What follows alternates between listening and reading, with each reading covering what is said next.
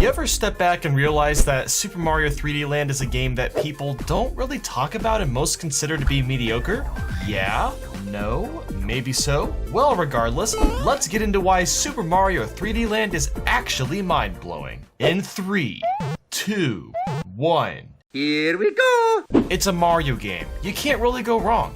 Man, this game looks pretty darn good for a handheld title. I'm impressed. Even splashing in the water looks nice. Nintendo, you've always paid good attention to detail. The controls are nice and fluid. You'll have zero problems with movement. The Tanuki suit is back? Oh, that's what's up. The star coins are never too annoying to collect. They add a nice amount of replay value. I really love that you can save an item, just in case you're playing a hard level and need a little bit of help. It's nice that there's little puzzles in 3D Land. It shows that the developers spent a lot of time designing the levels. Using the binoculars and being able to move with the accelerometer is insanely cool. Not the most useful thing ever, but it's nifty. The music is always catchy and will get stuck in your head for hours to come. There's something satisfying about smacking a piranha plant with your Tanuki tail. I don't know what it is, but it feels good, dude. Since it's so easy to get lives in this game, it almost feels like they don't exist, which I'm totally okay with. The bonus houses are a nice change in pace after playing a bunch of levels. After playing the Galaxy games and only being able to use the Fire Flower temporarily, it's really nice to be able to use it here for as long as I want. The Poison Mushroom is back. What a surprise! And it's also much easier to tell that it's actually poisonous compared to the original game. Mario's got almost all of his moves from the 3D games. He's really just missing the dive and triple jump, and that's it. There's plenty of levels to play between the normal and special worlds. It's pretty great that Mario can jump from like 10,000 feet and not take any damage. I know he doesn't have a damage meter or anything like that, but it still cracks me up. The difficulty progression is just right. You're not gonna play some randomly challenging level at the beginning and vice versa. Oh man, a boomerang Mario? Now that's what I'm talking about. While the 3D isn't that necessary, just the fact that it really does help out with some of the levels is pretty mind-blowing. All the Bowser fights really remind me of the original Super Mario Bros. Where you're running towards him in the castle and there's fire being shot at you from the distance. The nostalgia. So the new roll move sadly doesn't kill enemies, but it does let you move pretty quickly through a level. Legend of Zelda, anybody? You can play as Luigi, and if you really like playing as him, well, to unlock the last level, you have to play through every level again with him. Mario 3D Land has a really nice and clean presentation. It's really easy to access any level at any time. There may be no propeller suit, but this propeller hat is the next best thing. What? The moneybags from Mario 64 have made a return? I wasn't expecting that. Any Mario game with airship levels already gets a seal of approval for me. This may be a linear game, but some of the levels do feel kind of open world, which adds a bit more depth. Mario 3D Land is one of the few games out there where the swimming controls are actually really good, outside of the Galaxy titles, of course. I usually find auto-scrollers pretty annoying, but they're a-okay in this game. It's so nice that Mario can move around while in the air. I've always hated it when you lock in place in other games and you can't really move at all. There isn't a single frame drop to be found. You'll always rock at 60 frames per second. Turn on your 3D in World 5.1 and play through the sand section. You'll be amazed at how convincing the sand falling is. It looks like it's actually happening. You gotta love this really cool top-down perspective. It's nice to see some variety in the level design. That moment when you jump from the tippy top of a level and float all the way down and land right on top of the flagpole. Satisfying. The final boss sequence where you're running up the buildings is just so epic. It makes me feel like I'm in a James Bond movie or something. Hey look, Splatoon 2 is here. Here's a game that's well worthy of selling Nintendo Switch consoles. While it doesn't change much from the original game, there's certainly a lot in here that's mind-blowing. In 3, 2, 1. It feels good to be back in the Splatoon world. I really like these new hairstyles. There's really no reason to complain about the lack of good voice chat in Splatoon 2 because Discord exists. You now switch between maps and game modes every 2 hours instead of 4, and you aren't sent back to the Squid Sisters every time the maps cycle. While the campaign doesn't change much compared to the first game, the stages themselves have much more variety this time around. I can't get enough of these puns. Keep them coming, guys. I'm not sure why squid rings exist, but now I'm just happy and hungry. I love how the ink now has tiny fragments of glitter inside of it. Something about that is really cool. The new curling bombs and auto bombs are a fun new addition. The campaign's hub worlds are much more interactive this time around. It really doesn't get better than riding on ink rails and shooting. It's nice to see some new ink colors. The 8 from the first game got a little old after a while. I'm fighting an oven. Tell me again why this isn't going to be Game of the Year. The rollers can now throw ink directly in front of them. This change makes this set of weapons much more adaptable. Did you notice that? Why is there so much charm in this game? We can swap out weapons during the campaign. Ah yeah. It's pretty great to see the Miiverse messages returning. The multiplayer options are limited in some ways, but there's always private battles where you can customize everything to your liking. Have I mentioned how fun riding on ink rails is yet? Just when you thought Splatoon 2 had repeated bosses, Octostomp returns but has new forms that actually utilize the Splat dualies perfectly. The new umbrella weapon is hilarious, useful, and fun all at the same time. What a fresh idea. I love the overdramatic intro when the bosses phase into place now. It's pretty great. The music is really just superior. Almost all the beats are incredibly catchy. Welcome to Badass the Level. You can use the Rainmaker for the final boss? Hell yeah, man! If you don't want to hear Sheldon talk about weapons for 10 years, you can scrub through dialogue now. Salmon Run is a hit. It's so easy to get addicted to this game mode. The controls feel incredibly spot on. Heck, maybe even a bit better than the first game. It's pretty cool to see maps like Moray Towers and Port Mackerel not only return, but get improved upon dramatically. I never thought I'd be excited to play Port Mackerel, but here we are now. Okay, so the Inkjet is basically the flood pack from Mario Sunshine. That's what I'm talking about. The Ink Armor is a much better and more fair version of the Bubbler from the first game. It's nice to see some of the new specials are more or less improvements over what's come before. With an amiibo, you can now save your loadout so you don't have to constantly scramble with what you like for each different game mode. If you want to level up faster or get more points, you can use a ticket with Krusty Sean and easily do so. Some people have been complaining about the lack of being able to see the map at any time, but you can. You push a button and it pops up right away, and that's pretty awesome. And you know, I think that's kind of faster and better than looking down at another screen to check the map. The drop roller power-up allows you to move right after using a super jump, so getting killed from doing this won't always happen now. Most of the maps are much better balanced in general. With ability chunks, you can apply specific abilities to clothing. No more random nonsense. Well, okay, I mean that still exists, but you know what I'm saying. Per usual, this game runs at a smooth 60 frames per second. There's no frame drops to be found anywhere. And did I mention that free DLC is also on the way? Mario Kart 8 was so good that Nintendo just had to make a deluxe version, or they just need games on the Switch. Either way, let's check out how Mario Kart 8 and its deluxe port is mind-blowing. In 3, 2, 1. Good God, this game looks straight up stunning. Waluigi, it's good to see your return. We missed you from Mario Kart 7. Talk about clean menus, they had a sparkle with beauty. I know you're all really tired of being forced to use the frickin' green Yoshi in every Mario Kart title, but now you can use a light blue one, or an orange one, or a yellow one. And same goes with the Shy Guys. It's too bad this level of customization wasn't applied to more characters, but it's cool to see regardless. They brought back Music Park. Yes! Oh, this is one of my favorites. And they brought back TikTok Clock. I can't believe this. If we also got Waluigi Pinball, I may be dead right now. Oh yeah! In general though, the retro tracks are freaking sick. They aren't just like updated textures, no, some of them have been changed very drastically. Like Wario Stadium. I can't even remember what the original looked like after seeing this. And Sherbet Lane also lets you drive under the water. There's like this course underneath and it eventually meshes with the track again. I mean, just damn. Yeah, you have to pay some money for the DLC, but you get 16 tracks, 6 characters, and 8 vehicles, all for $12. That is what you call a deal, my good sir. Customizing carts has returned once again. Aw yeah. And the motorcycles are back. I'm not that good with them, but hey, the more variety, the better. Ha, get it? Flying squirrel? This is, okay, it's kind of clever. Can we all just step back and realize how stupidly funny it is that there are real-life cars in Mario Kart now? I'm not sure how this partnership started with Mercedes-Benz, but I'll never forget it. So the Super Glider changes in design based off which character is selected. That's pretty neat. The new anti-gravity feature doesn't add too much to the usual Mario Kart formula, but just enough to keep things interesting. Oh no, a blue shell. Oh, what am I gonna do? Ha!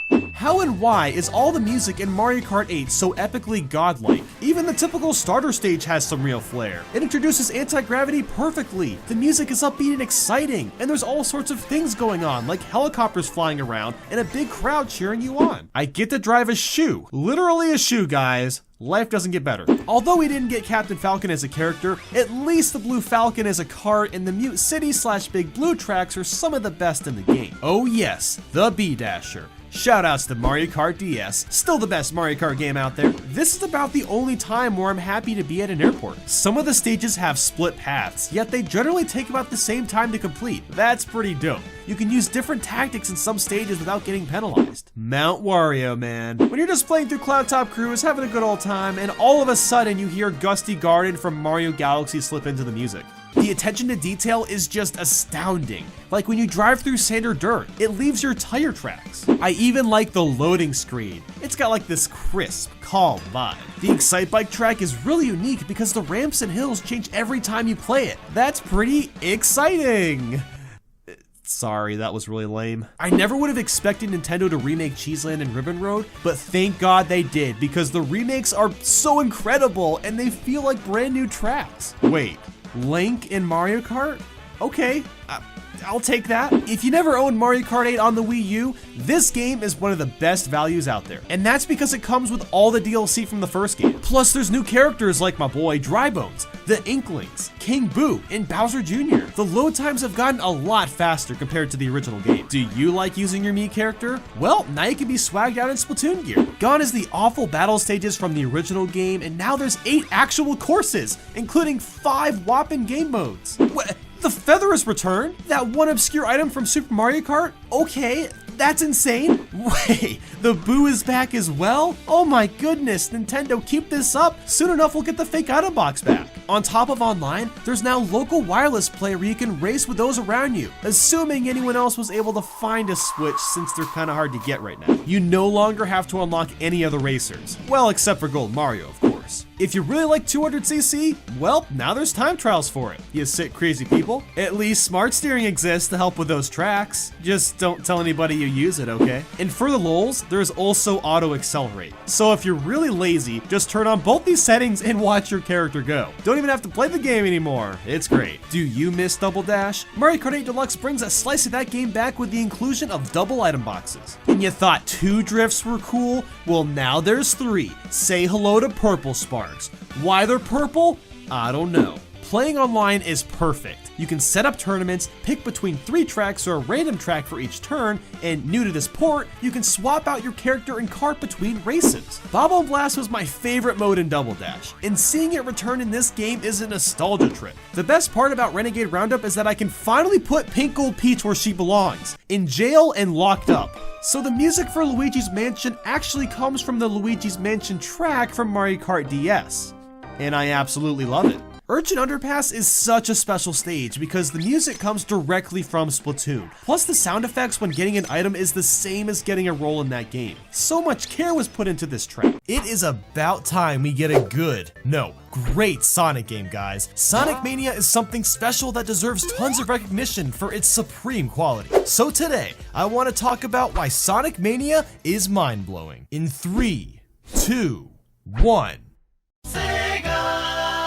Okay, Sonic Mania, you're already perfect. Oh man, like just look at this, dude. It's beautiful. If you really want to go old school, there's 2 different CRT options available. Jesus Christ, the nostalgia. I can't stop smiling. The first stage you'll play is a combination of acts 1 and 2 from Sonic 1. That's pretty darn neat. Even losing rings has gotten a lot cooler. Some of them will fly in front of the screen briefly. Oh yeah, the blue spear levels are back, baby. The elemental shields have finally returned. What? Okay.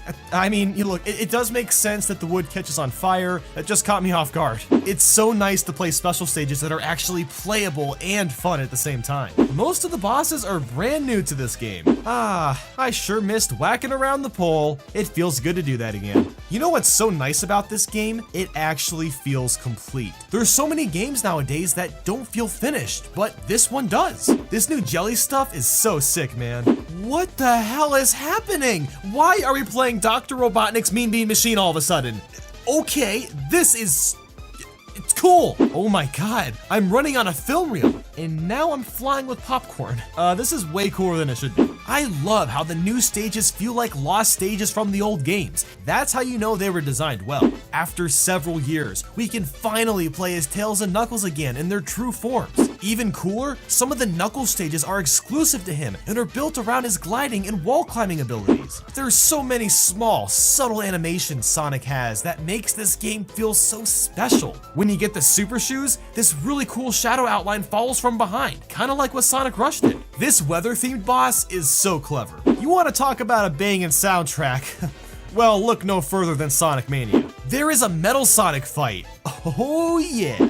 You ever wanted to play as Sonic and Knuckles? Well, now you can. Well, wait, what about Tails and Knuckles? Or what about Knuckles and Knuckles? Yes, this is real. It's amazing. By completing the Blue Spear levels, you can unlock modes like Mean Bean and Blue Spear. The friggin' menus are just fun to look at. Like seriously, look how crisp everything is. Oh, it's so nice. Screw the water, I can drain this shit now. I'm now the Hydro City boss. But wait, no, I'm not the boss. Okay, you know, I feel like a boss. Holy crap. Aw, I'm Little Sonic now. Why does he have to look so cute? Did you know Sonic Mania only costs 20 bucks? Yeah, that's it, $20. So this blue box here, it basically clumps all your rings together. So that way, it's a little easier to keep all your rings if you get hit. As if the game wasn't detailed enough, you can even play this game using the Sonic CD control scheme or 3 and Knuckles control scheme. It's completely unnecessary, but man, it's so thoughtful. And hey, there's even a debug mode. There's no real use for it except grinding out the Blue Spear levels, but it's a thing. The levels are fun to play even after several playthroughs. They don't get old. I really love seeing your character behind the lighted glass. It's a neat aesthetic. Getting the Chaos Emeralds is no longer a pain to do. You can simply replay your favorite stage over and over again and continuously try to get the emeralds. There's not much of a story, and thank God, because Sonic doesn't do well with lots of story. Sonic Mania is basically a love child that came from a foursome of Sonic 1, 2, 3, and CD. Ugh. I mean, ooh. This is the image you get when you beat the game with Knuckles and Knuckles. Like, look, if this didn't convince you to buy Sonic Mania, then you have no soul. I gotta say, Nintendo has really turned themselves around, and fast. 2016 was looking like the end, but now we've got the Nintendo Switch. I know people have been praising this system a lot since its launch, but I just want to gush about why the Nintendo Switch is mind-blowing. In 3, 2, 1. It's a really great portable system. No, it's a great home console. Oh yeah, it's a hybrid and a brilliant one at that. The marketing is on point. Long gone are the kids in the commercials from the Wii U days. Now we've got teens and young adults. Nintendo finally learned that the kids mostly play FNAF, Minecraft, and Call of Duty. They're targeting the right audience. This system is hot. I mean, just look at that clean, smooth design. It just feels so good to hold. And I'm still mind blown that this little device can play games like Breath of the Wild. Speaking of games, the library is already amazing. We've got Legend of Zelda Breath of the Wild, Mario Kart 8 Deluxe, ARMS, Splatoon 2, Sonic Mania, Mario and Rabbids, and that doesn't include what's coming up like Super Mario Odyssey, Metroid Prime 4, a new Yoshi and Kirby game, Sonic Forces, Xenoblade 2, and a full-fledged Pokemon. Holy crap! And the indie games are extremely stellar too. Long gone is that shovelware crap from the Wii U era. Now we've got stuff like Mighty Gunvolt Burst, Shovel Knight, Flip Wars, Overcooked Special Edition, Cave Story Plus, Shantae Half Genie Hero, and the list goes on and on. There are still crap games out there like 1-2 Switch, but they clearly aren't Nintendo's focus anymore, and thank God. The Joy-Cons are so cool. While a bit small, you've got your buttons and joysticks, plus the accelerometer, gyroscope, NFC reader, and a motion IR camera. And there's even little itty-bitty buttons on the side. The technology is simply astounding. And the battery life is 20 hours, which is pretty darn good for controllers with all that stuff inside of it. HD Rumble might be the stupidest name I've ever heard of, but it actually works. The Rumble actually feels different compared to anything else out there. The Pro Controller is one of the best controllers Nintendo has ever made. It just feels great in your hands, like, oh my god, it's so meaty. And you charge the Pro Controller with USB-C? What, Nintendo dropped the proprietary bullcrap? Thank you, thank you, thank you, thank you. The tablet is pretty light, making it really easy to hold and play games for several hours without straining your wrists. Playing online is for free. Well, for now it is. Whether or not the Nintendo Online service will be worth paying for when it comes out is still a mystery. The menus are nice and clean looking. It's really easy to navigate. You can take snapshots at any moment while playing a game and upload them to your Facebook and Twitter. It's so strange seeing Nintendo be so modern. While there's only 32 gigabytes of storage, you can add a mini SD card up to 2 terabytes if you need it. I love the game cards. Oh my gosh, they're so tiny and adorable. Just don't put them in your mouth. I mean, I think you already knew that, but just in case anyone forgot. The screen's resolution may only be in 720p, but it's still HD and the games look great. Skyrim on the Switch. Skyrim on a Nintendo console. I can't believe that's actually a real thing. While there isn't an Ethernet port on the dock, you still can connect one via USB, and thank God. I was worried that a wired connection wouldn't be available for the Switch at first. The dock kind of has cable management since there's a door to hide all the cables. That's kind of hilarious. The Switch box looks so good. I mean, you just hold the thing in your hands and you're just like, yeah, I like this. The average charge for the Switch is about 3 to 6 hours, which is honestly not half bad considering the types of games being run. Mii's are still a thing on the Switch, and I don't even mind. They're a really nice and easy way to set up avatars for every user.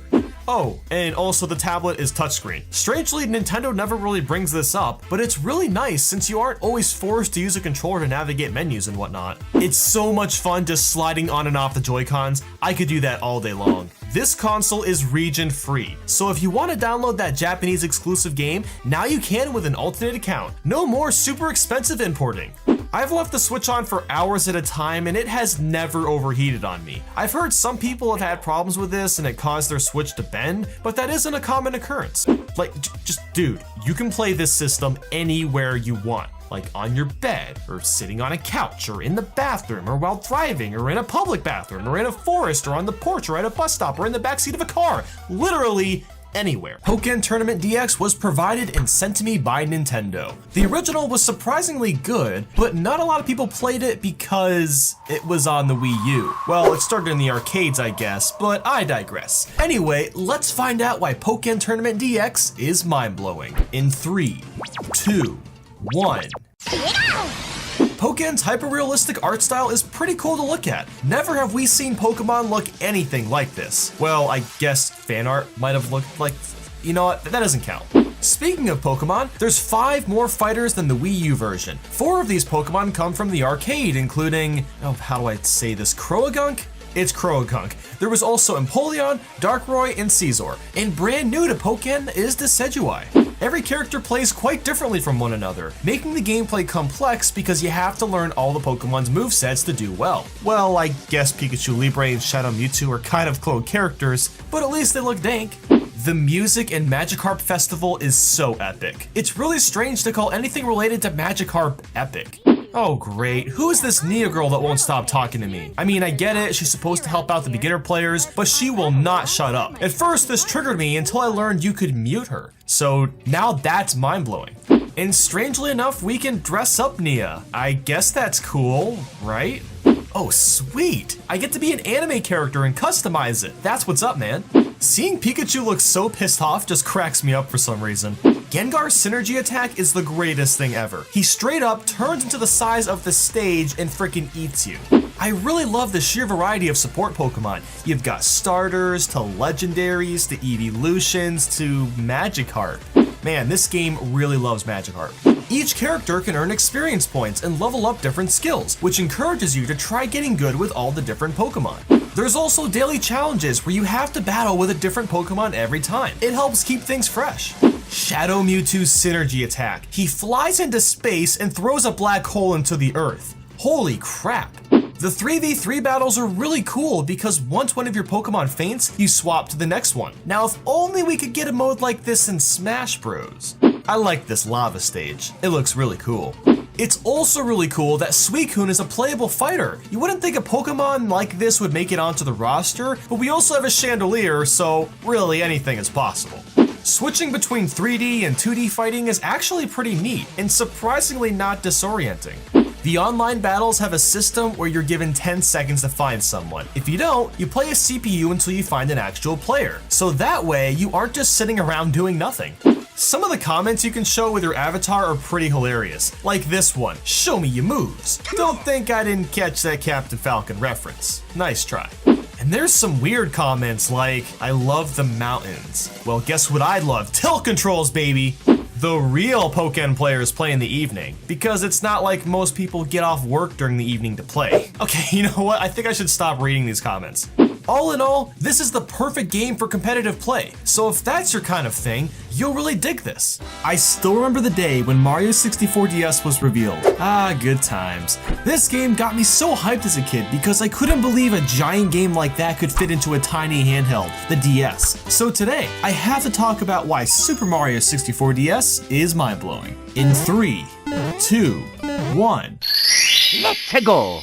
Playing with Mario's face has evolved to the next level. Now you can draw Mario or Yoshi's head with the stylus. Or heck, you can draw anything. When your artwork is finished, you'll watch it get redrawn in a few seconds, and then you can play around with your artwork. As if that wasn't enough, pushing the buttons on your DS can distort, rotate, and stretch your image. To this day, I still have fun messing with this.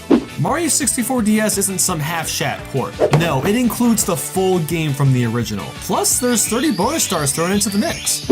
Each level has at least one new star to complete, whether that be collecting the 5 silver stars or racing a time switch to get one. Now you can play as 3 new characters. First, we've got our boy Yoshi, who's equipped with his signature flutter kick, can eat enemies, and turn them into eggs. And just like Yoshi's Island, you can throw the eggs at other enemies. Then there's Luigi. He can jump higher, run faster, slow his descent after jumping, and even scuttle across water for a couple seconds. He's basically OP, like, let's be real. And we can't forget Wario too. He's obviously the strongest of the group, and can destroy black bricks to access stars the others can't. You ever been in a level and felt the need to swap to a different character? Well, by putting on their caps, you can easily do that. Did this kind of inspire the whole cappy thing in Mario Odyssey? That's something to think about. Even though Mario 64 DS is on an inferior console, the music holds up really well. It doesn't really sound compressed at all, which is honestly impressive for a handheld title. There's a new boss called Goomboss that you take on when unlocking Mario, and I just love him. The boss fight involves you chasing him around in a circle with an army of Goombas. It's such a classic, and he's got a great mustache too. If you enjoyed chasing after Mips in the original, now there's a lot more bunnies to catch. Instead of getting a star though, you unlock minigames. Oh yeah, the minigames. I genuinely enjoy these, even though they were really only made to showcase the touchscreen capabilities. Like the one where you draw lines to make Mario's head touch the star. It's so simple, but just a blast to play. Or what about the Luigi card games? It's a little strange seeing Luigi in a casino, but whatever, I dig it. Or what about that game where you fling the cannonballs into the sky to hit the bob-ombs to save your 4 precious flowers? Or the one where you roll the snowball down a mountain? Like, why is this fun? I don't even know. Or what about that game where you sort the pink and black bob-ombs into specific piles? It might sound boring, but it's my favorite of the bunch. The action gets so intense with the bob-ombs spawn in faster and faster, it's just... I love the minigames, man. Whenever you close your 3DS, Mario says goodbye to you. What a nice guy. While the camera isn't perfect, it's significantly improved compared to the original. I love the new Mega Mushroom power-up. It's so great just running around destroying everything in sight. While the graphics are more pixelated, the textures themselves have been upgraded pretty heavily, making this game look a lot prettier than its counterpart. Some of the UI from the original game has been placed on the bottom screen for the remake and eliminates most of the clutter. The shortcut in the slide is much larger, prettier, and doesn't have a screwy camera like before. If you don't feel like climbing all the way back up in Cool Cool Mountain or Tall Tall Mountain, well, now there's Hoot to make your trips faster. Also, you get this neat little jingle when flying with Hoot. Wall kicks will work. It's the star where you gotta wall jump and walk across the ice. Well, here's an easy trick. Just do a backflip with Luigi and you can bypass the whole challenge. Like I said, OP. I really love the balloon power-up. Not only is it a great throwback to Super Mario World, but it can be incredibly useful. The bullet bills no longer look derpy. They actually resemble what they're supposed to. The aquarium now looks like a color show with the tinted windows. It's quite a spectacle. Traveling across Jolly Roger Bay is much faster now thanks to this shell. It's so much nicer than swimming the whole way. It's neat how all the new levels in the game feel like they belonged in the original. That's how you know the game has great level design. The King Boo fight to unlock Luigi is pretty ingenious. You use the mirror to track where the Boo is. All the character models have been improved significantly. Like Mario used to just have a slab for a hand, well now you can actually kind of see his fingers, and this is on an inferior console. Landing in this cage used to be annoying, but now there's a much larger platform for you to land on. Wall jumping no longer requires near frame perfect button presses. You can slide down the wall now, allowing you to jump whenever you want. That big hump in Hazy Maze Cave is no longer a big hump. Thank God, because getting on that thing was really annoying. If you aren't sure where the red coins are, well, you can talk to a Bob-omb now and get a quick glimpse. The igloo section has been completely revamped. It's no longer hard to see or navigate where you're going. I'm really glad there's an actual walkway to the star now. I no longer have to push some button to make it or just take a crazy jump at it. Remember that walkway to get the red coins in Tiny Huge Island? Well, it's no longer as skinny as a stick. As if there wasn't enough content, there's even a local multiplayer mode where you'll battle it out trying to collect the most stars and coins. And you can even access the caps and fly around too. It's so good. It's just so good, okay? Super Mario Odyssey is the big game for the Switch, and the big one for the Wii U is Super Mario 3D World. While it's a pretty fun time, it wasn't something a lot of people saw as supreme or excellent, which I do understand, but today, we're gonna talk about why Super Mario 3D World is mind-blowing. In 3, 2, 1. Oh yeah, Mario time! This game is basically 3D Land, but way better.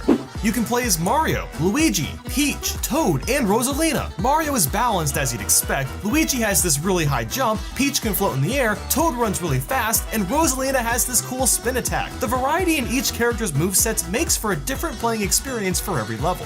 The cat suit. This is one of the coolest Mario power-ups ever. I mean, you literally turn into an adorable cat, and you can even climb up walls and destroy enemies with a swipe. It doesn't get better than that. I really love this Mario Kart themed level. They even threw in the classic Super Mario Kart music. It makes me wish they had like a Rainbow Road style level like this one. Holy crap, the controls are like perfect. Moving feels so fluid, especially when you have the cat suit on too. You ever had that thought in your life where you just wanted to grab a piranha plant and then make it eat everything in front of you? Yeah, I didn't know that I wanted that either, but turns out I did. Or have you ever dreamed of becoming a Goomba? Because that's possible in this game, and it's kind of pointless, but who cares? You're a freaking Goomba! I didn't know what to think of the clear pipes at first, but I honestly kind of love them. It's pretty cool seeing Mario inside and being able to navigate through them too. The difficulty is a bit on the easy side, but it definitely kicks in for the later levels. Collecting the green stars is pretty fun. Some of them are hidden in really clever spots. They even brought back the Mega Mushroom. If you enjoyed it in New Super Mario Bros., you'll like it in this game too. Wow, there's only one big gimmick level where you have to use the touchscreen and microphone, and it's actually not that bad. When you have stars, you do the most magnificent flips. I mean, just look at them. The Captain Toad levels were so good that there's a whole spin-off game devoted to more of those levels. And finally, there's some new bosses. After years of just getting the Koopalings over and over again, we get some fresh faces. Mario 3D World is gorgeous. I mean, look at these bricks. They're so shiny and beautiful. Hidden throughout the game are these 8-bit Luigis. There's no reason for it, they just kind of exist, but it's cool. The Mystery House stages can get so intense, especially the last one. Like, you can't make a single mistake for several minutes. It's just so satisfying when you complete them.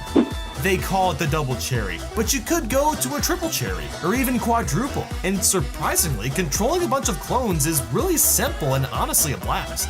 Seeing Bowser pimp out in that car just cracks me up, honestly. Anyone else try to beat this whole level without using pipes, or is that just me? It makes me feel rebellious, I guess, I don't know. The multiplayer can be a blast if you're playing with people that are good at the game. The Plessie levels are so much fun. It's too bad there's not more of them. Ice skating in a giant boot is so goofy looking, but so great, especially since everything you touch basically dies. You're just a big giant death boot thing. If you really like collecting stickers, well, now you can find one in each level and add those to your Miiverse posts. Well, that is if Miiverse is still around by the time you watch this. Good God, the rain effect is awesome. There's drizzle on your screen and your character looks drenched. I don't know why Sprawling Savannah looks so breathtaking, but it really does. I guess the open world-like section really makes it stand out among the others. Sometimes it's nice to just mindlessly collect a bajillion coins. The bullies from Mario 64 are back. It's pretty random to see them return out of nowhere, but hey, I appreciate it. Aw, there's cute little crabs in this level that hide in the sand when you get close. I really love that level where you climb up the tower, collect all those orange key pieces, and then have to rush back down to avoid dying. Something about this level is just really special. It's got that fun, frantic feel. Hey look, there's the Comet Observatory. That's a cool little Easter egg. Oh wow, the gold pole is really close to us. Okay, whoa, what? It's running away from me? That's brilliant. So this level is kind of like a 2D shooter in a strange way, and it's a clever idea to be honest. The soundtrack is pretty phenomenal, especially the Histocrat boss stage. This theme has been stuck in my head for hours and hours before. Cat Bowser. It's about time Bowser wisens up and uses the power-ups, and it makes for an incredibly epic final boss. It's finally here! After months of anticipation, Super Mario Odyssey has released, and my goodness is there a lot to love about this game. There will be major spoilers, but you've probably seen them all by now. But anyway, let's find out why Super Mario Odyssey is mind-blowing. In 3, 2, 1... Super Mario Odyssey! 3D Mario is back, and no, Mario 3D World didn't count. This is a true open world Mario game, and it's improved platforming so much. The biggest change being Cappy, of course. Gone are the traditional power-ups, and now you can possess other enemies. That's pretty dark if you think about it, but insanely intuitive and fun. The first thing you turn into is a frog, but then Odyssey ups the ante, and next thing you know you're a T-Rex. Okay, this game is awesome, holy shit. And somehow I like playing as a Goomba. As simple of an enemy as he is, the ability to not slide on ice and stack up other Goombas makes for some fun platforming and puzzles. I'm a tree. I wasn't expecting that one, I'm not gonna lie. Capturing enemies is great because they all have a purpose and alter how you play. This gimmick is just ingenious. Heck, turning into a Cheep Cheep makes for some of the best water levels in any game ever. You don't have to worry about holding your breath and the controls are perfect. Even fishing with Lekatu is fun. Now, I love fishing in real life, but in a video game, okay, I'm pretty impressed, Nintendo. Mario's moveset is so diverse. You can run around and jump like normal, but now you can roll to build up speed. The dive is returned. You can spin jump, wall jump, long jump, side flip, backflip, crawl, just everything. It's about time Mario has a deep moveset again. And of course, bouncing off your hat for extra jumps is a blast. This game was built for casual players and speedrunners at the same time. There's lots of complex movements to get extra height and distance. Coins actually matter in this game. It's the first time coins have mattered in like a decade. Gone is the live system. Now when you die, you'll lose 10 coins instead. Those same coins are also used to buy costumes and other goodies at the Crazy Cap store. There's even regional coins used to buy exclusive costumes, and each kingdom has a different visual currency. What's great about collecting all these moons is that you don't have to do it in any specific order. That's what makes this game so much like Mario 64, where you could do most of the power stars however and whenever you please. This is the only other Mario game like that. I get such a kick out of the dog grabbing my hat and running around with it. It's the small things. Okay, not gonna lie, Mario, you're looking pretty fabulous. Every Mario game in the future has to have costumes now. Like, I don't think I could go without them. Also, we can confirm that Mario has nipples. So, thanks for that, Nintendo. A lot of people really like the spin jump in Mario Galaxy because it serves as an extra mini jump and allows you to recorrect your movement. While in Mario Odyssey, throwing your cap is the same thing, but even better now because you can easily change your direction when throwing your cap. The music definitely isn't the best the Mario series has seen, but the stuff that is good is really, really good. Cascade Kingdom is the greatest example, of course. The checkpoints in this game actually make sense. Since the worlds are a lot larger, you don't have to waste time traveling from one side to the other when you can just warp with a checkpoint instead.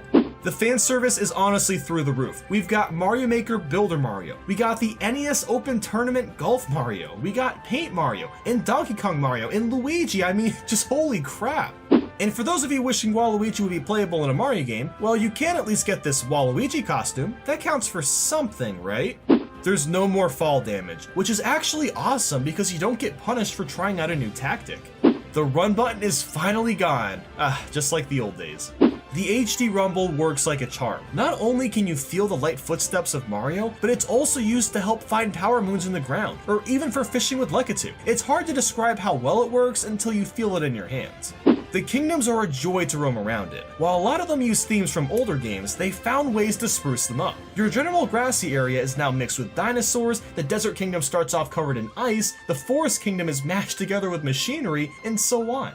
But let's be real, New Donk City is an instant classic. This kingdom is nothing short of pure beauty. There's so much to do. Exploring is fun, there's so much depth in the level, you can ride a scooter, you can jump rope, it's amazing. The snapshot mode is way better than I would have expected. It's more than just taking a picture. You can completely alter the angle and depth of your image. Plus there's filters. The Koopa races have returned, and they're better than ever. Instead of just racing one Koopa, you'll race a group of them, and each one takes different routes trying to get the best time.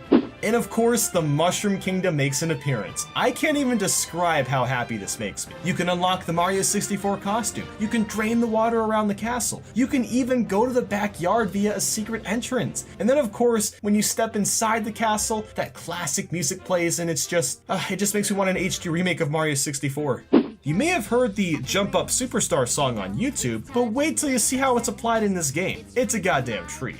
The animations in this game are stunning and really bring Mario to life. If you stand near a radio, your boy gonna start jamming out. Or if you're going for a swim, you'll see Mario's cheeks puff out holding his air in. And heck, even running around causes Mario's cap to bop around a little bit. The extra attention to detail really paid off.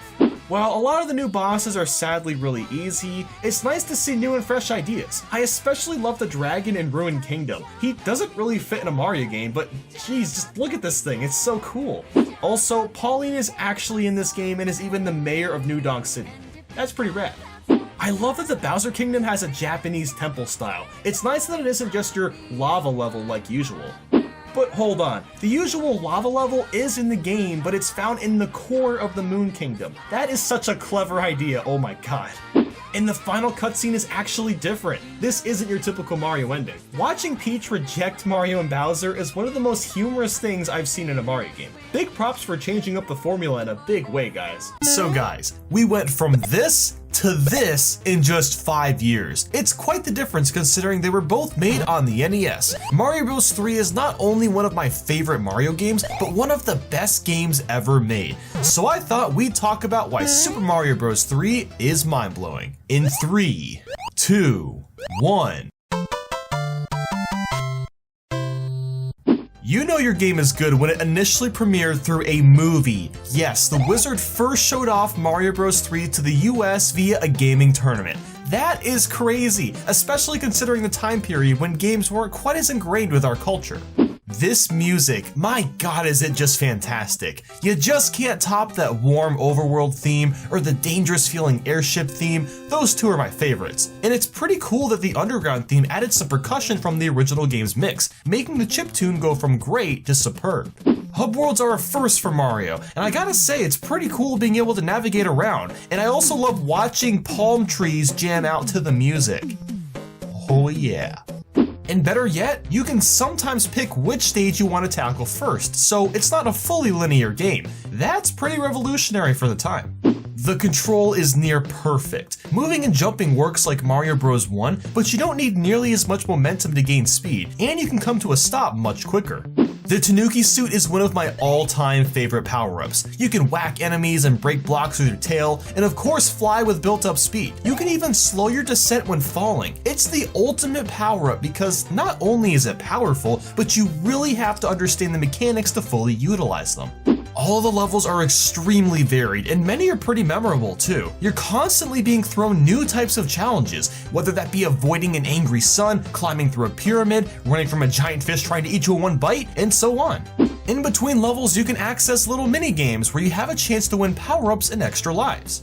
And let's talk about the power-up system. You can save up your power-ups from the mini-games, and this isn't really overpowered or makes the game any easier because you can only use them before the level begins, forcing you to strategize on when you should use what. With that said though, the P-Wing is such a relief to have. If there's some level I really just don't want to play, I can just plop this on and be on my way. Why do these music blocks let me jump so high in the air? I don't understand the reasoning, but okay, it's pretty cool. Instead of touching a flagpole at the end of the level, you'll touch this block that randomly spins around a few icons. Match up 3 of those icons after 3 stages and you'll get extra lives. The fact that the end of a level has its own little sub-game is so rich. There's even this cool card game that'll randomly pop up in which you try to make matches for extra power-ups. Like seriously, I love how there's sub-games inside this game. It's just so neat. Let's talk multiplayer. So basically how it works is you'll take turns tackling stages, and since you can pick which stages to do, you can either work together and beat the stages you're each good at, or you can be a dick to your friend and make him do all the hard ones. This is one of the best co-op games of all time. You know, the airship stages are just so good. There's cannons and bullet bills all over the place, and they provide a really hectic challenge, and it's just so much fun to play through. And it's never unfair either. You're always given a warning when something dangerous is careening your way. Instead of the castles being empty with just a random toad telling you to go somewhere else, instead you fight a unique Koopaling boss each time, and there's even a king that you have to save. Or, well, transform back to themselves. It's not much of a story, but that little extra touch makes each castle more impactful and gives you something to remember. While the frog suit clearly isn't the greatest power-up of all time, it does make swimming a lot easier and faster. Plus, it's fun to challenge yourself to see if you can beat a whole level without getting hit with the frog suit. Or maybe it's just me that does that. You know what's really fun? Sliding down a hill and smacking around a bunch of Koopas or Goombas. This was the first Mario game to introduce that mechanic, and it's so satisfying. Honestly, can Mario get much better than the giant world? There's just something really charming about seeing all the enemies and blocks supersized. Also, I adore the Goomba shoe. What other game lets you hop around in a giant shoe and you're invulnerable to non-killable enemies? It's just too bad it's only in one level in the entire game. Mario Bros. 3 is all about choice. Do you want to play every single level and discover every secret? You can do that. Or do you just want to blaze through and skip the levels you don't like? Well, you can do that too. Both styles of playing are equally enjoyable, and that's pretty cool. If you don't beat the boss stage on your first try, the ship will actually fly away and you have to chase it down. This can completely change the way you're playing, especially if you've skipped stages. Even though the bosses for the most part are easy, you can't tell me you've never struggled with Wendy before. Those damn donut ring things. Ugh. I mean, it's not that bad, but it did require some form of thinking this time. The boos are actually a bit of a threat in this game. Unlike the new Mario games where they'll slowly get close to you, here they just rush in and try to smack you up. While this game doesn't have a save feature, that problem is essentially remedied thanks to the warp whistles. Using these allows you to warp to other worlds in the game. Now, of course, you could just skip to the very end every time if you wanted, but if you get, say, halfway through and wanted to continue another day, you could easily do that with the whistle. You know, it's pretty cool that each world map has their own little musical theme. It could have been the same thing for every map, but they wanted each one to be different so you can kind of sense what's coming up. I really love the pipe world because it takes all the elements that you've learned about the game and toughens it up a notch. Most of the levels involve simple puzzles to get through, and they aren't overly complicated, which keeps the pace fast and fresh. The Bowser fight is so cool, and actually inspired Bowser's butt slam in Smash Bros. It's one of the tougher Bowser fights since you have to avoid his flames while standing in certain spots so a butt slam into the lava. This is just one of those games that I can so easily pick up and play anytime. Like even for this video, I played through it twice when I really didn't need to. That should tell you something.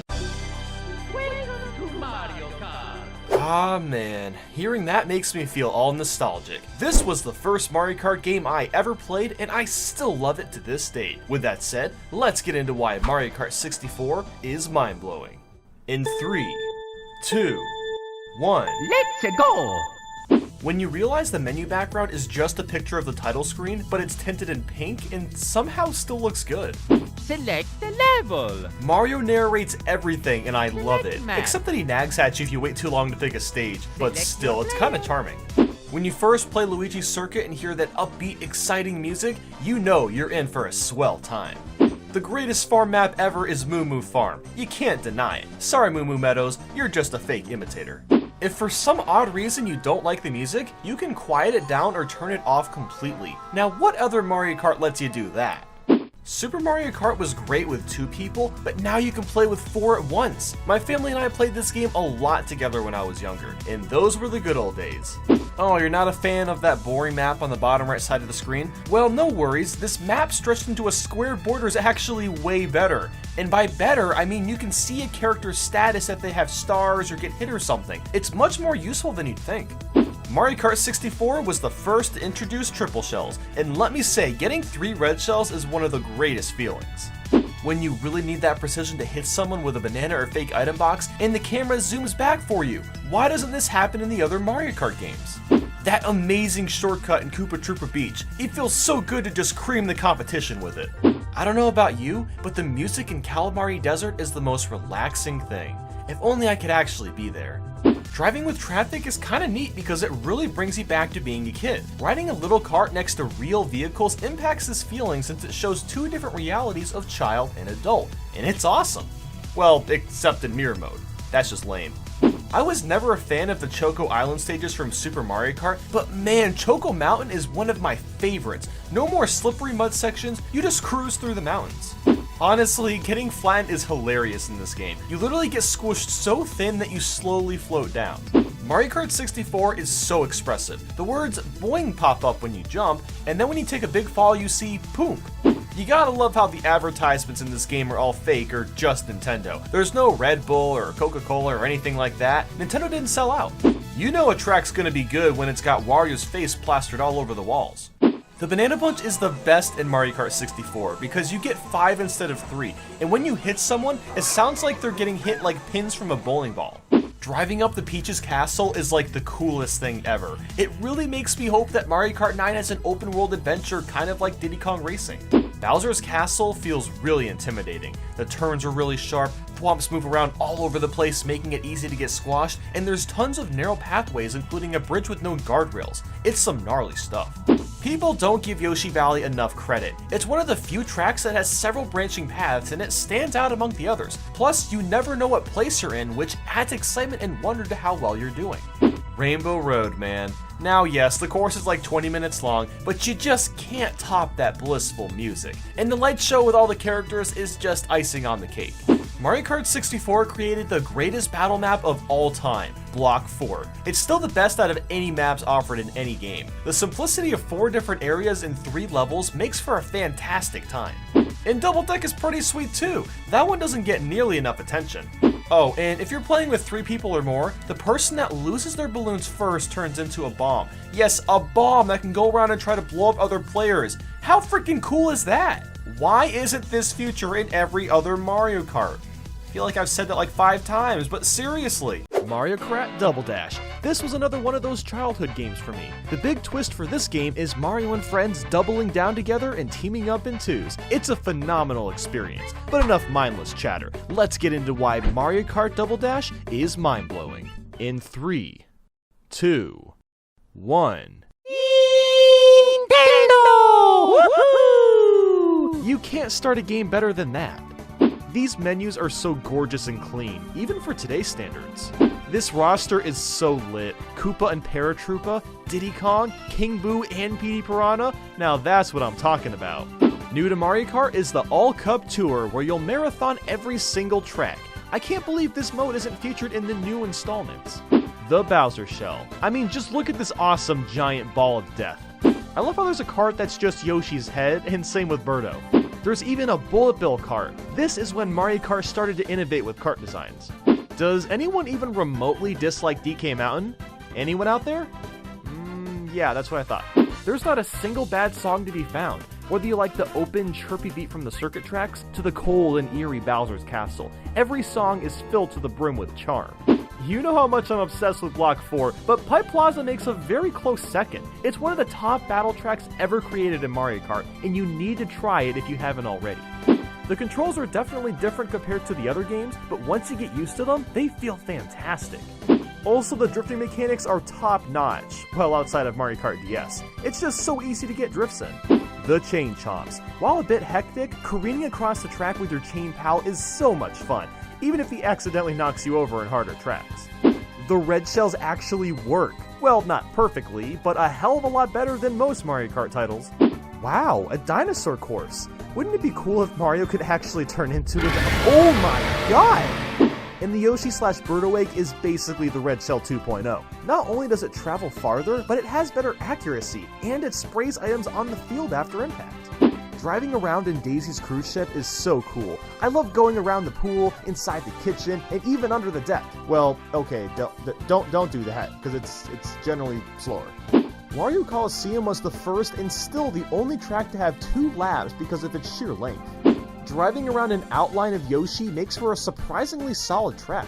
I'm kind of surprised more characters haven't gotten the same treatment.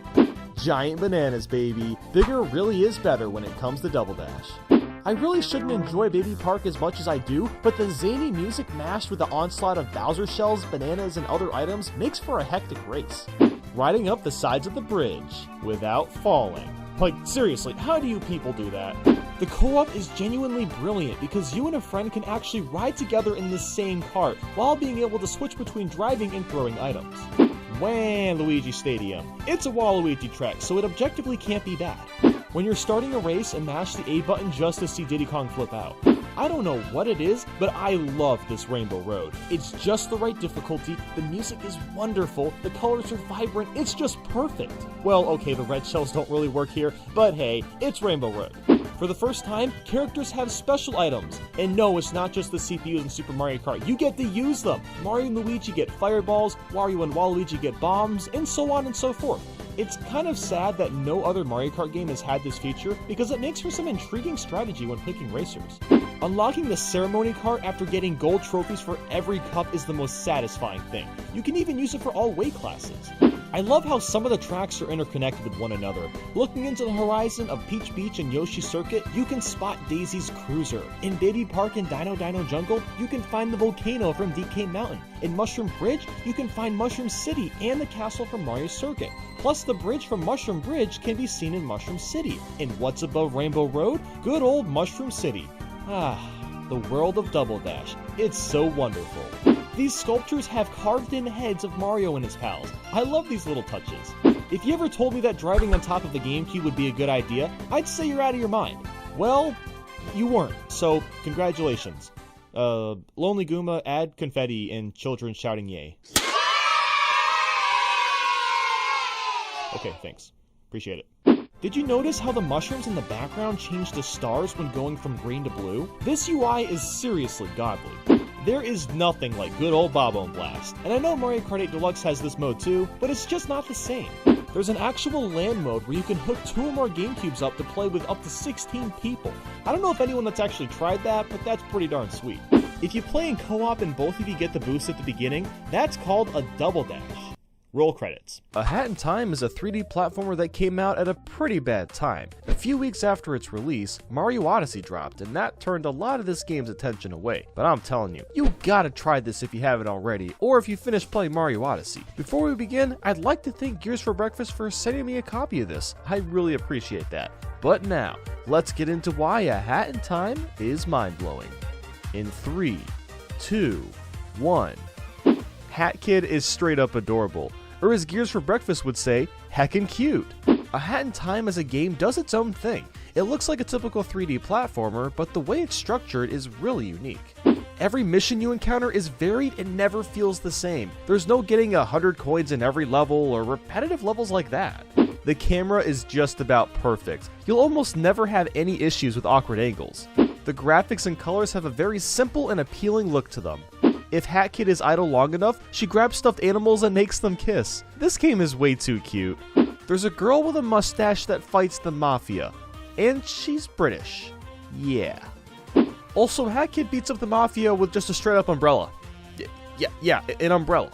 Similarly to Mario 64, Hat Kid has a variety of hats she can use for special moves. One of them lets her run fast, another wields potion concoctions, and another transforms her into an ice sculpture. She can even slow down time with a time stop hat. You can collect hat flares too, so if you want to run fast in a hairband instead of the normal sprint hat, you can. Hat Kid's movement is incredibly crisp and precise. Jumping and walking around feel just right, plus she can wall run and jump, dive, use a grappling hook to swing around, and like we said, smack people with an umbrella. Speak of, the umbrella attack is perfect. Oftentimes 3D platformers will give characters unnecessary and unused moves to attack enemies, but Hat Kid just has the umbrella and it feels so satisfying whacking things around. A cool thing about the dive, you can actually cancel it out at any time, which is so important when making jumps in 3D platformers. The polish of these controls compared to Mario Odyssey. Like, I'm not even kidding. The hub world is just the right size, not too small and not too big. Each room is really diverse too in its theming and colors, which really helps them stand out. Along your adventure, you'll find these relic figure things. When you get to your ship, you can put the relics together to make things like a hamburger or a box of crayons, which creates time rifts, and that's awesome. You're actually rewarded for exploring. The mission where you go around the train figuring out who committed the murder is one of the best this game has to offer. It's a great combination of platforming and stealth action. And you can make up all these fake names the crows ask you, like, what would your pet's childhood pet be? Ugandan Knuckles. Nah, I probably shouldn't even write that. No one will care about that meme soon. The complicated scientific formula is a goddamn reCAPTCHA. What body part of yours are you most ashamed of? Alright, we all know where this is going. Yeah, my pelvis is chunky. I gotta work on that. Let me spit a fact at you. A group of crows can also be referred to as a murder of crows. For this mission, this group of crows are trying to solve a murder. This game is smart as hell. You ever wanted to play a text adventure-like game from the early 80s? A Hat in Time has you covered. That satisfying snap when you collect a piece of yarn. The time rift sections are so much fun to play through. The atmosphere is just so calming and innocent, and some of them remind me of a lot of the secret stages from Mario Sunshine. Whenever it rains, you don't have to worry about Hat Kid getting all wet because she automatically puts on a poncho. Aww. Each loading screen has beautifully hand-drawn pictures teasing at what's coming up in the next mission. This extra detail wasn't even needed, but makes the game feel even more rich. Even the voice acting is pretty top-notch. I especially love the conversations between the conductor and DJ Grooves. Nonsense, darling, nonsense. There's places in the game where you can just sit down and take everything in. The music soothes and you can just sit back and relax. You can walk on top of the casino's floorboards and find rats. That's disgustingly accurate for a place like this. All the boss fights are genuinely engaging. They actually throw a decent challenge at you, which is really refreshing. 2 pairs of sunglasses is always better than 1. Always. I love how you randomly get charged for destroying property while running around the studio. Like, a TPTKO costs $1,500 for some reason. DJ Grooves will only take that picture of you when Hat Kid moves. Trust me, you can stand still till the cows come home, but he's not snapping the pic until you fidget around.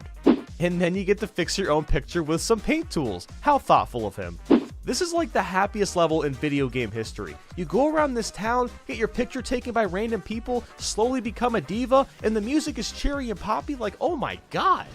Get ready because spoilers are coming. Skip to this time if you don't want to see the final boss. But basically, it's so freaking cool, okay? Mustache Girl takes all your timepieces and tries to claim everyone's a bad guy. But you're all like, nope. So she gets mad at you and starts to shoot lasers, teleports really fast, creates unbreakable shields, and all you got is this little umbrella, okay? But with the time stop hack, you're actually able to hit her. And then at the end, she gets even more powerful. But all your friends from the game literally sacrifice themselves, giving you infinite health while you continue to fight her to the end. Like, oh my god, it's so good.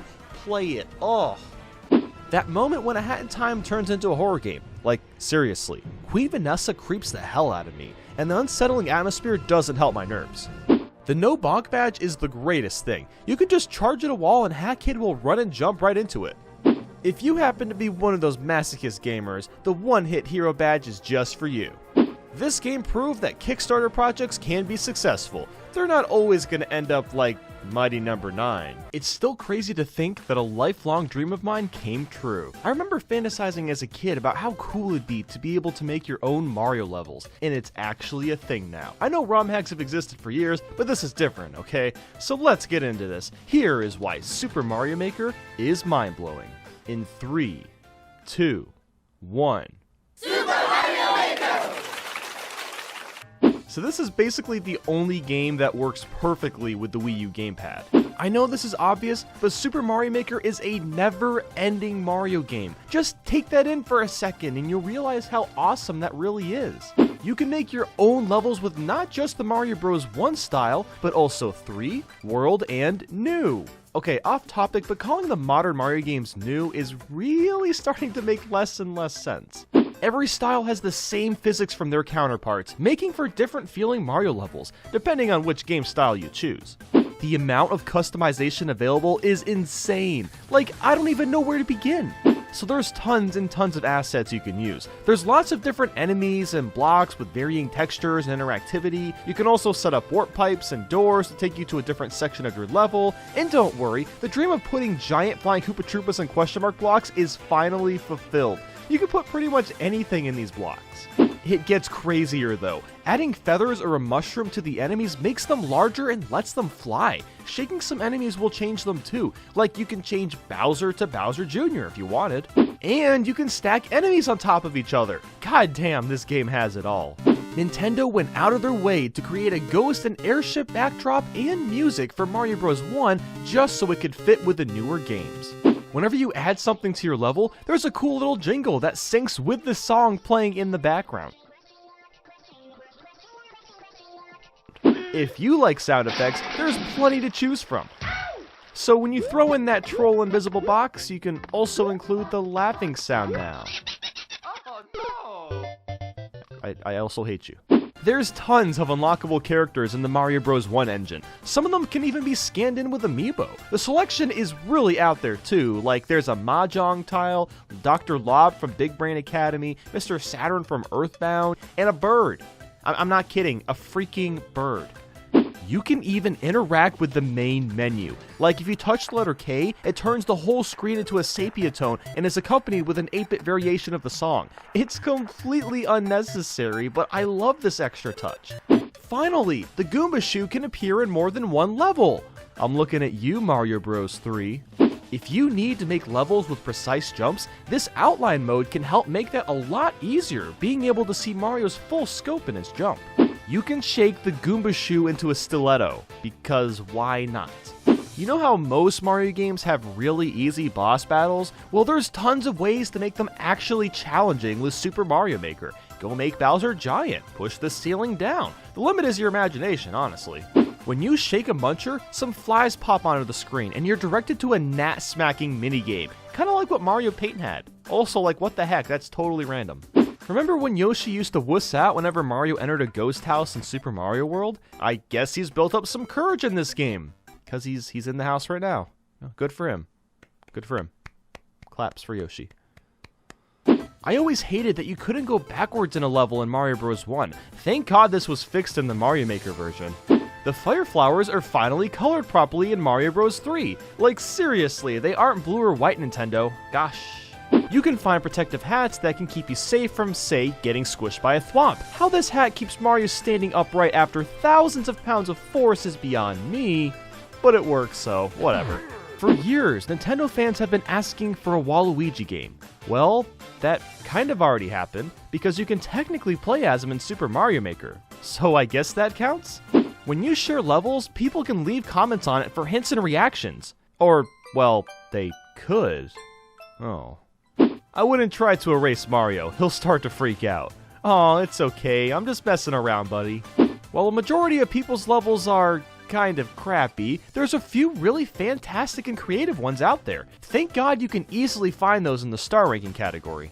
Heck, you can even follow certain people to keep up with what levels they make. It's too bad they aren't notified about it, but it's still a great feature.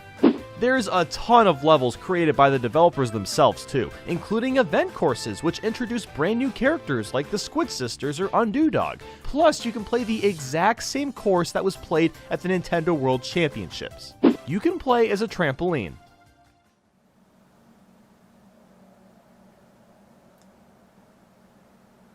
Okay. Super Smash Bros. Melee. When you hear the name, your attention is instinctively drawn to how fantastic this game is. And it's for sure my favorite Smash game and will likely always be. But enough chatter. Let's get into why Super Smash Bros. Melee is mind-blowing. In 3, 2, 1, Super Smash Brothers Melee! You gotta love how the narrator screams the title of the game.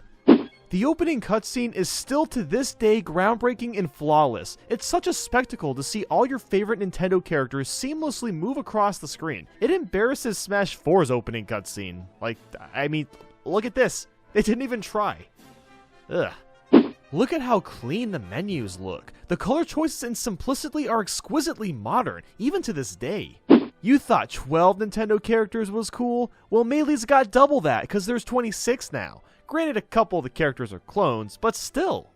And Smash 64 only had 9 stages. Pfft, lame. It doesn't even compare to Melee's 29 stages. If shaking the menu like an idiot sounds like a good time, well, now you can spam it around and annoy all your friends. Stop! You can finally play as Bowser. I know that's really old news by now, but back then it was like the coolest thing of all time. And his run animation cracks me up too. Like, what is he even doing? And you can play as Mewtwo. The god of all Pokemon is playable in a fighting game. He's so cool that he doesn't even hold his items. They just kind of levitate from his sheer presence. Or, well, okay, it's probably just, psychic powers, but whatever. I love how there's multiple ways to unlock the characters. You can simply do a bunch of versus matches, or you can play through some of the single player. Temple is such a good stage that it was brought back for Smash Bros. Brawl and Smash 4. And that's not the only good stage. We also got Corneria, Princess Peach's Castle, Pokemon Stadium, Battlefield, and everyone's favorite Final Destination. There's so much creativity from the stages too. Like we got Big Blue, where you fight on top of cars in the middle of an F-Zero race. Then there's Poke Floats, where you battle atop giant Pokemon, and Rainbow Cruise pits you on a ship where you'll traverse what's basically Rainbow Ride from Mario 64. And then there's Icicle Mountain, where you go up and down and... Okay, Icicle Mountain actually really sucks. It's bad. I love Dr. Mario's black costume. It makes him look so evil and sinister. You gotta love Luigi's Judo Chop. Something about Ouija karate chopping is just really satisfying. Judo Chop! Melee's item selection has expanded significantly, including a couple of bizarre choices, like you can literally just eat food for health. Yeah, just straight up food.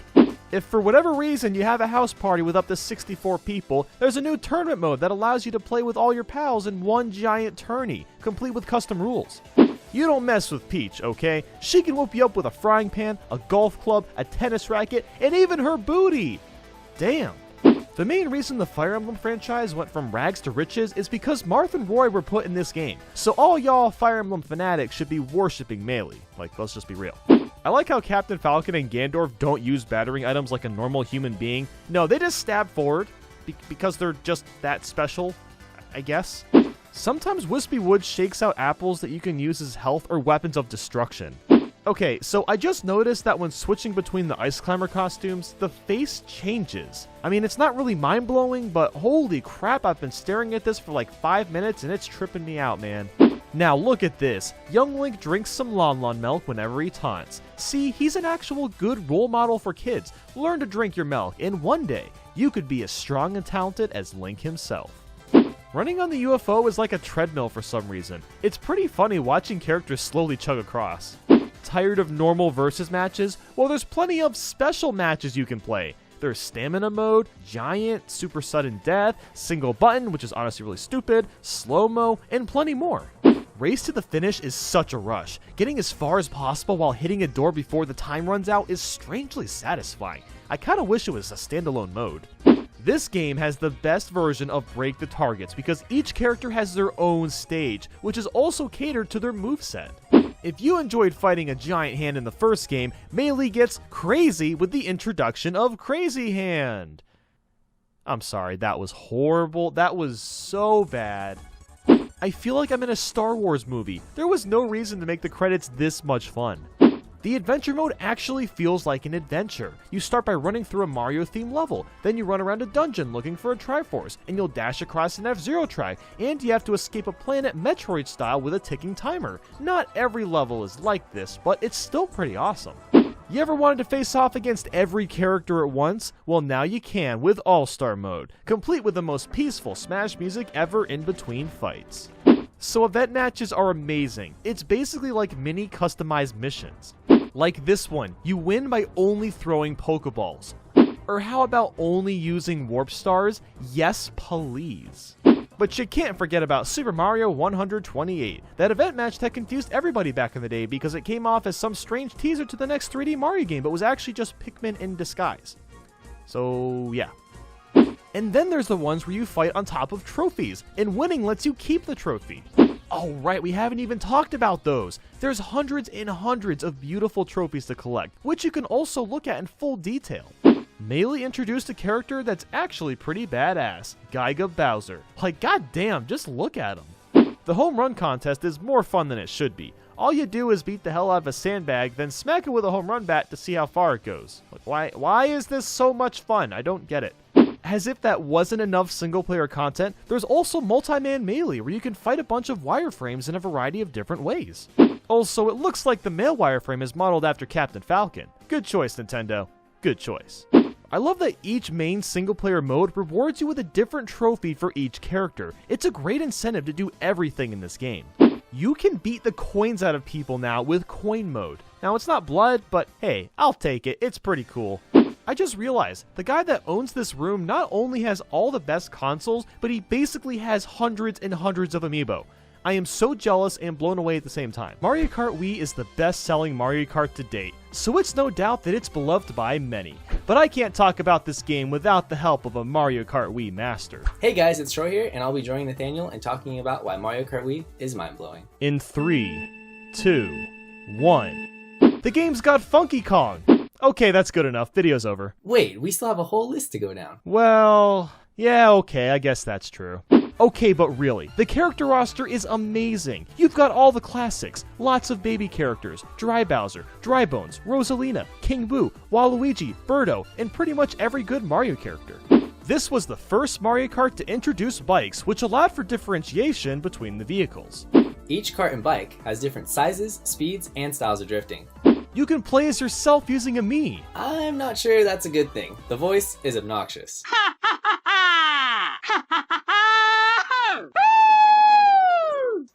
It's not that bad. The new Mega Mushroom is really cool. You can grow to a giant proportion and squish over other racers that get in your way.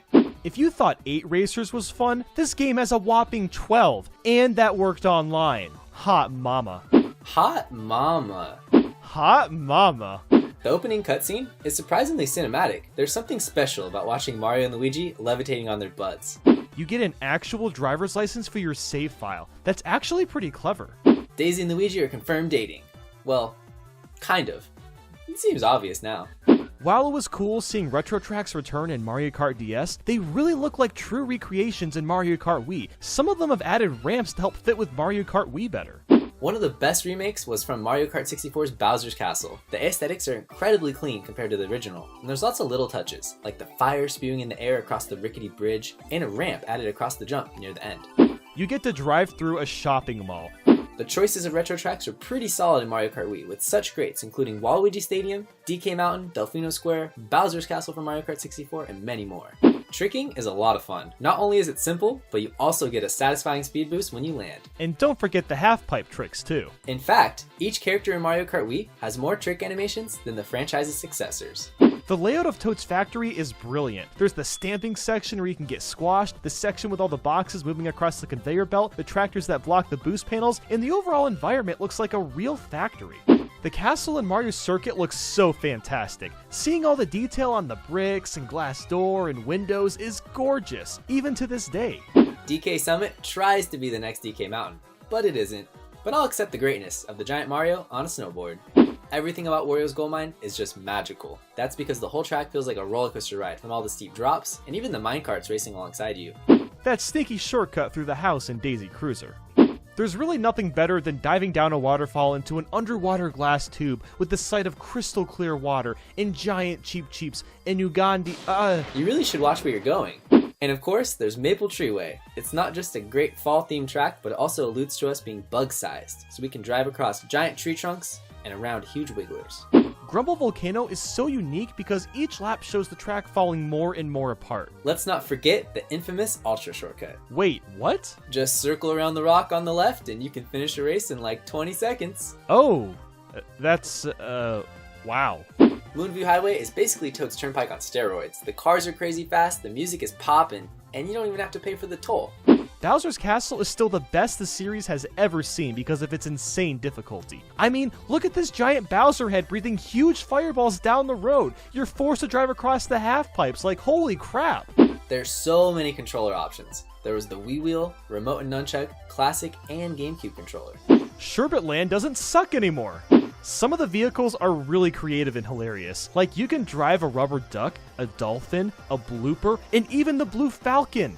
And of course, no playable Captain Falcon. Maybe one day. The infamous Bowser Castle 3 Ultra Shortcut from Mario Kart Super Circuit is back. Mario Kart Wii's Bullet Bill is the best version any other game has. Not only does it launch you way ahead of the pack, but it'll even save you from falling off.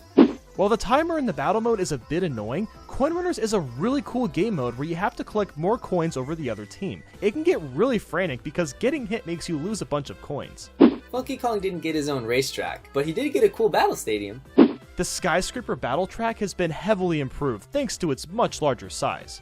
And good lord, Rainbow Road is just insane in Mario Kart Wii. You've got tons of jumps, half pipes, twisted roads, a 90-degree downward slope, a star cannon, and honestly, that's only scratching the surface. I gotta say, I've really been looking forward to this Kirby game. It's one of the first big ones to come out in quite some time. Aw, dude, me too. I've been totally stoked as well. Oh, what's up, dude? Or dare I say, Ant Dude?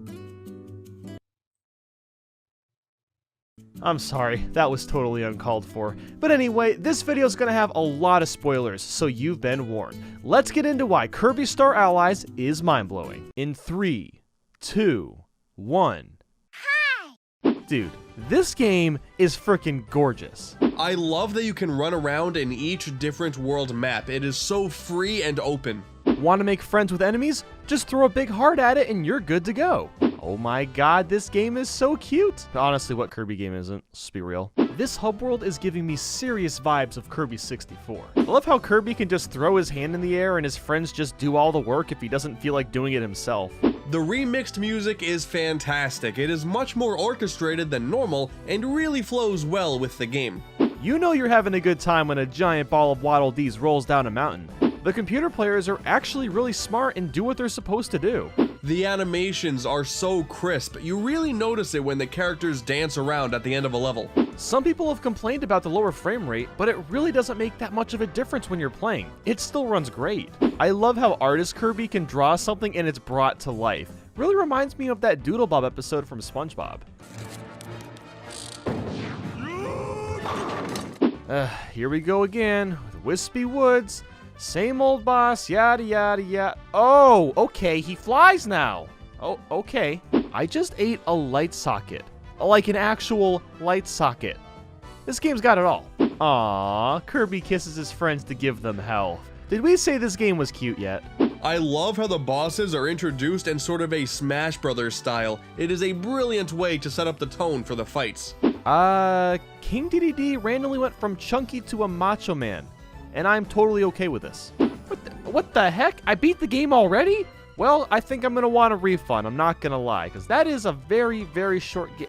Oh, wait a minute. I think I got trolled. Yeah, I got trolled. I always wanted to be a wizard too. Feels good, man. You gotta love how the spider ability lets you bounce your friends high up in the air for extra height. Bonus points for the web that you create being in the shape of a heart. It's quite strange to have battle sections in a Kirby game, but I really dig it. I had no idea that Kirby and his friends were a part of a band. Link to the album, please? Hell yeah, Kirby's got Ness's PK Thunder powers. The staff ability is so cool. The way Kirby slashes and swings the staff around makes him look like Jackie Chan. This entire escape sequence in general is just pretty awesome. My man Lord Highness just straight up throws a 3-year-old temper tantrum when things don't go his way. That's how you make a good boss. So the credits surprisingly aren't boring because you compete with your friends to see who can kill the most enemies for points. When you beat the game, you unlock a guest star mode where you get to play as the enemies. Like what? What's great about this mode is it's a fun way to collect more puzzle pieces, and those finished puzzles are references of older Kirby games. Chop Champs is pretty addicting. There is something great about smashing up a tree while avoiding caterpillars and Gordos. Even Star Slam Heroes is pretty solid. You charge up your bat and launch an incoming ball light years away. Yeah, that's right, light years, man. That's pretty damn far. The ultimate choice is a really cool boss rush mode where you battle against all the bosses and even get to heal in between bouts. That section reminds me of Smash Bros.'s All-Star mode, actually. The secret Kirby's Dreamland room is easily the greatest Easter egg that anybody could ask for. Oh yeah, finally I get to gush all about my favorite Mario Kart. This game is so precious to me. I played it so much when I was younger that I actually broke the R button on my DS just from this game. But with that said, let's get into why Mario Kart DS is mind-blowing. In 3, 2, 1... Finally, we have an awesome Mario Kart title that can be played on the go. I don't mean to diss Super Circuit because that's a solid game too, but I think everyone would rather play the DS version over the Game Boy Advance one. This was the first Mario Kart to introduce awesome retro tracks. Of course, Super Circuit had retro tracks as well, since you could unlock all the Super Mario Kart tracks, but the variety here is much better and just more interesting in general. Dry Bones in the Dry Bomber Kart is still my favorite kart and character combination of all time. It just feels so good, like nothing could top it. Can we just talk about how creative the carts are? We have the Poltergust 4000, which is literally a vacuum cleaner car, a giant Rambi rider that references good old Rambi from Donkey Kong Country, an actual tractor, a plane with a creepy smile, a tank, and an excavator. An excavator! What? While the character selection is admittedly small, the inclusion of Rob is completely left field and a great surprise. The overall pacing of this game is so fast. Even getting hit by a banana or a green shell happens in a flash. The action never stops. The track selection is some of the best the series has ever had to date. Luigi's Mansion has you driving through a creepy, dark forest filled with walking trees, bats, and even parts of a mansion. Then there's Delfino Square, in which you drive through a recreated town of Delfino Plaza. This place really makes you feel like you're breezing through a town, which is just surreal. Plus, you can smash through boxes, drive through a secret mud shortcut, spot pianos, and at the end there's a huge bridge where you'll either catch serious air or serious speed. Airship Fortress brings the infamous Mario Bros. 3 levels back to life. You drive through a giant airship avoiding bullet bills, Monty moles, fire, and clearing huge gaps. I never would have guessed that Peach has such a gorgeous garden. She's even got top security. Like, look at how giant these chain chomps are. Woo! Waluigi Pinball. Do I need to say more? Tick-tock clock. Again, do I need to say more?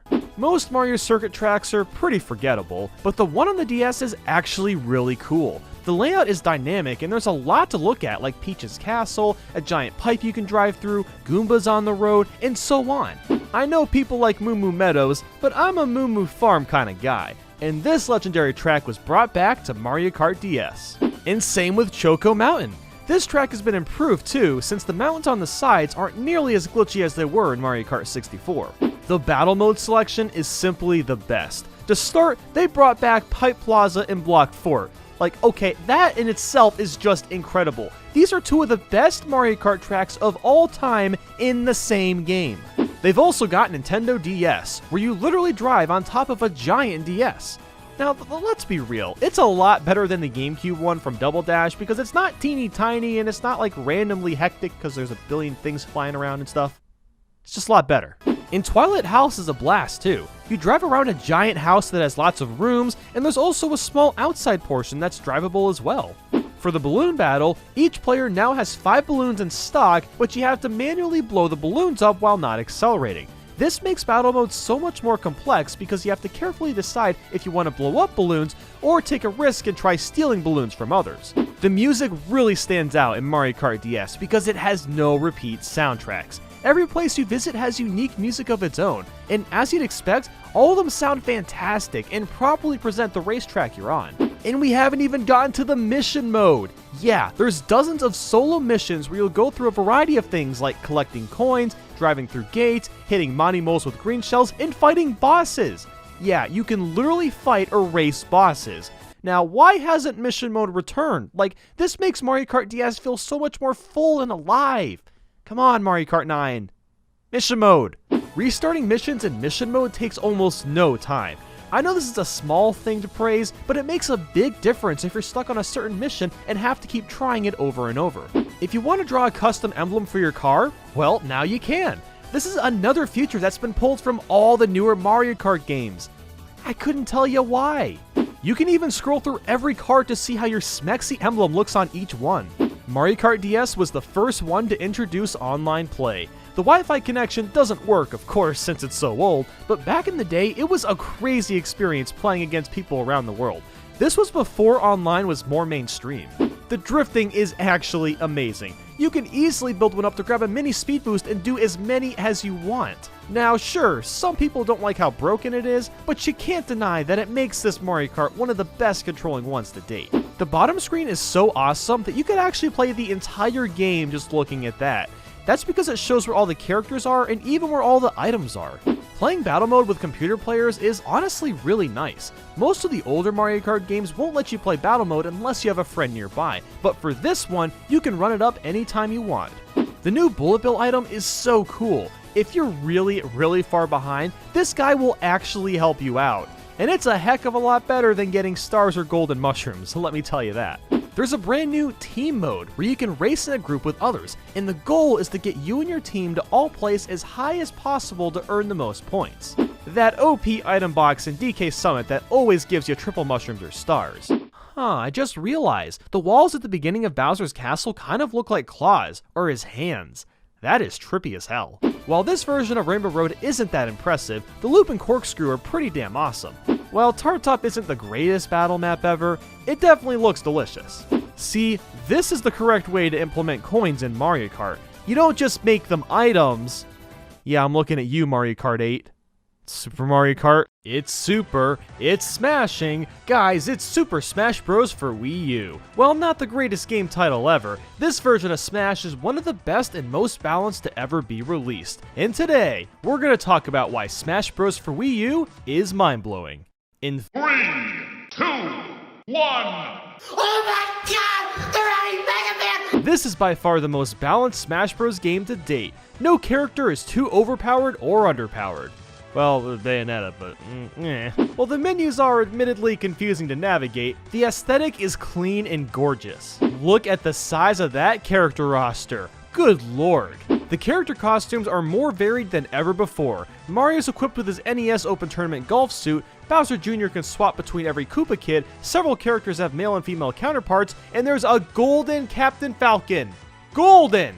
The third-party character selection is incredible. Never in my life would I have imagined a fighting game starring Mario, Sonic, Mega Man, Ryu, Cloud, Pac-Man, and Bayonetta all in one game. You can even play as yourself with 3 different types of Miis. And even cooler, you can pick out custom moves and outfits just for your fitting. Speaking of custom moves, every character can unlock their own customs. Well, besides the DLC fighters. The game that started my deadly, amazing amiibo collection. I'm still way behind and need to get a lot of these. I need to get the rest of them. If you like 1v1 serious matches, then you'll love that every stage has an Omega form, so no more being held captive to Final Destination or Battlefield. Or Dreamland. Luigi's Final Smash has been heavily improved. Instead of some random negative art circle thingy, now he utilizes the Poltergust 5000 and sucks up his foes to Kingdom Come. Big Battlefield. Because everything is better when bigger.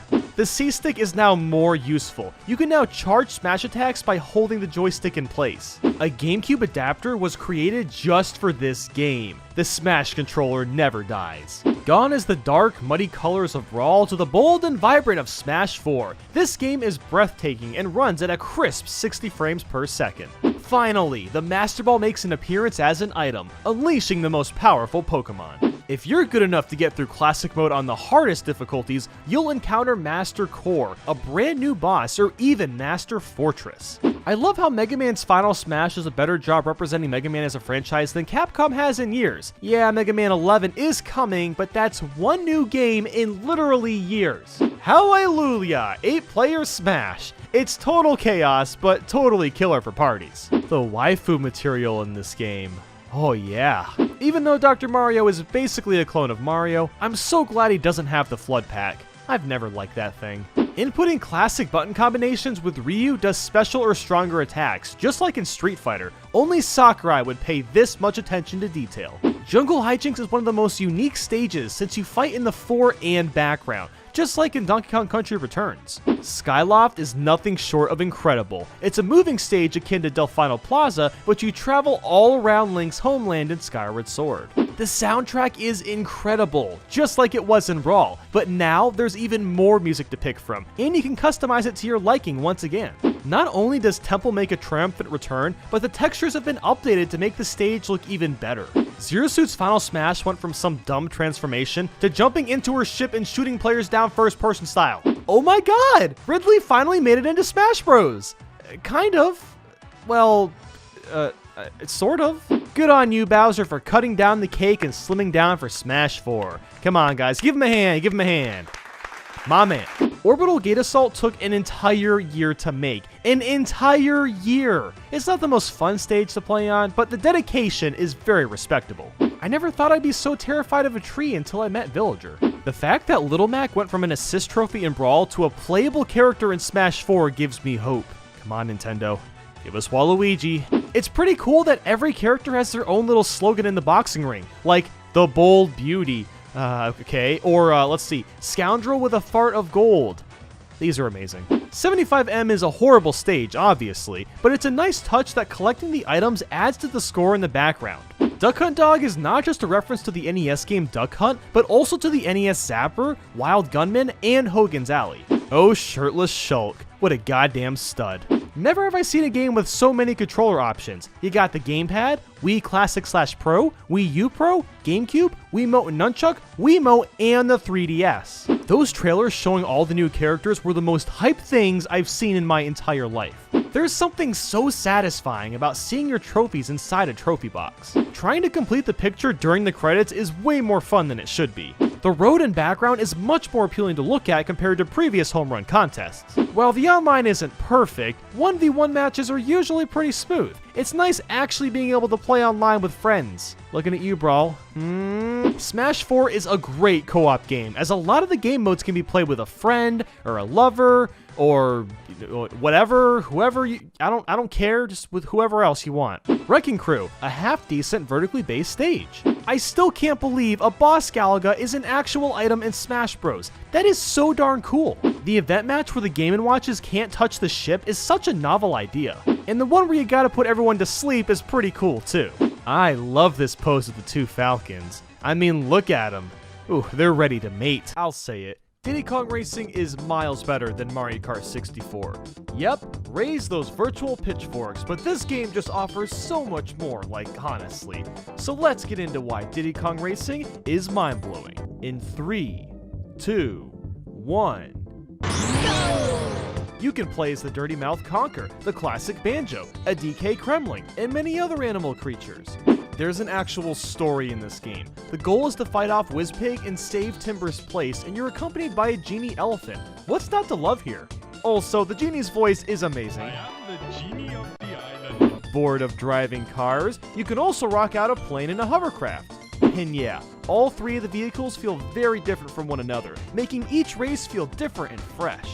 Heck, there's some tracks where you can play with 2 or all the vehicles. Good on Rare for adding additional plane zippers to tracks that default as cars. Really awesome touch, guys. The controls are still incredibly solid to this day. This freaking music. Just yes. So much yes.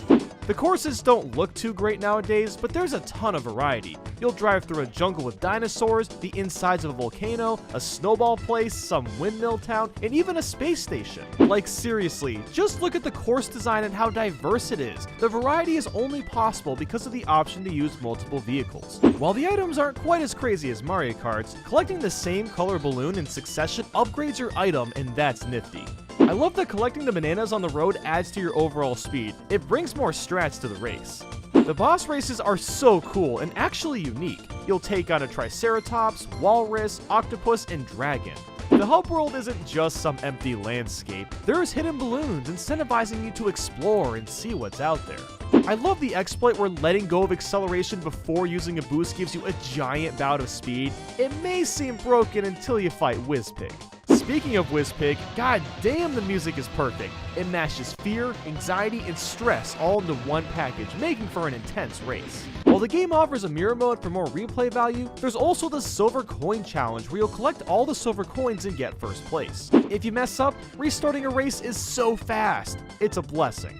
Some of the courses have hidden keys which allow you to unlock 4-player challenge modes. And those modes include bringing eggs or bananas to your base, or knocking bananas out of your foes. While not as fun as Mario Kart 64's battle mode, it's still cool that they have 2 different battle modes. The lighthouse turns into a ship? What? Seriously, what the heck? What? I appreciate that in Adventure 2, the silver coins are put in different spots compared to Adventure 1. I really like that. This is the only game where you unlock a chicken by running over a frog. No, I'm not joking. Remember when games had cheat codes? Yeah, Diddy Kong Racing has a ton of them. You can shrink down all the players, make all the balloons rainbow, get rid of zippers, and so much more. Diddy Kong Racing doesn't need a tutorial because it shows you how the game works through gameplay. When you first start, you're faced with a bridge surrounded by a waterfall and a rainbow. It catches your eye, so you drive towards it, and oh, what's this? It's a balloon! Wow, look at that, I got 1 balloon. Huh, what could that be for?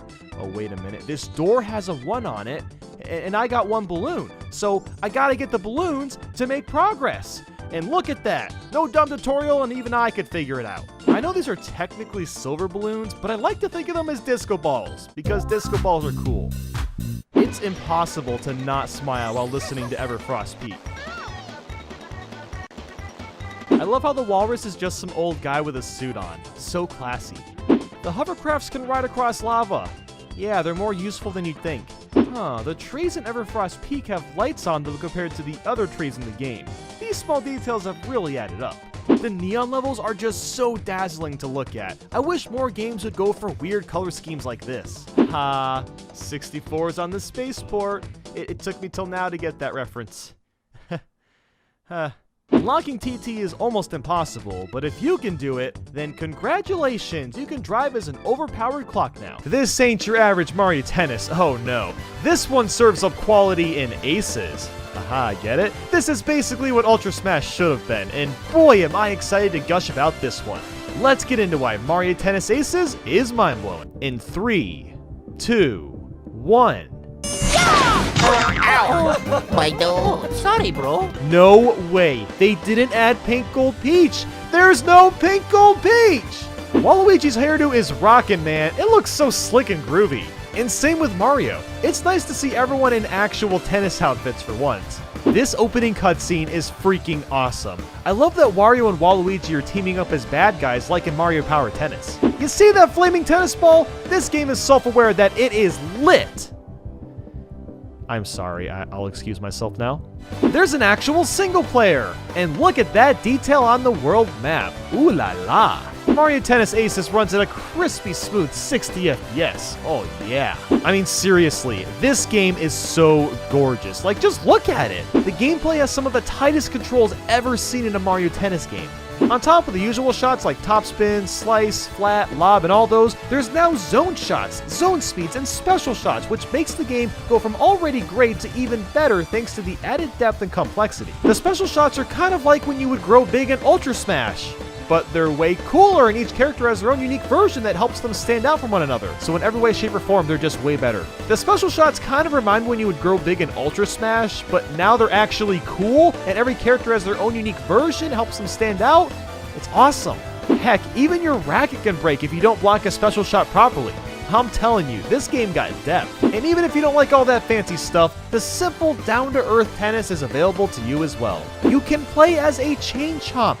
A freaking Chain Chomp! Speaking of the roster, it's the largest we've ever seen in a Mario Tennis game, with more characters on the way. Doing backflips and side flips to hit balls from far away is not only incredibly satisfying, but really useful as well. The tournament mode is a great way to play online to get better, or you can play with comms if your Wi-Fi is kinda poopy. Both work, both fun. And speaking of online, it runs pretty darn smoothly. You can even see the connection of who you're about to play before facing them, and you can drop the game if the connection looks crappy. Some of the courses have way too many hazards, but thankfully you can just disable the hazards in the menu like a freaking boss. The Piranha Plant throws tornadoes? Oh my gosh, what a neat little reference to his boss fight in Mario Sunshine. Yeah, you know the one. Bianco Hill shines 2 and 5? Oh yeah. Hey, it's iRock from Mario 64! Good to see you two again. Look closely at the hands on the billboards at Marina Stadium. Those are the same clapping hands from Super Mario Maker. You gotta love how the crowds now have matching clothes that represent the character they're cheering for. The single player gets really hard near the end, and it's nice that the game doesn't offer a super easy mode or anything like that. You gotta get good or get lost. The final boss music has pieces of Bowser's Road from Super Mario 64 in it. That is what I'm talking about. Yeah, I know everyone badmouths Brawl, but I really don't know why. Did people forget about how great this game actually is? Maybe, maybe not. But regardless, let's get into why Super Smash Bros. Brawl is mind-blowing. In 3, 2, 1... Man, do you remember seeing the trailer for Brawl the very first time? I don't know about you, but it still gives me goosebumps to this very day. The menu is just gorgeous. It bursts with color, it's easy to navigate, and you can even customize which song you want to hear more. Speaking of music, there is so much to pick from. Brawl has one of the best soundtracks in any video game ever. The character roster has nearly doubled since Melee, with new ones like Wario, Pikmin, Wolf, Rob, and so much more. Oh, and did I mention that frickin' Sonic the Hedgehog and Solid Snake are in the game too? Yeah, non-Nintendo characters in Smash Bros. Are truly a blessing. The Golden Hammer is one of my favorite new items. Its opening presents really gives off a special feeling. I don't know why a soccer ball is an item, but I love it. And man, oh man, the good old cracker launcher. It's so satisfying aiming those shots and hitting your foes square in the nuts. Ooh yeah. And of course there's the incredible Smash Ball. Breaking the ball gives your characters a finishing move for the fight. The graphical difference is insane. I thought Melee looked pretty good until I saw Brawl was just like, damn! Taking pictures has never been easier. Instead of plugging a controller into the fourth slot of your GameCube and selecting camera mode, now you just pause, adjust your shot, and snap. Plus, you can share pictures with your friends online. Well, when there was online. Yeah, it was cool. Haven't you ever wanted to make your own Smash Bros. Stages? I know I have, and Brawl delivers thanks to its extremely robust stage editor with tons of pieces, backdrops, and music to pick from. You can even test your stage as you're building it to see how it works in actual play. Taunting has been one of my favorite things in Smash Bros, and now every character has 3 different taunts. Hey, there's a Fire Mario costume. Assist trophies are great because they bring in characters that aren't quite grand enough to be full-on fighters, but can still show off their stuff in battle. And of course, you can still collect normal trophies too. Now there's a total of 544. Good freaking lord. The Dragoon item is so fun to use because you have to collect all 3 pieces in order for it to work. And when you get that, it is so gratifying to launch that Dragoon and nail someone straight in the nuts. Or the face, wherever you hit them. It's fun, okay? It's just fun. Ooh, look at that evil Link and evil Toon Link. So edgy.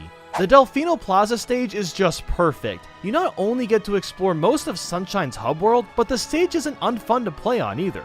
Is that Fusion Samus? Now that's what I'm talking about. Fan service at its best. The Beam Sword has gotten a serious buff. Charging it extends its length to a really wide amount. Samus's final smash is incredibly badass. Heck, you transform into Zero Suit Samus after the shot, and she has her own custom moveset. Being able to run and shoot with things like the ray gun and super scope makes them so much more useful, and it just feels natural too. Although Mushroomy Kingdom isn't that great a stage to seriously fight on, the fact that we can brawl in Worlds 1-1 and 1-2 from Super Mario Bros. Is simply charming. You can even find the hidden question mark block in the stage from the same spot as it was in the original game. Daddy Sakurai, we love you so much. Luigi has the best taunt, hands down. Aw, Yoshi's so cute. Oh, hey, a Smash Ball. Let me just grab that and see what do we have. Oh my god, he's a fire-breathing dragon now. I'm not a fan of the second Pokemon Stadium stage, but thankfully they brought back the original in all its glory. Bonsly is one of my favorite Pokemon, considering you can pick him up and chuck him at your foes for massive damage. There is a WarioWare stage where you play micro games while fighting. Yes, please. If you're a fan of the Snake Codex, you can secretly play one for each character on the Shadow Moses Island stage. There's a big eyeball walking around here. That's just Jigglypuff. Marshmallow. Did you know the Ice Climbers are the only characters that don't slip on ice physics? How touching and ironic. PictoChat is one of the most ingenious Smash stages ever. Watching drawings come to life and become the level is so cool. And the entire PictoChat song is made with PictoChat sounds. Like, get out of here, man. Someone, whoever made that, give him an award for being the best, coolest guy ever.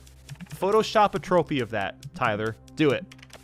Do that now. Make the trophy. Okay, thanks. Event matches are back and better than ever. Now there's a huge set of single-player events as well as co-op. Plus, there's difficulty options if you're an elite pro gamer or a scrub. Like me. Just don't tell anyone that. So there's something special about the title Two Troubled Kings. See, it's actually a nod to Melee's first event match, Troubled King. Haha. Good one, Sakurai, good one. While there's no extra playable Sonic characters, you can see Tails, Knuckles, and Silver running in the background of Green Hill Zone, so that counts for something, right? Wario is seriously rocking these costumes, with color swaps like WarioWare and Vanilla Wario. I can now live my lifelong dream of farting on people. Thanks, Wario.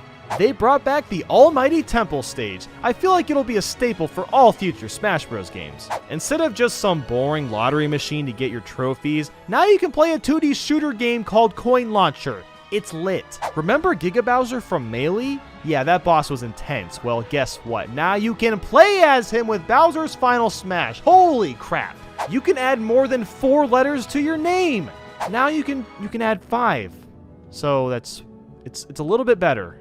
There are a ton of control options for Brawl, and you can customize them to your liking. If you think you're up to snuff, there's a huge wall of challenges to complete, ranging from clearing All-Star and Very Hard to defeating 5 enemies in Cruel Brawl, and things like that. If you've ever wondered where a character originated from, a lot of the original games are playable in masterpieces. Well, they're just demos, but it's still pretty awesome. On top of trophies, you can collect stickers and CDs. CDs add to your music collection for stages, and stickers are used for the adventure mode. Oh my god, we haven't even touched the Subspace Emissary. Where do I begin? I guess the best part is the large amount of cutscenes. The story is really gripping and engaging, despite there being almost no dialogue. Just seeing all these characters together just makes you feel all warm inside. Subspace introduces stock with multiple characters, so when you die once, you spawn in the next character. It's so smart, it makes me wish this option could be available with normal matches. I love finding an empty trophy and just chucking it at an enemy and claiming it as mine. It's so great. How does Fox manage to pull that off?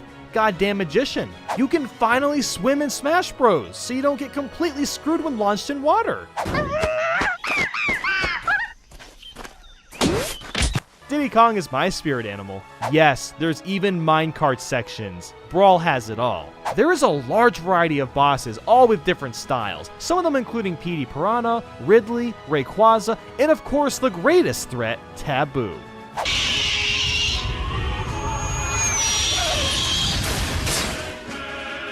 Yep, this was and still is the highlight of Subspace Emissary. I remember when Mario Sunshine first came out as a wee little boy, and people actually didn't like this game that much.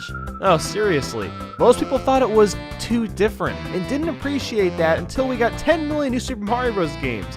So now the opinion's kinda split, but I think it's aged incredibly well.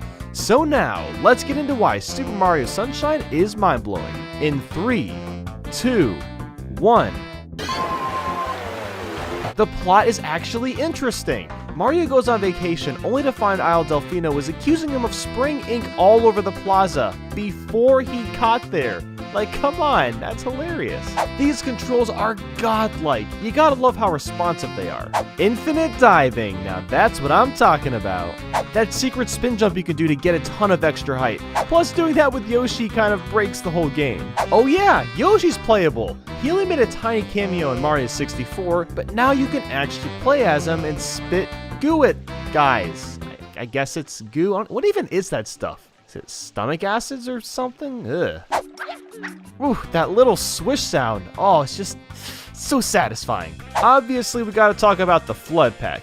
Firstly, this isn't just a random abbreviation, it stands for Flash Liquidizer Ultra Dowsing Device, which actually fits with what he is. Then of course there's all the nozzles, which have several uses throughout the game. The squirt nozzle lets you run and shoot water, but also get up close and aim carefully at your target. Then the hover nozzle is my favorite. This one just screams, I belong in 3D Mario, because it really does. If you miscalculate a jump, which is, easy to do in a 3D space, you can easily correct it with this nozzle, plus gain a little extra height. And of course, the rocket nozzle is a pleasure. It's really not that practical outside of a few shines here and there, but it's fun to use. And finally, there's the turbo nozzle, which allows Mario to run at the speed of Quick, even over water. The Flood Pack is just so great. If you spray water on the ground and dive, you actually gain traction from that water and slide stupidly fast. It's the little things that Nintendo always gets right. And speak of the water, all hail Miyamoto, it still looks fantastic. The graphics overall have aged really well. I mean, come on, look at that water. You gotta love those piranhas. They're just so charming and a fun species to be around. There are some parts in the game where you can literally travel into the ground for hidden coins and stuff. Even Mario's classic underground music kicks in.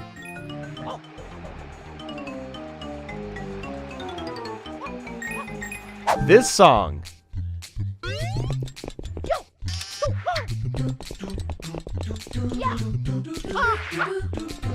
The fruit in this game looks so delicious. Like, seriously, those bananas look so good. Can I have one? Can I have one, Mario, please? No? Okay. I also love how you can still do all of Mario's tricks while holding a fruit, like wall jumping and triple jumping. most platformers would limit your movement way more. The camera is godlike. Not only is it way smoother than it was in Mario 64, but it allows you to see through walls. I love how you have to make this Chucky literally throw you through a window to get a shine. Be gone, thought! Something about this grass is just so mesmerizing to look at. Delfino Plaza really makes every level feel interconnected. You can see places like Rico Harbor and Pinna Park in the background. I normally don't find clone characters that cool, as I'm sure some of you know, but the fact that Shadow Mario is secretly Bowser Jr. actually gives him an identity and gives an interesting dynamic to the game. It's nice that before each shine, there's a little cutscene that points you in the right direction of where to go, but doesn't completely say how to complete the mission. Isn't it crazy how every level in Mario Sunshine is beach themed, yet they all manage to be distinct from one another? That's honestly pretty, dare I say, mind-blowing. This is one of the few Mario games that actually has some challenge. Lazy River, anyone? Honor the Goombas and say hello to these cute little strolling stews. I don't even know what they are, but they're cute. The bosses are pretty incredible in Mario Sunshine. You have to fight off this robot Bowser while in a roller coaster, play slots with Boo, flip a Wiggler with giant sand piles, and even spray down this electric manta ray. And speaking of bosses, this guy teaches kids that you should brush your teeth, or you'll end up like him. You don't want that. I love how this secret level has a Yoshi's Island style background. Such a nice reference. As much as the red coins fish level sucks, I have to admire how beautiful the landscape is. It looks like we're in frickin' Atlantis, like damn. Yep, some random seed grew a sand castle. Don't question it, enjoy it. There's something really special about running around in Hotel Delfino. It's got to do with every room having its own style and size, being able to run along the ceiling, and the lobby cleverly using fruit for Yoshi. And there's even the casino section too. Like, I don't know, it just feels so real and homey. Just like Mario World, riding Yoshi changes the style of the music to sound beach-like.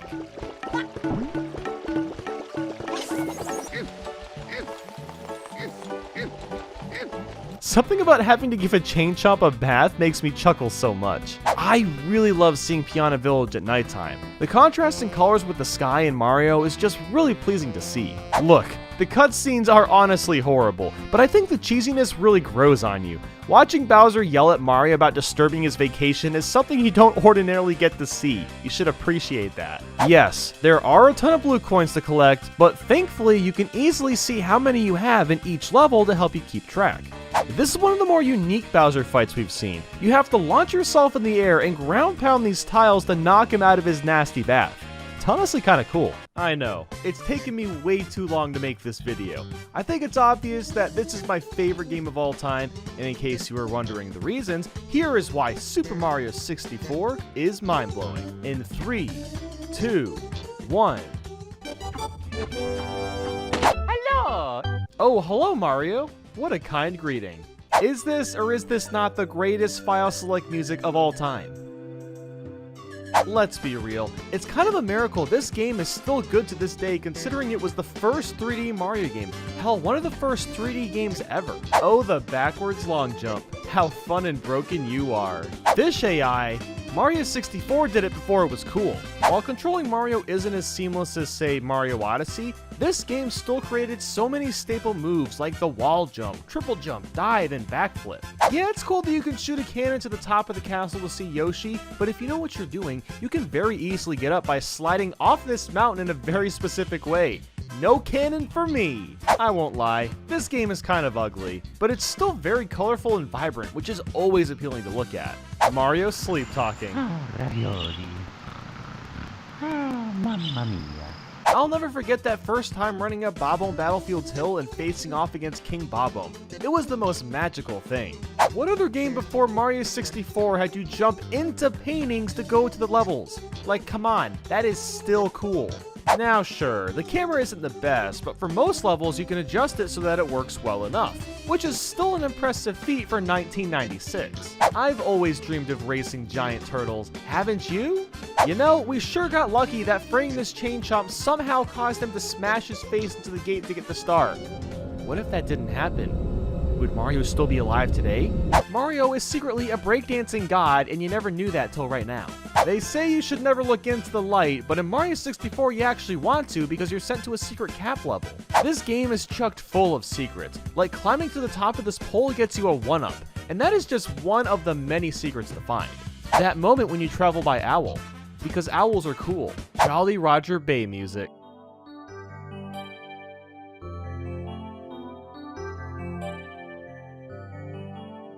Ah, it's so peaceful. There's really nothing better than riding around on a Koopa shell, like honestly. While of course the cool mountain slide could be completed in like 10 seconds with the proper speed and angle, there is a genuine shortcut included by just sliding through this hidden path in the wall. It's also hilarious that doing this while racing the penguin will get you disqualified. There ain't no time for cheaters. The best love story by far is Mario connecting this snowball to this snowball head to make a snowman. Tyler, can you make a romantic heart picture with these two love bugs? Okay, thanks. Oh, hey, look, it's Peach. Maybe she's through this painting, or wait, what the heck? Oh, boy. Well, that's one way to introduce me to Bowser levels. Also, all the Bowser levels are incredibly fun to play. They don't look too pretty, but the obstacle challenges are nothing short of a blast, and the soundtrack is killer too. It builds the suspense to Bowser perfectly. This is one of those games where I just have fun moving around. I've spent countless hours just doing tricks and wall jumps around the castle. Something about the way Mario 64 plays is so addicting. It's kind of bizarre how the courtyard can have peaceful birds chirping in the back while actual ghosts are just floating around. It's somehow really relaxing. Big Boo's Haunt? That's right, guys. This is a big house, and you guys know how much I like big houses. Oh yeah. And there's a big house in Rainbow Ride too. Although it's got like nothing in it, but still. Lethal Lava Land is such a cool level. You got this giant Bowser puzzle with red coins, 2 big bully bosses, there's a Koopa shell to ride with on lava, and you can go inside a volcano. And Shifting Sandland is even cooler. You can go inside this giant pyramid with all sorts of hidden goodies within. Levels inside levels really make Mario 64 feel more immersive. There may be no Yoshi to help on this adventure, but at least Dory lets us use his head. It's kind of mystical playing Wet Dry World and first discovering the city behind the giant cage. It almost feels like an Atlantis type of world. I love how Tiny Huge Island has 2 different paintings, the small one taking you to the tiny island and the huge one taking you to the huge island respectively. Ground pounding the big Goombas give you a blue coin instead of a yellow coin. That one factor adds an extra layer of depth to the game and how you approach these enemies. Yep, there's just straight up a stage where everything's a clock. Like, that's the most random idea ever. And I love it. While this igloo may look teeny tiny, going inside reveals this huge room with tons of ice cubes and enemies. Nintendo really does love their secrets. It was a nice touch to include literal freezing water in Snowman's Land. You actually take damage if you stay in for too long. It does kind of suck that the 3 main boss fights are all Bowser, but the final one is pretty damn awesome. You got this creepy piano background, Bowser's colors are all strange, and you gotta swing him into 3 bombs while avoiding fire and the stage collapsing around you. Mario 64 has the best credit music of all time. I just can't get enough of this. It never gets old. Mario! The name is definitely a bit strange. Going from Mario Kart Wii to 7 really threw me off at first, but it is the 7th main installment and one of the best Mario Karts to date. Hey guys, and welcome back to another episode of Lost Bits right here Whoa, on- wait, Tetrabit Gaming? This is a mind-blowing video, not a Lost Bits. Oh, I was just... I mean, I'm not against that idea. So you'll join me for a Mario Kart 7 Lost Bits video? You know what? That sounds quite delightful. But first, let's get into why Mario Kart 7 is mind-blowing. In 3, 2, 1. The 3D effect is actually good. I can't show it in this video, but it does work pretty well. After so long, we can finally customize our karts. Being able to swap between different bodies, wheels, and gliders is pretty slick. Ah, that's right, you can glide in this game. It's incredibly seamless and adds a lot of new gameplay elements to Mario Kart. Plus, you can drive through water. I love how the kart even has little transformations added on too. The controls are so crispy. This is one of the smoothest feeling Mario Kart titles. It's refreshing to not have a Mario Circuit or Luigi Circuit type track to start off. This time Mario Kart 7 opens with Toad Circuit featuring giant toad balloons. After not having a bottom screen to look at in Mario Kart Wii, it's nice to once again have it since it makes it so much easier to track where players are, what items they're carrying, and what place they're all in. Coins have finally made a comeback, and I'm honestly glad to see it. Collecting them, of course, boosts your overall speed, and they aren't items. Unlike another game. It's so cool how when you're far ahead in first place, some additional drums kick into the beat of the song. It's such a subtle way to reward the player for racing well. The Lucky 7 is a rare but awesome item. You got this giant barrage of items that also work as a shield. It's so cool. I won't lie, the Tanuki tail looks kinda dumb on a cart, but things like this helps differentiate itself from the other titles. The user interface of the menus is really clean. Everything is presentable and it's super easy to read. Mario Kart finally introduced tracks that don't loop 3 times but are instead just one giant lap. Woohoo Loop and Maka Woohoo are wonderful for that regard, and it's really cool seeing more of this island in general. Those precious, beautiful goats. If anyone ever hurts them, then so help me I will cry in a corner and never forgive you. Just saying. I can't believe it took Nintendo this long to add the Fire Flower item. It just makes too much sense. They're similar to the Fireballs in Mario Kart Double Dash, but they're a lot better seeing as they cover more distance, and there's multiple shots included. This game looks pretty phenomenal for a 3DS title. The graphics are so clean and polished. While I'm not the biggest fan of the character roster, I do have to admire how weird it is. Seeing Honey Queen and Wiggler as playable characters is just so bizarre. Shy Guy Bazaar is such a different type of course. It's almost bizarre. I never thought I'd be racing to an Arabian-themed track, but I dig it. Since it is harder to play handheld Mario Kart games with friends, it's a blessing to be able to play Balloon Battle with computer players like in Mario Kart DS. And the battle mode selection is pretty darn awesome. They brought back a few retro tracks like Big Donut and Palm Shore, and also introduced Honeybee Hive, Sherbet Rink, and Woohoo Town, all really solid battle tracks. There's actually a first-person mode. Not gonna lie, it's making me dizzy, but it's so cool! Music freaking Park. I need not say more. This one's a banger. Rock Mountain is such an intense track. It's kind of like DK Mountain in a way, but much more luscious with all the greens. Plus there's a few really big, gratifying jumps to make. Piranha Plant Slide is not only incredibly intricate, but they also brought back the fast water element from Mario Kart Wii's Koopa Cape. It's such a pretty looking track. Neo Bowser City is basically a modern equivalent to Bowser's Castle, and I didn't realize that until now. I am all about a swooper being modeled into a glider. So Rosalina's Ice World is a bit on the generic side, but the idea of being able to drive in the water or in the ice above is really brilliant, and it utilizes the underwater driving mechanic perfectly. The retro track selection is nothing short of stellar. We got Luigi's Mansion, Koopa Beach, Coconut Mall, Waluigi Pinball, DK Pass, Maple Treeway, Koopa Cape, Dino Jungle, and the list just goes on and on. The ramp over the rock is no longer stupid and pointless. Busting up the glider works like a charm. It feels so weird and so good to be able to drive through the pool in Daisy Cruiser. Online racing is of course back, and as far as Nintendo goes, it's pretty well done. Especially considering you can create your own communities to race with, which I think is awesome. This Mario Kart has one of the coolest Rainbow Road tracks of all time. You drive on the rings of Saturn, across the moon, through a rainbow-like warp. I mean, it's just so fascinating. And man, the music for this one makes me have some real feels.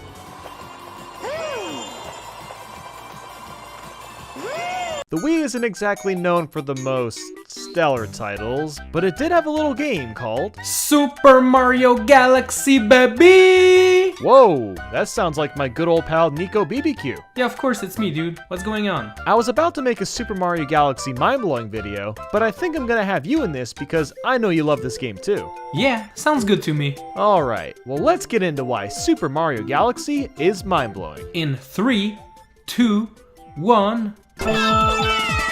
Look at how beautiful that logo is. It just screams confidence and power. This is the game that introduced Rosalina, the guardian of the cosmos.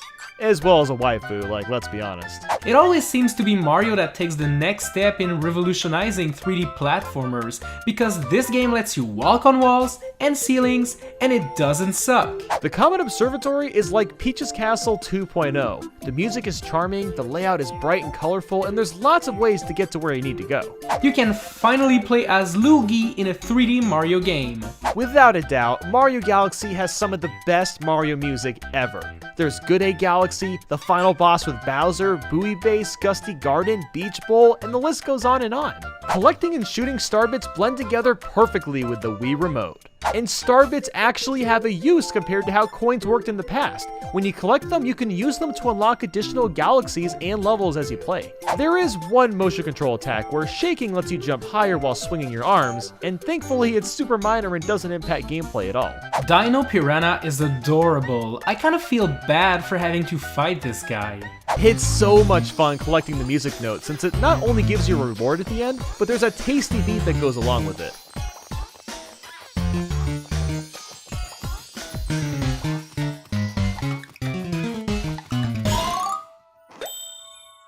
The Hidden Star Book is actually really touching and well written. I wish there were cutscenes that went along with this. Lounge stars are way more fun to use than you would think.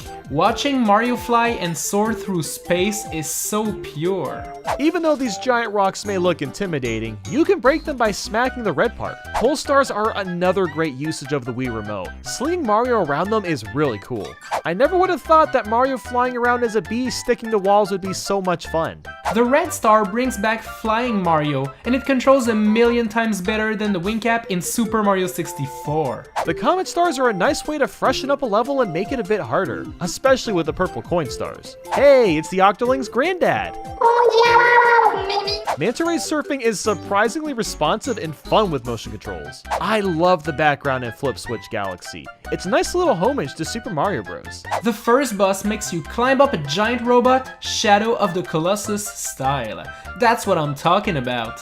His sign actually has a name. He calls himself Gilboard. But then there's his brother Philboard. Man, I never would have thought boards of wood could be a family. Space Junk Galaxy is one of the most relaxing platforming levels I've ever played in my entire life.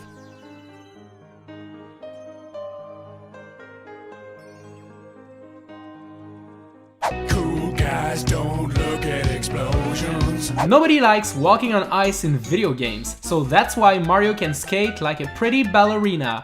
Woohoo! The Bowser fights are some of the best this series has ever seen. The only real word to describe them is epic. Yeah, I know that's kind of corny, but honestly, like, Bowser looks intimidating, the music has opera singers, and you beat him by smacking his butt. Like, come on, that's amazing. I don't know what it is, but there's something really thrilling about climbing up this tall, icy mountain.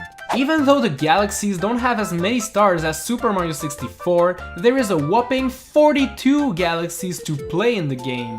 Racing Cosmic Mario is always really fun. You get this sense of adrenaline racing someone that has the same abilities as you. This entire Bowser level feels like I'm playing those airship stages from Mario Bros. 3, but in 3D.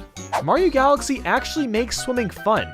Not only is it simple and easy to control, but riding around with the turtle shell makes it even smoother, including a nice speed boost. There's kind of a co-op mode where the second player can collect and shoot starbits while also helping with jumps. I'm not sure how a secret undersea cavern contains an obstacle course in the sky, but I'll take it. Why and how is this like the coolest twisty bridge I've ever been on? You can save Luigi with Luigi. Normally I'd be annoyed that Gold Leaf Galaxy is a mirrored version of Honey Hive, but the autumn setting makes up for it. Plus it has different stars like this really interesting Cataquack one. The giant screws in Toy Time Galaxy make the platforming so much more intriguing. The gorgeous framework in this shot.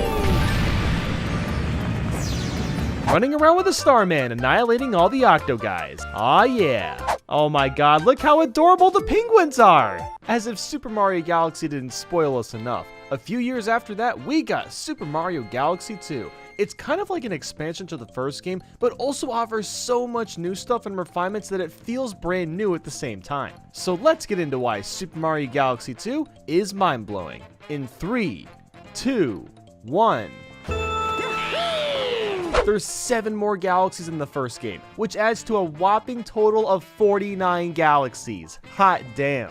Luma speaking shapes. That's adorable. Yoshi makes his triumphant appearance. Now you can eat several fruits and enemies with the ease of aiming your cursor at them.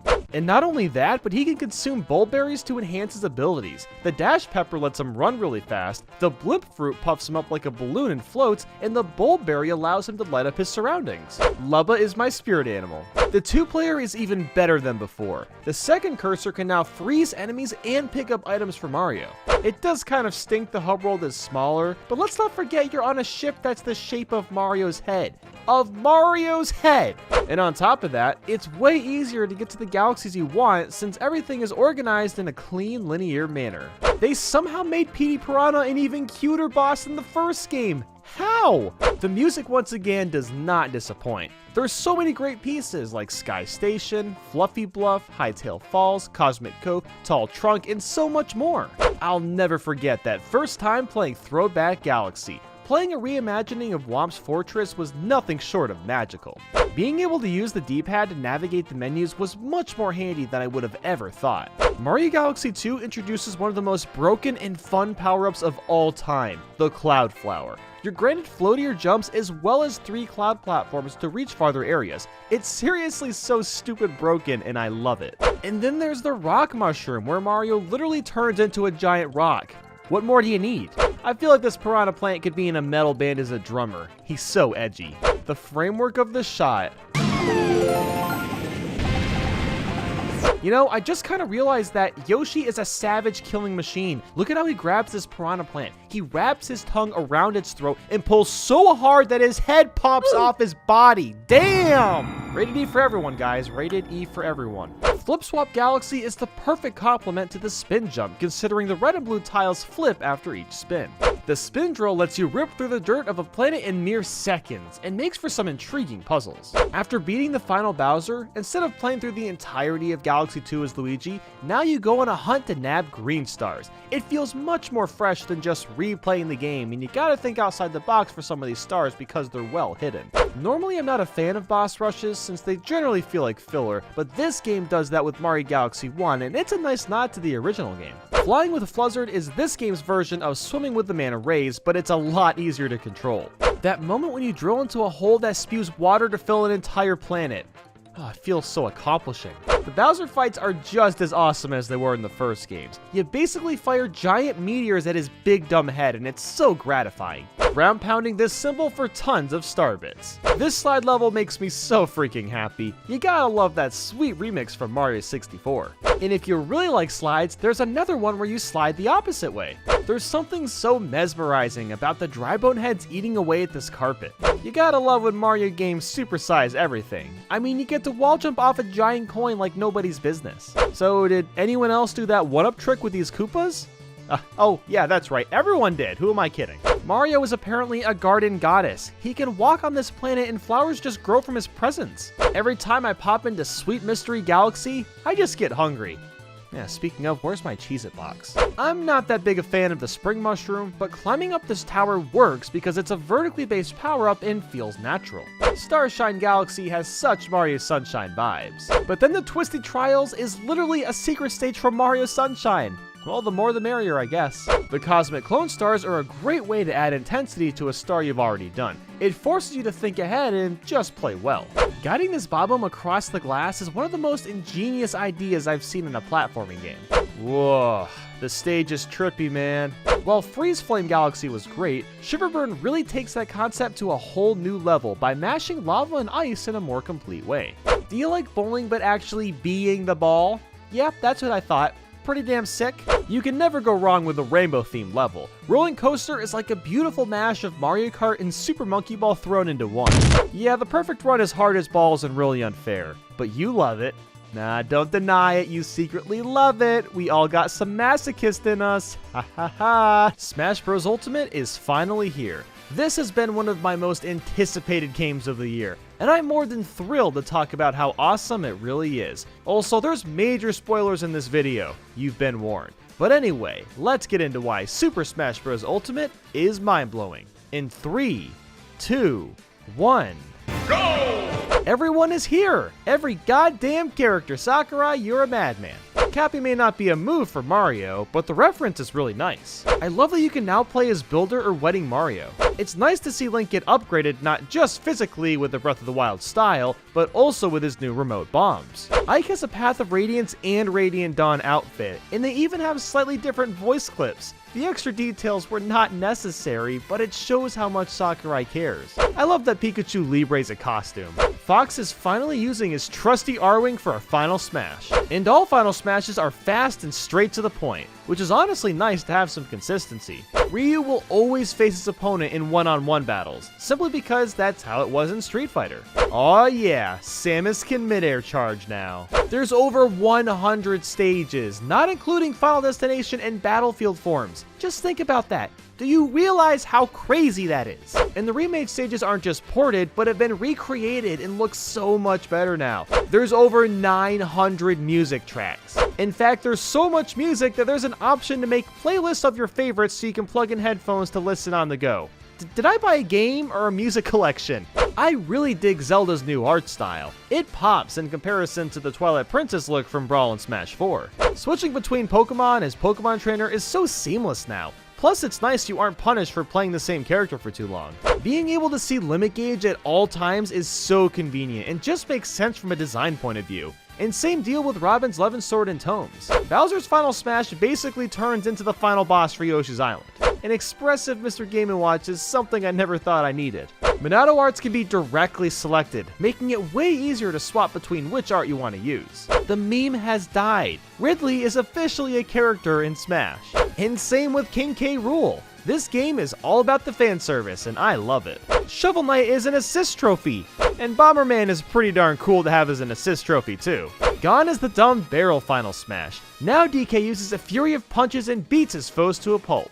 Wii Fit Trainer went from lifeless to somewhat of a waifu.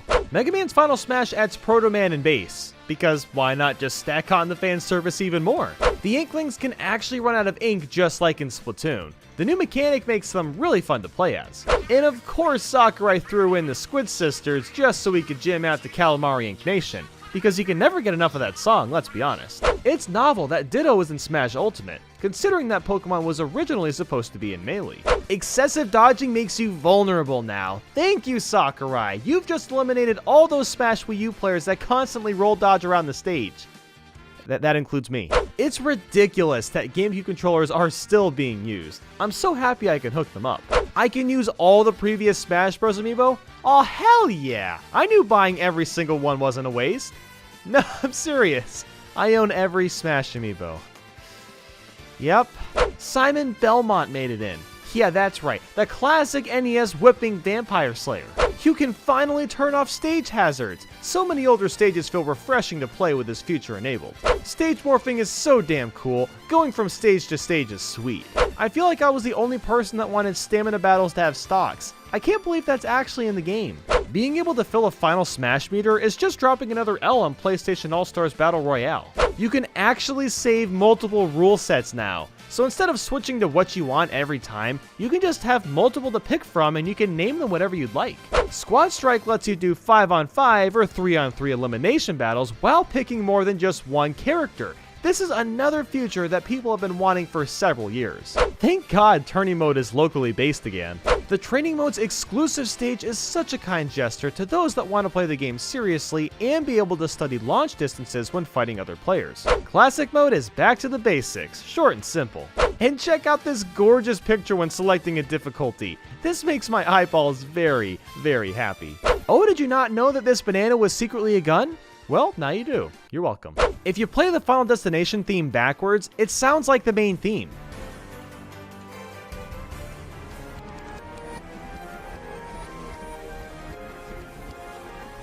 Sakurai is the only guy I know that would make how to play music this epic sounding. I wish brushing my teeth felt this awesome. You can play as a piranha plant. A plant! And Joker from Persona 5 is also on the way. Are you tired of pushing several buttons to quit a match? Well, now you can just push one button. I know, big evolution here. Yoshi's Final Smash is a realization from the Melee intro. This is a million times better than turning into some random dragon. Fox's voice isn't stupid anymore. Come at me. It's deep and manly like the old days. They fixed the UFO ground on 4 side. You don't run on it like a maniac anymore. You can now see a timer on how much longer you have to use the Dragoon. It's a nice touch. And when you use the timer item, the background gets all psychedelic, really dramatizing the item and making it feel more powerful. When the game zooms in when you smash attack, you know your opponent is done for, and it feels so satisfying. The Fly Swatter from Mario Paint is an assist trophy. The hammer uses classic music now, and getting hit reveals the same animation from the original Donkey Kong arcade. I love how Chef Kowalski only exists so Kirby's original Final Smash can still shine on. It may not look like it, but Sonic's Final Smash is much easier to control now. Zelda and Link eating popcorn is the only thing I ever needed. You can actually walk from side to side in the Mario Bros. Stage. They managed to make it slightly more playable. Seeing the 3DS exclusive stages in HD is so refreshing. The beginning World of Light cutscene makes my pickle all juicy. Your first fight in the World of Light is with Mario, which perfectly matches up with Mario and Kirby fighting at the beginning of the Subspace Emissary. I'm so glad you can auto-pick spirits. Since there's so many, it would take ages to find exactly what you want for each fight. Smash Bros. Ultimate by far has the best credits segment. You shoot a Super Scope on steroids like you're playing Galaga. And when you finish Classic Mode, you get a nice little emblem showing it off. You can be Labo Man. I can die happy. And you can change the sounds of your Miis, so I won't sound stupid.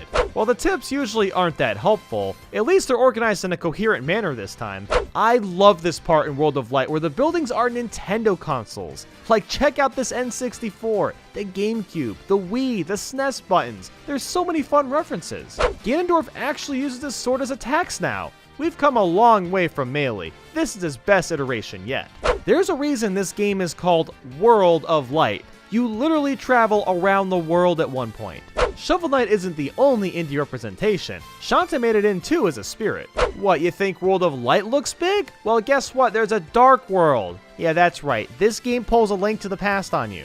Ganon is not only a boss, but his weak spot is his tail, just like in Ocarina of Time. The start of Dracula's castle replicates the first screen in Castlevania 1. Even the final boss against Dracula uses the same attacks, and he turns into that demon thing. Holy shit, this is cool. At the end of the game, you get to play as Master Hand. Oh my, Sakurai?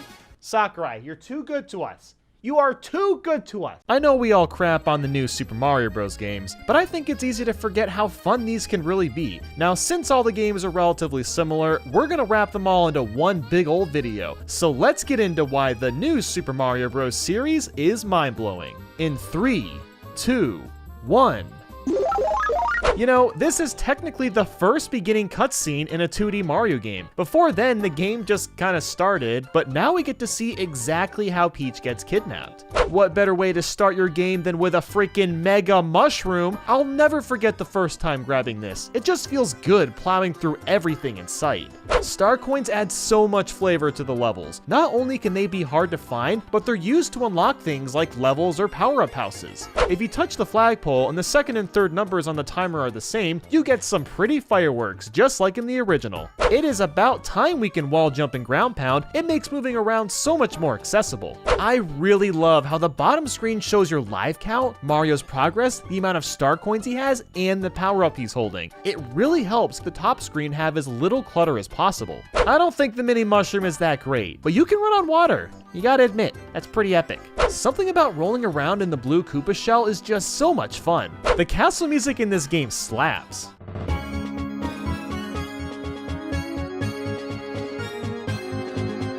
There's some really cool original bosses like Mummy Pokey, the Giant Goomba, Lackey Thunder, and a few others. Why is the green in this level so nice to look at? I don't know, maybe it's just me, but I think it's a good looking green, okay? There's really nothing better than sabotaging a cloud from a Lekatu. If you're bored of just regular old coins, new are the red ring coins, where you have to nab them all before the time runs out for a free power-up or one-up. Apparently, Mario pipes can handle so much pressure that they can expand in size. That's some impressive technology technology. Mario must be a thick boy if every time he gets near a tree, a chunk of snow falls down. Mario stars have been improved. He does flips when he jumps. There's an entire level where you run on top of a Wiggler. That is ingenious. And speak of Wigglers, look at the little mini ones. The Mario and Luigi mode is incredibly fun. You basically fight the other player to get 10 stars first. It's too bad it's never made a comeback. On top of the main game, you also have a huge selection of mini games to play. Luigi works at a casino. This alone sold every copy of New Super Mario Bros. On the Nintendo DS.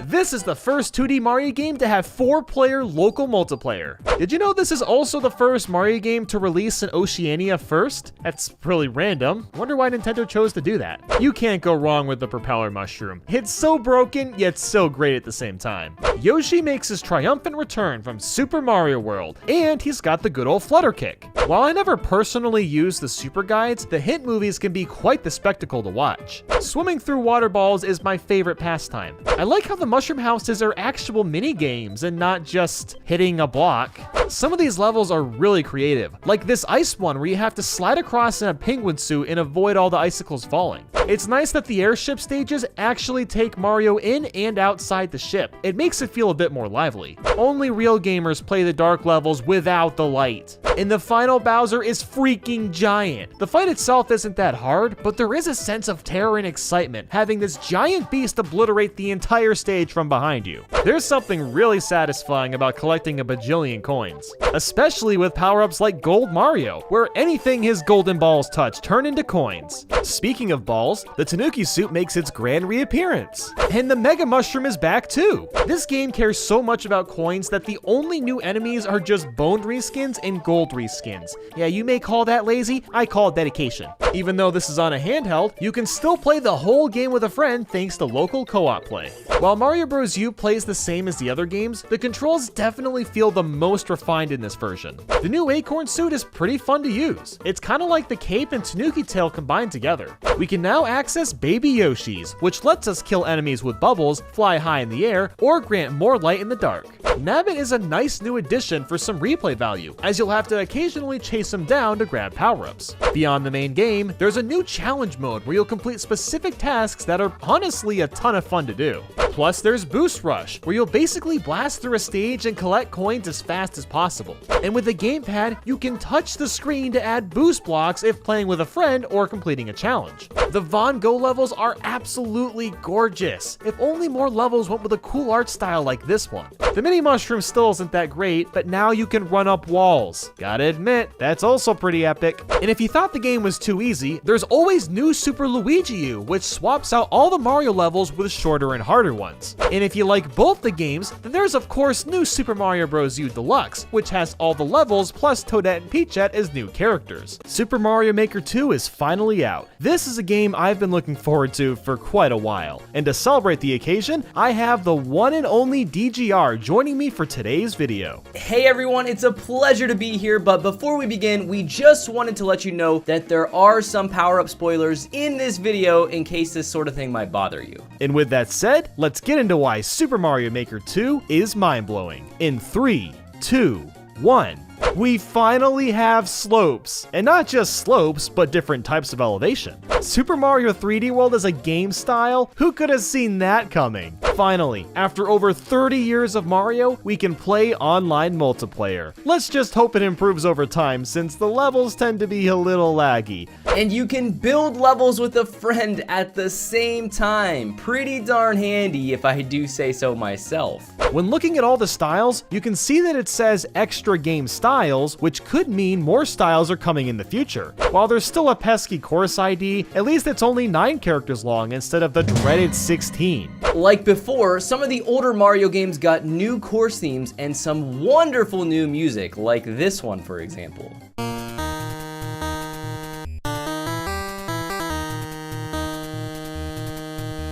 Instead of just plain old water levels, you can now adjust when the waves come in as well as the speed of them. And the same goes for the lava and poison. Speaking of poison, the poison mushroom is actually back, and it's even more intimidating. This thing will magically climb up walls and chase you down. And there's the new super hammer, which lets you whack a hammer around and even create boxes out of thin air. Oh, I like the sound of that. Swanky Box? Control yourself, please. You're not in this clap. Sorry. The snake blocks are some of the most interesting elements in Mario games since you never know which direction they'll move. Oh man, the on and off switch is gonna make for some extremely creative puzzle levels, and I can't wait to tackle them. I love how the swinging claws change facial expressions depending on whether you're on them or not. As much as auto-scrollers can be annoying, it's really neat that you can change the direction as well as the speed of them now. And we finally have true vertical levels! There's so many more stage opportunities now. The dry bone shell is such a cool new item. The fact that you can float across lava or poison is pretty crazy. Clear conditions just made Mario levels 1,000 times more interesting. Sure, we still have to get to the end, but having to do things like defeat a certain amount of enemies or collecting so many coins makes levels feel way more layered. Not only is Yoshi back, but now you can play the red ones and spew some hot fire, just like in the OG title. Boom Boom is a mad lad. If you don't believe me, well, Nintendo said so. Watch out for Boom Boom. The mad lad will chase after you, swinging his arms and legs. See? I told you. On top of all the new assets you can build with, there's a more in-depth story mode with over 100 brand new levels. There's also a night mode for every theme, which changes how the courses work, like flipping the gravity or even giving you a moon jump.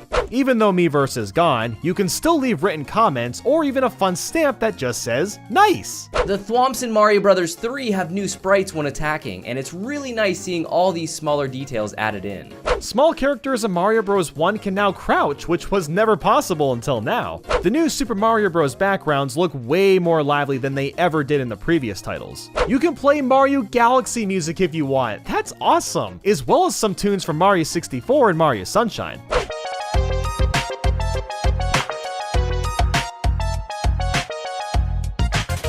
I needed to see that. It's really nice that Nintendo took the extra time to polish 3D world moves for Mario, so it feels more seamless in 2D. Like diving with Cat Mario is way faster, and the long jump is quicker too. While building levels is a little clunky using a controller, handheld mode is a breeze with either your finger or a stylus. It's miles easier finding the pieces you need. Now they're all organized in categories and put together in circles. Instead of shaking enemies and seeing if they change, you can simply push down and see everything that you can add with a submenu.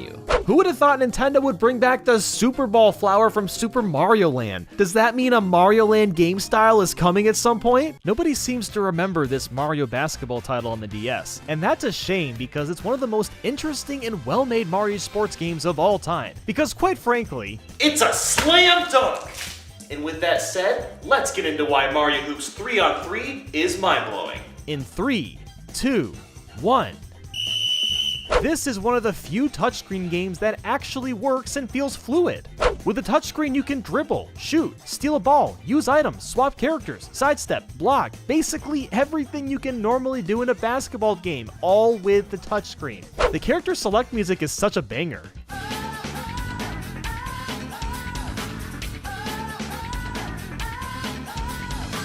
And how do you select a character? Yeah, that's right, you dunk them into a net. That is epic. The special moves in this game are really cool and unique to each character. Like Waluigi just swims through the air like a god followed by a hard dunk. I love how Wario humps the air after scoring a shot. Bowser Jr.'s special has to be the best because he uses the paintbrush from Mario Sunshine and whacks it into the net. That is freaking sick. Can we just talk about this character roster? We've got most of the best Mario characters on top of freaking Final Fantasy characters like Ninja, White Mage, Kakutar, Moogle, and Black Mage. I love how everyone's just head bopping to the music and then Kakutar is all just like and some characters even have costumes. Like Peach and Daisy can change from shorts to a skirt, and Ninja has different outfits. Plus there's unlockable balls. Like you can use a watermelon, Cheep Cheep, Goomba, and even a dice. That doesn't even make sense, but who cares? You can use a freaking dice. The fact that there's only 6 players at a time makes it really easy to see what you're doing on the smaller screen. Plus it just feels less cluttered. The item system is so smart. When you have the ball, the question marks can give you coins, but if you don't, then it gives you a random item. And it's basically all Mario Kart items, which just makes this game more fun and frantic in general. The tourney mode is a good way to test your skills, and it actually gets a bit hard around the end of it. I really love the art used for each character. It's got a nice, clean, cartoony style. The dribble race is a nice side game where you have to grab 100 coins as fast as possible while green trails try to zuck you up. The exhibition mode has a lot of customization for each match, which is definitely appreciated. And all the courts are extremely interesting as they all look really nice and have their own obstacles and gimmicks. Like in Peach Field, there's Cheep Cheeps that just decide to flop around and make things harder. And the net for Daisy Garden is literally a piranha plant. Yeah, you can't even slam dunk on this course. You're only allowed to make shots from afar. Bloop Cheep Sea is interesting because it's the only underwater court and they make everything more floaty, which adds some variety compared to the other courts. Are these Mario and Luigi surfboards foreshadowing something? Ground pounding should probably be banned, but I'm not complaining. That's pretty cool. I don't know why, but I like making Bowser Jr. dribble side to side so he has to constantly hop around. It looks kind of funny. And on top of all that, you could even play this game with friends through local play. Mario Kart on big TV, Mario Kart on handheld, Mario Kart on the phone. Ew. But nobody ever seems to remember Mario Kart Arcade. Yes, you have to leave your home and earn those silver dollars to play this hotshot. So here is why Mario Kart Arcade GP is mind-blowing. In 3, 2, 1. You can play as Pac-Man, Ms. Pac-Man, and Blinky. You don't see that every day.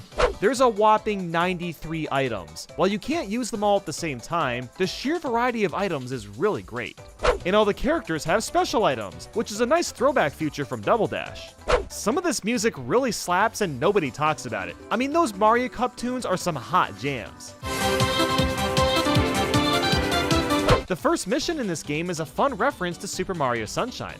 There are 4 Rainbow Road tracks. Well, okay, technically 2 of them are clones, but still, that's a lot more than most Mario Kart games. If you ever wanted your face to be in the game, well, you can use the Namcam, although I'm not because that's a little weird. The background in Mario Highway kind of reminds me of DK Mountain. Every Mario Kart track really is connected. And look at this, Daisy Cruiser is also just chilling in the background. The Double Dash vibes are off the charts. Mario and Luigi heads are engraved into the freaking mountain because they're just that legendary. Having so many clone tracks kinda sucks, but Mario Highway Sunset does at least look really nice. You simply can't hate a game where you can throw a steering wheel. This jungle really is so lush and pretty. As wrong as this sounds, I kind of enjoy smashing these Koopas senseless. And don't you dare sue me, PETA! They're fake, they're not real. We've got a track where we can see Donkey Kong's ancient ruins. Yeah, that's right, Dong lore. What more could you want? It includes a banana with a mustache. Why don't we see more of this fine-looking specimen? There really should be whacking items in regular Mario Kart. They're so satisfying to use. I don't really like cities, but I would definitely live in this one if I could. Backwards missions? Ooh, you know I'm all about that life. Finally, I can throw a delicious pie at someone without feeling bad. Not even Mario Kart DS had a jump rope mission like this one. Also, Pac-Man Maze the track. Oh my god, yes please. That's right, there's a goddamn boss fight against Bowser himself, the king of the Koops. It's really easy, but it's still pretty cool.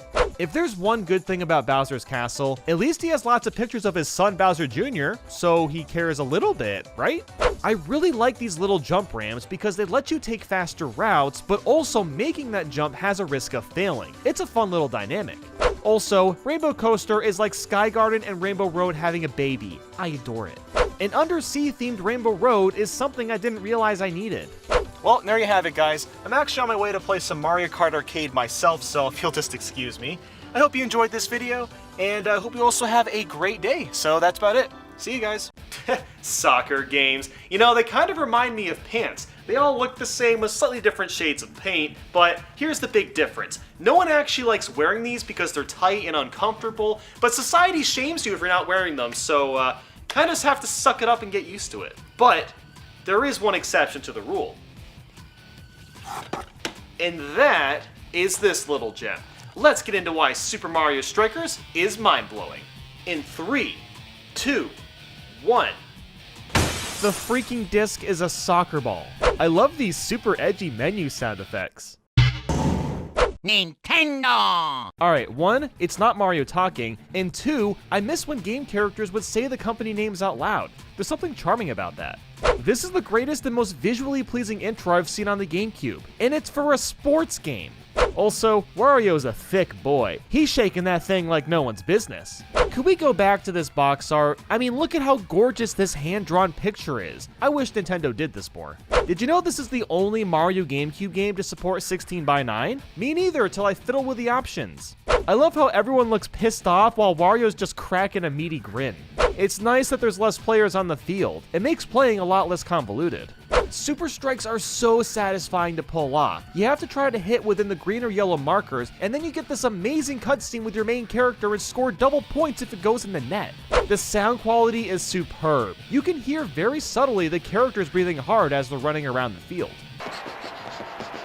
In true Mario fashion, you can use items while playing. Things like bananas, green shells, and bombs really spruce up the game. Even the chain chomp makes an appearance as an item. DK's talents can slip up even the best players. Ah ha ha ha ha, I see what they did there. Nice pun. Waluigi points out his Waluini. Sorry for not the fan of that kind of thing, but I think everyone actually is. Can we just point out how nice all the soccer outfits look on everyone? It's a small detail, but it makes the overall package much more special. Peach has gone from some helpless princess in a castle to the sassiest and cutest woman on a soccer field. I love that this game gives personality to all these characters. Bowser sometimes just shows up to breathe some fire and leaves, and that's it. Yep, he just wants to say hi. Why does nobody talk about how you unlock a random robot guy called Super Team? There's something funny about not using like Rob or something. No, it's just Super Team. And Super Team's intro is literally getting possessed by lightning like The Exorcist. That is epic. Only Wario could belly flop a soccer ball with such brutal force. So with all that said, Super Mario Strikers is a pretty great game. But this is nothing compared to its sequel. That's right. Let's get into why Mario Strikers Charged is mind-blowing. In 3, 2, 1. The soccer ball is made out of metal. This game is not playing around. The animated intro is just as intense as the first game, if not even more so. Fortnite Battle Bus? No. How about Mario's airship? Yeah, that is way cooler to jump off than some dumb bus. We got some boppin' new characters to play as, like Bowser, Bowser Jr., Diddy Kong, and Petey Piranha? I mean, sure, why not? And on top of that, you can play as multiple sidekick characters too, which all have different stats. Just look at this home and away screen. Next Level Games went out of their way to include these awesome holograms of Mario and Peach. That is so much work for something that's so minuscule. Not only are there loads of new stadiums, but they even brought back all the classic ones from the GameCube game. We haven't even played anything yet, and Strikers Charged is already a work of art. You thought Super Strikes were cool in the first game? Look at this.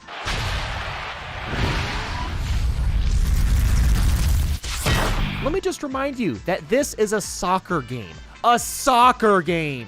The gameplay is very fluid. Controlling the ball and moving it around feels seamless. I just realized that Waluigi makes an Ahego face. I think that's disturbing? I don't know.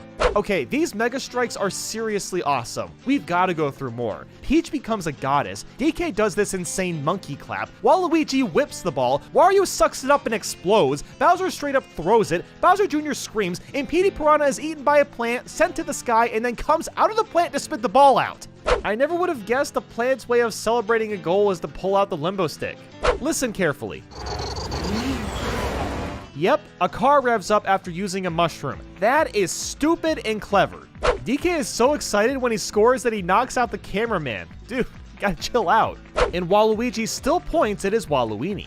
On Crystal Canyon Stadium, random lasers come in and zap players to dust. Because why not, right? Wario would be his own #1 fan. There is a stadium that's held in space. It makes me wish Rosalina was playable in this game too. So, Nintendo, when's the next Mario Strikers game? I mean, the last one was on the freaking Wii, which was like 50 years ago. I mean, we keep getting, the same tennis and golf games for the past 5 or 6 years. I'm ready for a third Mario Strikers game. Oh, ow, oh!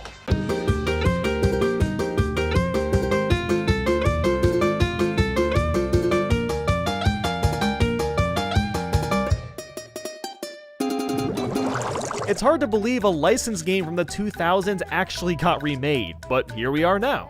The art style is really clean and fits the tone of SpongeBob perfectly. I love that SpongeBob has a photo of him with mystery. That's so precious. Oh, thank God the infamous Sailor Hand comes to save the day every time you step out of bounds. It's nice to not have a live system as well. It makes retrying levels less painful. The Jellyfish Fields music is such a bop. The references to the show are just awesome, like the imagination box is now used as a way to fast travel. Truly, the only way to go down a hill is with your tongue. Who even likes a sled? Ugh. Even though you can't play as every SpongeBob character, tons of them make appearances in some form or another.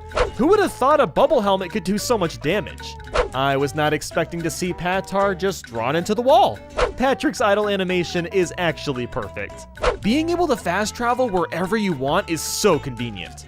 Oh my god, SpongeBob's crawling animation gives me life. There's something really entertaining about smacking this fish over and over. So I wanted to remind this random reviewer that SpongeBob moves a little bit after throwing the bubble bowl. That means you fall off of the button, which closes the gate and prevents you from bowling the bubble where you intended, when you intended. Now personally, I recommend just standing back a little bit. That usually works.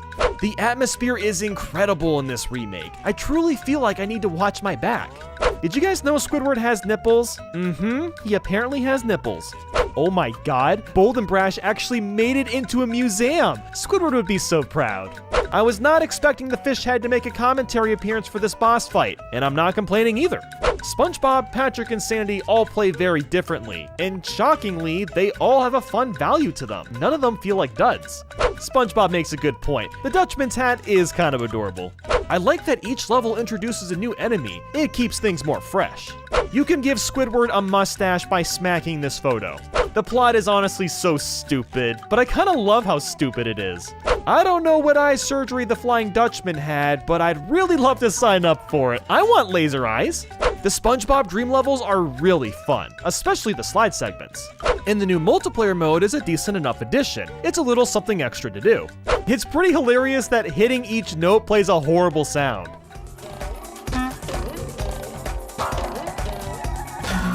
In this instance, I'm glad Patrick just hands us a free spatula. It's a bit of a relief to see this near the end of the game. Dude, what the heck is that?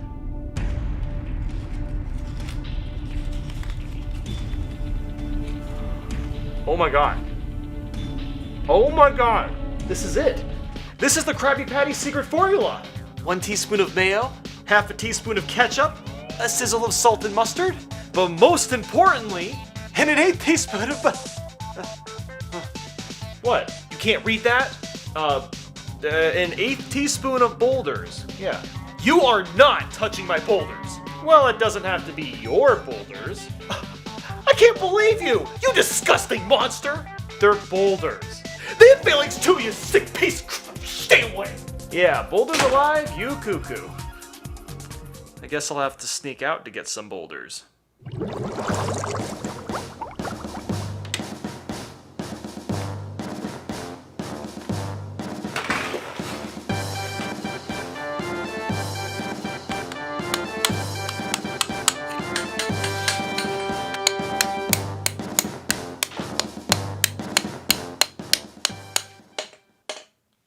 Set that hammer and screwdriver down right now. Oh, come on! I'm not playing! Alright. Putting it down. If you want a burger so bad, I got a better idea. Like what? Hi, could I get a #1 Big Mac meal with no pickle? What's the drink? Just the water. Anything else? That'll be it.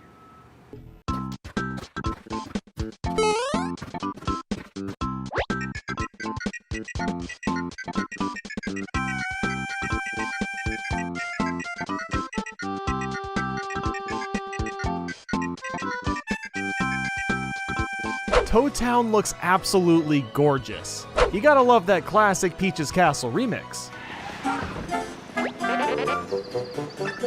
The inside of the castle reminds me a lot of the beginning scene in Paper Mario 64. It's kinda cool how the normal characters have flat text boxes, while the origami characters have slight creases. Nintendo is a master of the little details. I never thought I would start a Paper Mario game where within 5 minutes, I'm teaming up with Bowser where he's folded into a tiny scrunch of paper. That is the nicest looking save block I've ever seen in my life. Bowser complaining about running up the stairs is hilarious. This cutscene is so much better than I could have anticipated. There's something immensely satisfying about watching confetti just get sucked into your bag from walking. Oh yeah, oh that's some good stuff right there. Aw, that's so cute. Just like Color Splash, the battle music is simply superb.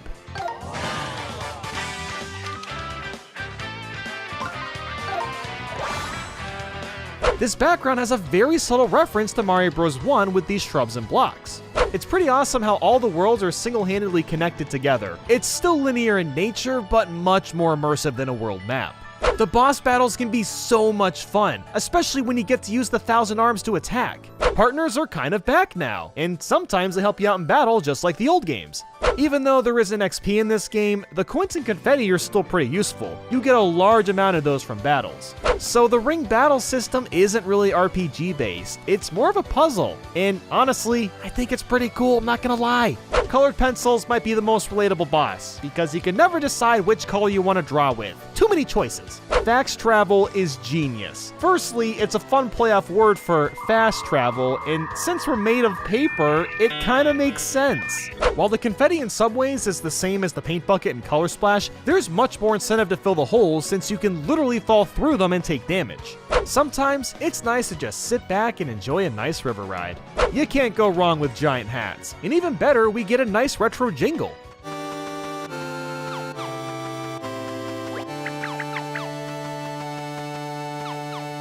This is a much better use of the Goomba mask compared to the one in Mario 3D World. Shy Guys dancing in tutus. Do I really need to say more?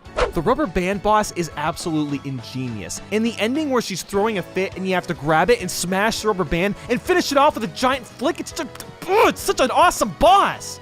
It's really nice that there's this big checklist that keeps you up to date on 100% completion. Ooh, check that out! Peach from every previous Paper Mario game. Never have I been so emotionally invested in a Bob-omb blowing up a giant boulder to save someone. It's a genuinely powerful moment, and honestly kinda tear-jerking. Instead of using horsepower and miles per hour to define a car, Paper Mario is using Yoshis and mushrooms. Where's the sun? Do you think it's hiding because it's angry about something? I get it. This is by far the coolest desert-themed level I've ever seen in a Mario game. That moment when Snippets are straight up vibing. Luigi's quest of finding Peach's key while finding other keys we need is so charming. If only Pokemon Sword and Shield looked this cool, am I right? Luigi's Mansion 3 and now Paper Mario have included disco dance parties. Keep it up, Nintendo. Okay, now I just want DDR Mario Mix 2. Look at them groovin'! Paper Zelda, The Wind Waker.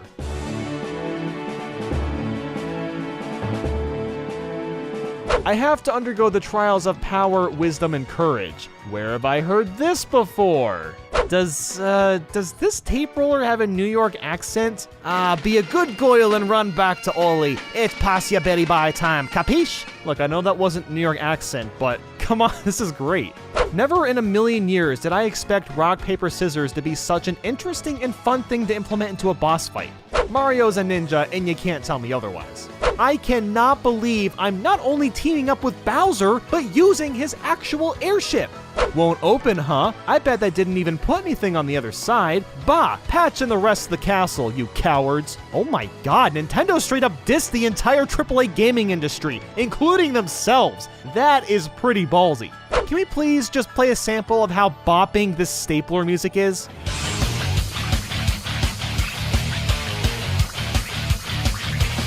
The final boss fight is simply phenomenal. It's probably the best fight to come out of any Paper Mario game.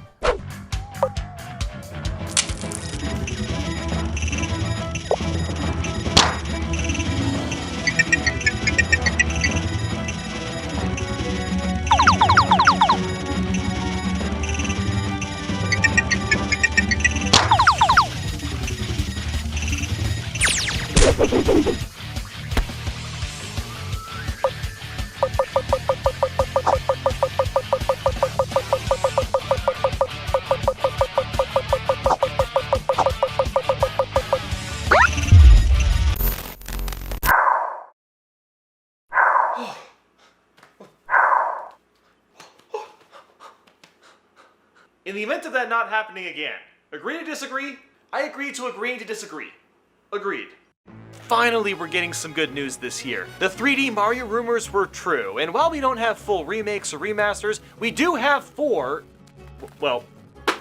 three fantastic Mario games on this collection. So let's get into why Super Mario 3D All-Stars is mind-blowing. In 3, 2, 1. Mario 3D All-Stars gives us Mario 64, Sunshine, and even Galaxy. And we've also got 3D World coming and Mario Odyssey. The Switch is the ultimate Mario machine. You can spin in Mario Galaxy with the Y button as well as shaking the controller. Thank God that was mapped to a button. Mario 64 may look virtually the same, but it retains its initial charm and the UI is actually updated to look a lot cleaner. Mario Sunshine in widescreen. Does it really get better than this? The menu has this really clean and simple look to it.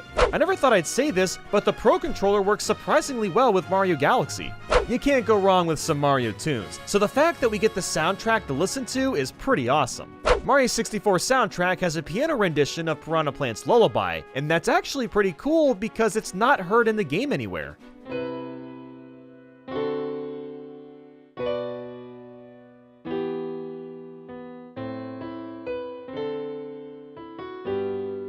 And, well, there's really not much else to say. You got 3 great ports of 3 great Mario titles. Now, I know I didn't have a lot to say about that game, but there really wasn't much else to say, so why not fill the time with a few more Mario collections, including Super Mario All-Stars and Super Mario Bros. Deluxe. So let's get into why these games are also mind-blowing. In 3, 2, 1. The classic Mario All-Stars title screen. It's always nice seeing custom art like this done officially by Nintendo. Not only is this 4 classic Mario games in one, but the graphics have been completely rehauled to look a lot better. You can now save your progress in any of these games now, which is just really convenient. And this is especially good for the lost levels. You can swap characters at any point and save at any level. This was much needed for a game this hard. These new preview screens are so charming. They show just enough so you'll get a grasp of what's coming up in the level. The sound effects when squishing Goombas is so punchy. God damn, that's satisfying. Music is very subjective, but the new midis are pretty snazzy. There's only a couple of mediocre remakes. Why does this shade of green look so appetizing? It just looks delicious. The new backgrounds in Mario Bros. 1 add so much life to the original. Like this one has moving waterfalls now. There's even custom music for the Bowser fights now.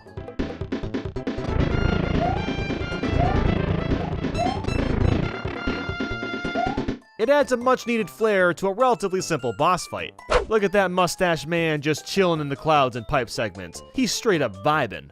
This night sky looks incredible. There's something that's just so pretty about it. Hey, you can still do the one-up trick. Look at those bullet bills pumping their little arms out getting speed. That's kind of adorable.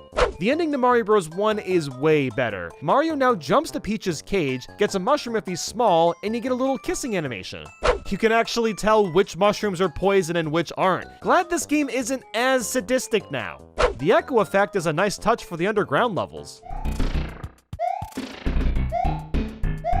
Mario Bros. 1 and the Lost Levels have clunky physics, but thankfully, they're a bit better in the All-Stars version. That has to be the most powerful, eye-popping fire flower I've ever seen. Look at how intense the blinking is. Well, it's confirmed that Peach and Daisy are the same person. The door opening and closing animation is so subtle and clean. Like Mario Bros. 1, the new backgrounds in Mario Bros. 2 add so much life to the game. The whales actually look like whales now. Any game that lets me play Mario Bros. 3 is automatically a great game. Wait a minute, a Donkey Kong Jr. reference? Since when? There's something so thrilling about the lightning cracking in the background. It adds a really intimidating vibe.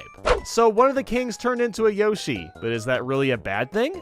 The Wii version of Super Mario All-Stars includes this CD with Mario music on it, as well as this really nice booklet. The booklet shows off a lot of fun pictures and some behind-the-scenes drawings on Mario games. Thank you, Mario. Oh, wow, they finally fixed the grammar in that sentence. That moment when you get the extremely lucky fortune. Mario Bros. 1 on the go back in the day was pretty slick. That existing alone was awesome. There's pretty nice looking maps that Mario walks to in between each level. The challenges are a very welcome addition in which you go through any level from the original game and try to find 5 red coins, get a high score, and look for a hidden Yoshi egg. You can unlock the entirety of Mario Bros. The Lost Levels too. And like All-Stars, you can save after every level because of the game's difficulty. I'm shocked that we haven't gotten Boo races in newer Mario games. You basically have to race a Boo and there's red and white blocks that try to either slow you down or keep your pace going. There's a few different levels and it's nothing short of a rush and a blast. Also, let's listen to that Boo race menu music. Oh yeah, this slaps. And on top of all that, there's more small unlockables, like filling out this album as an example. Let's admit it, this is by far, without a single doubt, the greatest picture of Mario ever taken. What a fella, he looks freaking rad, yo. Damn, that's epic. Hey, Nathaniel, I've decided what I'm gonna do. And what's that? So I thought about what you said about finding new boulders, and I'm gonna do it. Yeah, right on, Nathaniel. Oh wait, but before you go, there's something I gotta tell you. No, it's okay, I got it. I don't need your help this time. No, it's not about that. I don't know when I'm gonna be back either, but I promise you this. I will visit as often as I can, because we are brothers, and we are family. Nathaniel, I'm going to the woods, and I am gonna look for the perfect boulder home. And I don't care how long it takes to find, or how hard it is to find, but I will find it, and I will be happy once again, and I will prevail. Farewell, brethren. We will speak again. Wait, hold on a sec. Wait a minute. Nathaniel, wait a minute. Hold on.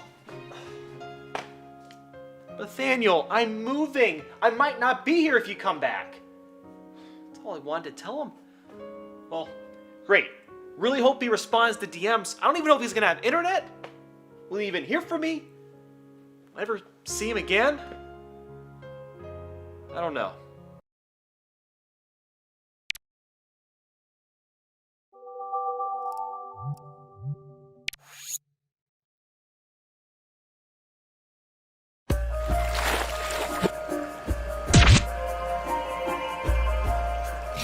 The Wii and Wii U era. This was a fairly radical time for Nintendo, since the Wii brought in a lot of sales with the casual audience. The problem with that, of course, is that it kinda hurt them long term with their core audience. It took until the Switch for Nintendo to finally go back on track. But let's take a look back at the Wii and Wii U and see why they were so mind-blowing. In 3, 2, 1. The Wii Remote. It's got an IR sensor for aiming at stuff, an accelerometer, a speaker, all while the buttons are laid out like an NES controller. The detachable nunchuck allows left-handed players to finally play games more comfortably. When Wii Motion Plus came out, it actually made a big difference. Just say hello to Wii Sports Resort. And speaking of, it's still so weird how much Wii Sports became a phenomenon. I mean, it's just a tech demo showing off the motion controls, but it somehow became an icon that everybody knows about. Ah yes, the Wii Shop channel. This service had hundreds of virtual console games to pick from. You could get NES, SNES, N64, TurboGrafx 16, Sega Genesis, Neo Geo, Sega Master System, and even arcade games. The aspect of even downloading games was a blast, and the fact that you could do this was kinda revolutionary even in 2006. The Wii could play just about any Nintendo game from any generation. The Wii Shop channel music.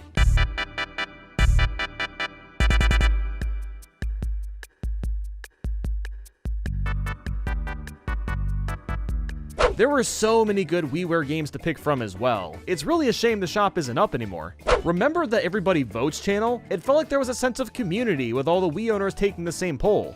And of course there was the Me channel. Making Miis was so simple yet fun. There was even the Check Me Out channel where you could upload your own Miis or download other ones. And of course the Me channel music was catchy as all can be, just like the Wii shop.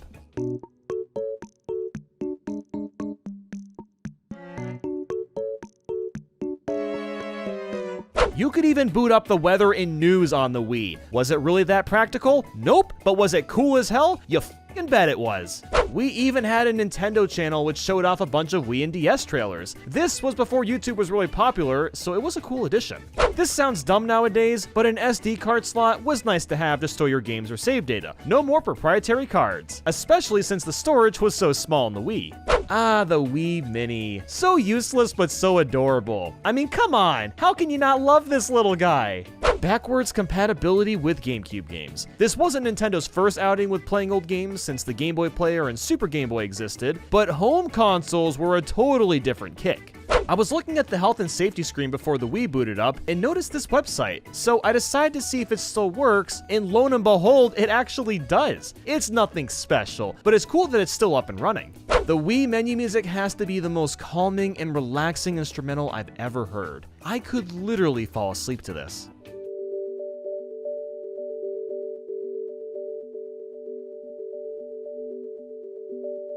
I remember getting mail from friends with the Wii message board. Like the news and weather channels, it's really unnecessary and emailing was easier, but it was still a novel thing to include.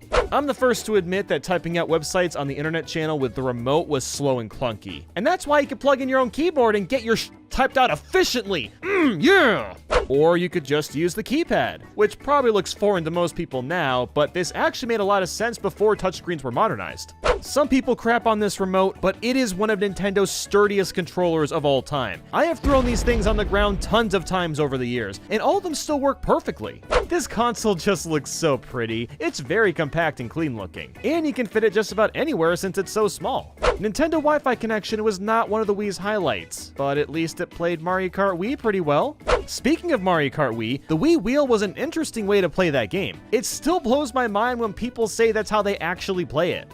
I still remember getting the Wii Classic controller for Christmas. Playing N64 games with this thing was simply magical.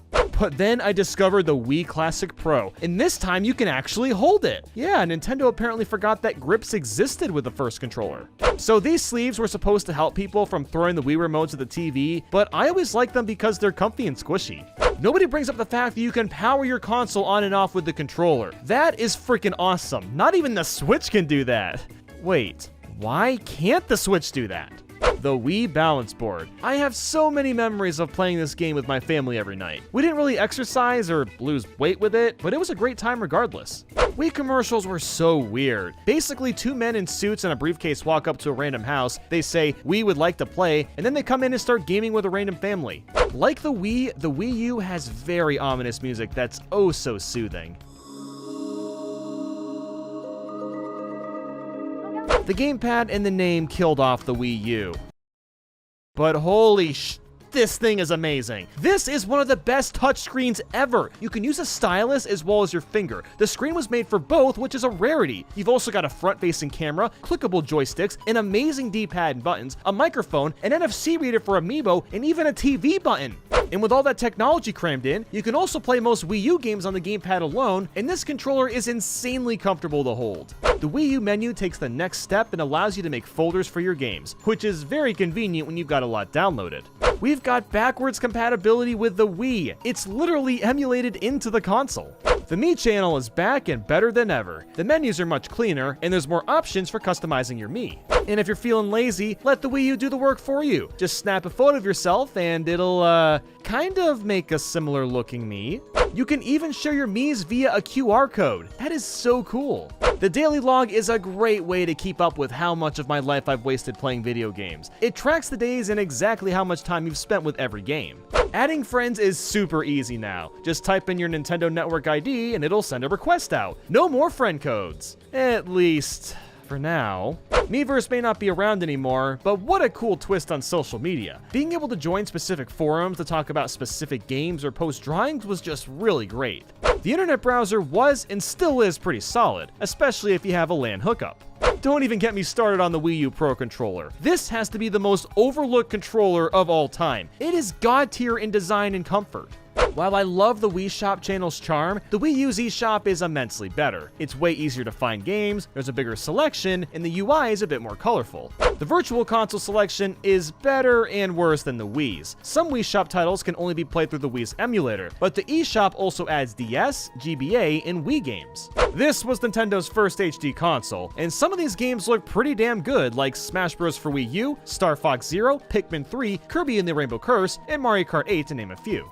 I don't know anyone that used Wii U chat, but it was basically Skype for the Wii U, and it worked rather well, at least before it was discontinued. And that's pretty much the Wii and Wii U era. While it was fun to be a part of, I'm definitely glad they've moved on to the Switch. Wait a second. What's that?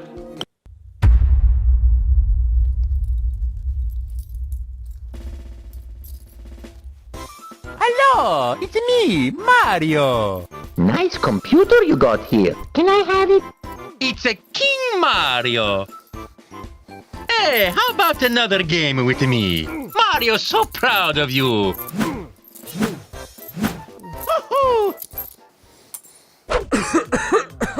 sorry. So, hey everyone. Yes, I haven't built Legos in a long time, and getting the instruction manual electronically is surprisingly convenient. You can move the pieces around the screen to be absolutely sure you're building correctly.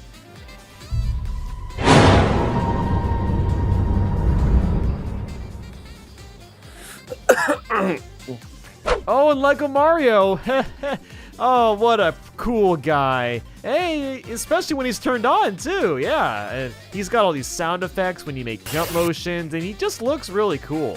And the sound effects change with different suits, like the fire, propeller, builder, and cat suit. There are so many Lego sets for Mario. There's a ton of options available. Just like the actual Mario, you can step on actual Mario enemies and get coins from them. Dry Bones is making an uwu face. Aww.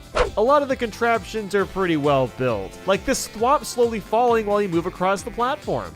Bowser looks incredibly funny, but I do like that his arms can actually move around more than other Legos. That's cool. The Shy Guy looks pretty good as well. Some of these enemies were designed pretty faithfully.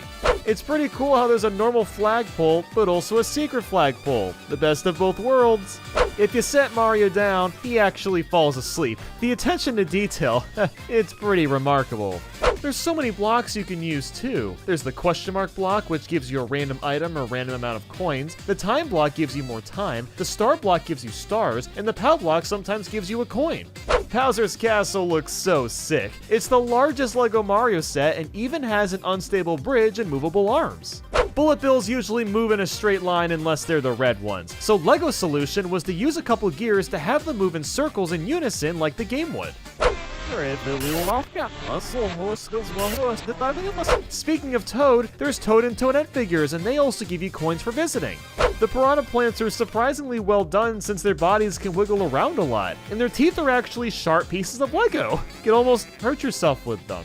And of course there's the NES console. This thing takes a long time to build, but it's so worth it in the end. Heck, they even included the end of 1-2 inside their console just because it's cool. The game cart looks pretty spot on as well, and can be inserted into the console. And that controller is sized almost perfectly to a normal controller. You can even plug it in, which is wild. You gotta love the extra details on the back. It's got the power plug and component plugs for extra authenticity.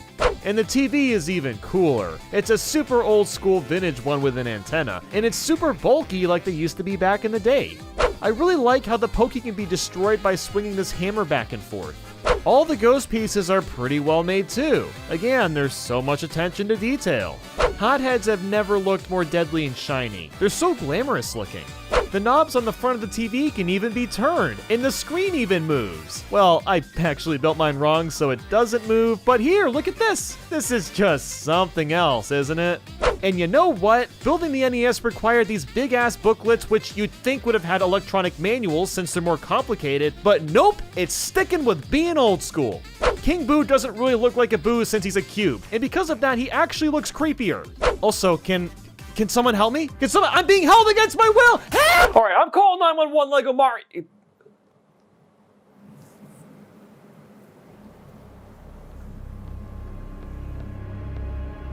What? You're not saying anything now? What changed? Have your batteries finally cooked, huh? Is that what happened? Alright, pal. Alright, pal.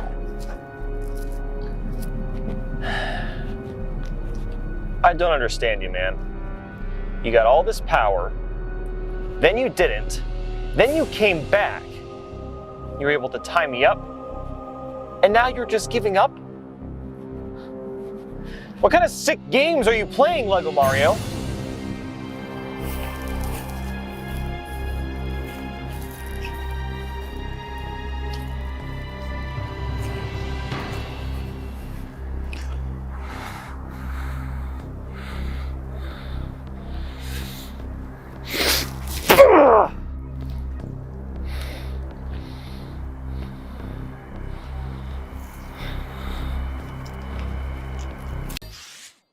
It's been a hot minute since we got anything new for Mario, so when Mario 3D World confirmed that Bowser's Fury would be its own game mode, you bet your Billy I was ecstatic. The Wii U has just about all of its good games ported to the Switch now, this being one of the last few. So with that said, let's get into why Super Mario 3D World plus Bowser's Fury is mind-blowing.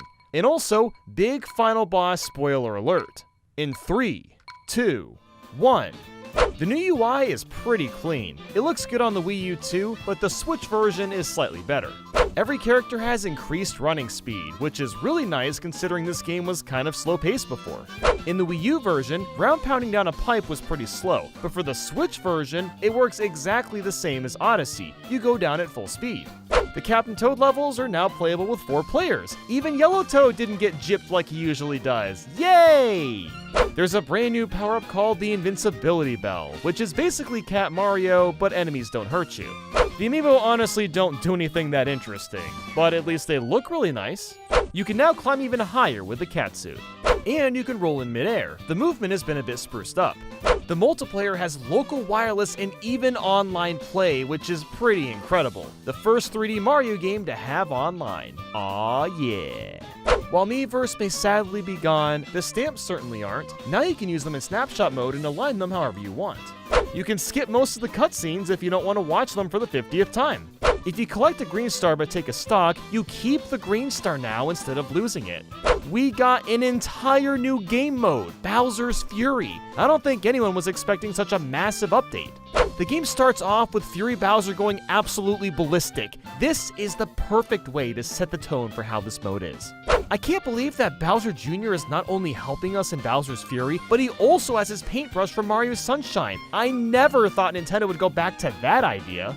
And you can even control how helpful Bowser Jr. is, which honestly is a rarity considering most Nintendo games don't have difficulty settings. Plus he can dive underwater and slide on land. What a good and helpful fella. The Giga Bell turns Mario into a Super Saiyan. That's it, that's the line. I love this little 8-bit Fury Bowser loading the game. He looks so cool.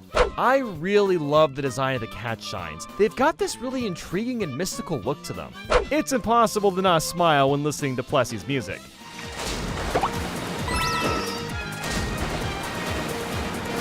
Told ya. Wait a second, Moon Rocks in Mario 3D World? I guess Mario Odyssey is canon. There's no live system in Bowser's Fury. Instead, you lose 50 coins when you die. You can hold multiple different power-ups in Bowser's Fury for whenever you need a specific one. Aw, hell yeah! A full 360-degree camera? That's what I like to call a Pogger's moment. Wow, Nintendo really went all in on everything being a cat. Fury Bowser has to be the scariest incarnation of Bowser we've seen since Melee.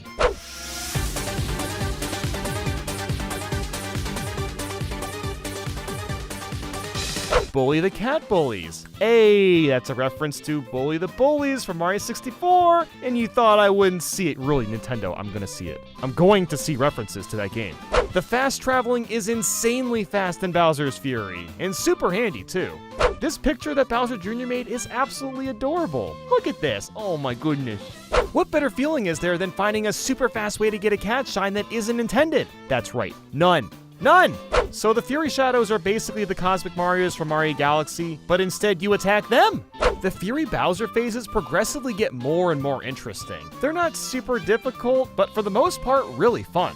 I love how near the end, you get a cat shine which would usually tamper Fury Bowser away, but he becomes so powerful that it doesn't work anymore, so you have to get 50 cat shines while getting bombarded with flames. It really makes the action so much more intense.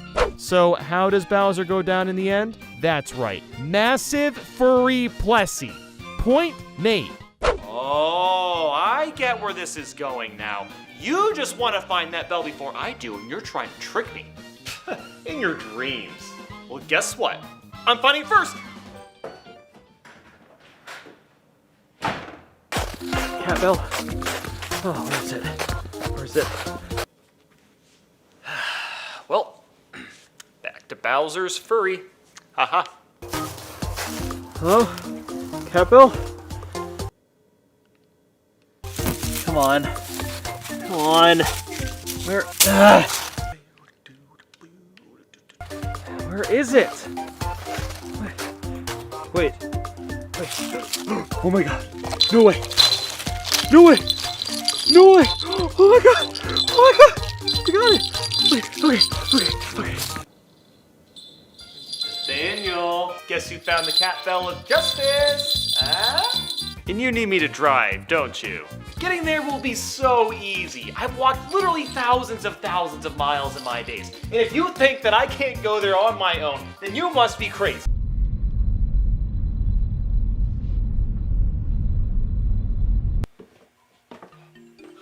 Nathaniel, I found it. Oh, I found a cat here. Hello, kitty. Wait, Carl? I see you finally found me. The one and only. Why didn't you just text me or Nathan for help? Less questions. Do you have the bell? Yeah. Here you go. Thanks.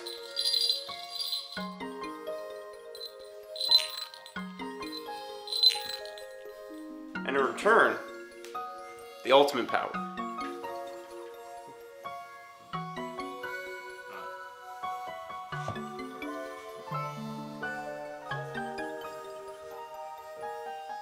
You got us a handshake?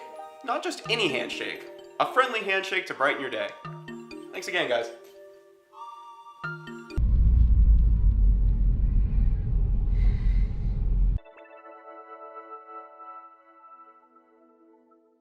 The Nintendo 3DS. I still remember buying it with my Papa John's tip money like it was yesterday.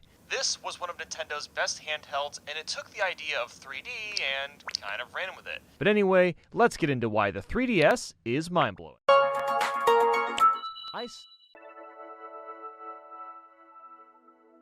3D without the 3D glasses. Now that's rad.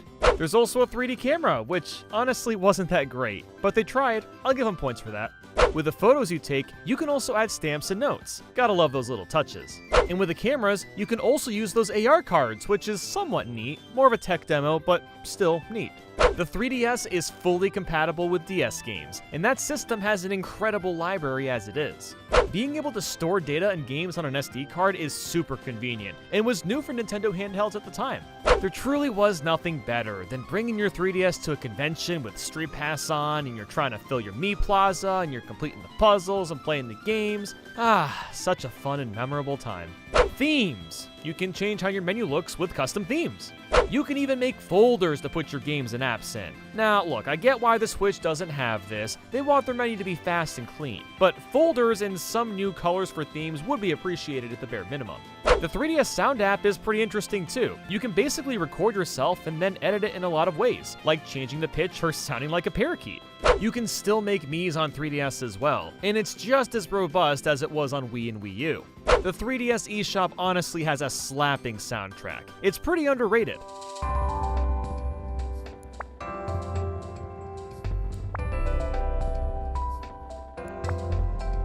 And I love how it's laid out too. It's a touch unorganized, but it has categories for bestsellers, games on sale, demos, indies, virtual console, and so on and so forth. The virtual console itself is pretty good too, with a lot of Game Boy, Game Boy Color, Game Gear, and NES games. It's also super cool that you can download every Generation 1 and 2 Pokemon game. There's SNES games as well, but it's only for the new Nintendo 3DS systems, which is still kind of weird. You can change the colors of the Game Boy Virtual Console games from black and white to the classic monochrome green. It's really cool how you unwrap a 3DS game you digitally buy. Something about that is so charming. I don't really like the circle pad that much, but ooh, that D-pad is so nice. Feels so clicky and premium. Every version of the 3DS uses the same charging cable. You don't know how awesome that is after putting up with the DS lineup constantly changing them. The 3DS stylus may be on the small side, but at least you can extend it so it fits your hand better. And every stylus besides the new 2DS XL are just right and feel great. When it comes to the 3DS, bigger truly meant better. The 3DS XL is one of my favorite Nintendo handhelds, with screens that are bigger, the start, home, and select buttons click better, and the battery lasts longer. There are some truly beautiful variants of the 3DS XL too. Like that Smash Bros. One is so pretty with all the characters lined up in the back. And the Pokemon X and Y ones with the legendaries all stenciled up look super crisp. The 2DS is definitely a strange console, but you know what? The button for turning the sleep on and off is better than what the other 3DSs have. And those transparent 3DSs with the Pokemon games just, God, they've got such a nice aesthetic. The lack of a second Circle Pad was a bit disappointing on the original 3DS, but at least we got a Circle Pad Pro, which did help with a few games. But then there's the new 3DS, which of course adds a second Circle Pad. Well, kind of. The extra ZR and ZL buttons are pretty nice though. I really like how the 2DS's home button was adopted to the new 3DS and XL versions. It's more distinct and just looks nicer in general. And those colored buttons that replicate the SNES controller, this I very much appreciate. But the new 3DS also enhanced the 3D effect to make it better, and there's more processing power so things load faster. Plus, Amiibo work with the new consoles, instead of needing an NFC reader to scan them into games. The new 2DS XL is an overcomplicated name, but my god is this a sleek console. The top portion now looks completely clean, while the bottom moves the home button to a better spot. All of this, and we haven't even touched on the insane game library. We've got Super Mario 3D Land, Mario Kart 7, New Super Mario Bros. 2, Kirby Triple Deluxe and Planet Robobot, Ultimate NES Remix, Miitopia, Animal Crossing New Leaf, Ocarina of Time, Majora's Mask, and Star Fox all in 3D, Smash Bros. For 3DS, Fire Emblem Fates, Legend of Zelda Link Between Worlds, Kid Icarus Uprising, and the list quite literally goes on and on and on. This will probably be the last dedicated handheld we ever get from Nintendo, especially considering the Switch has been so successful as a hybrid. So let's just take a minute to appreciate what the 3DS has given us. Thanks for watching. Mario and Luigi working together like a couple of bros. This is one of the most beloved Mario RPGs out there. So let's get into why this Game Boy Advance classic, Mario & Luigi Superstar Saga, is mind-blowing. In 3, 2, 1... Hold the phone. Nobody told me they put Mario Bros. Inside Mario & Luigi Superstar Saga. I thought it was only in the Super Mario Advance games. That's freaking awesome. 30 seconds in, and I can already tell this will be a great game. Wait, we get to play as Toad? I wasn't expecting that. We literally play as Toad just to step in on Mario showering. Yep, this will definitely be an amazing game. Oh, hell yeah. The battle music slaps. Mr. Ugly Bad Guy, I'm not gonna lie, Bowser looks like an adorable plushie in this game. That moment when F-bombs are so powerful that it causes physical pain and damage to others. I am digging this Peach's Castle remix. I love how I can just tell this Toad that the mushroom wasn't for him, and he's so upset about it. Like, dude, you don't need these. I'm the one doing all the work here. Luigi's voice clips. It's always so cool seeing Mario team up with Bowser. So this ship literally has a hand that comes out of a mouth just to capture people. The animation is super crisp. The amount of sprite detail from the characters and world is immeasurable. Luigi has incredible neck and back strength if he can so casually balance Mario on his head like this. Ah, good old Hoo Hoo Village music. It's so relaxing.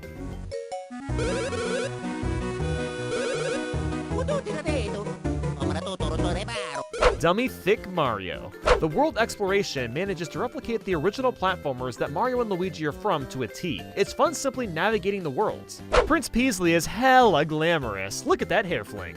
I gotta say, I really appreciate the pacing of the fights. Everything is nice and snappy and it just gets to the point. I was not expecting Donkey Kong Country to sneak into this game. These sprites are so colorful and vibrant. It's just fun to look at. The Bros attacks are fun to learn and master as well. If you can do Bros attacks without the inputs on screen, they do more damage, rewarding you for being better. If you thought Big Yoshi was cool, let me introduce you to Big Koopa. Telling jokes to make soda. This is what you call peak writing.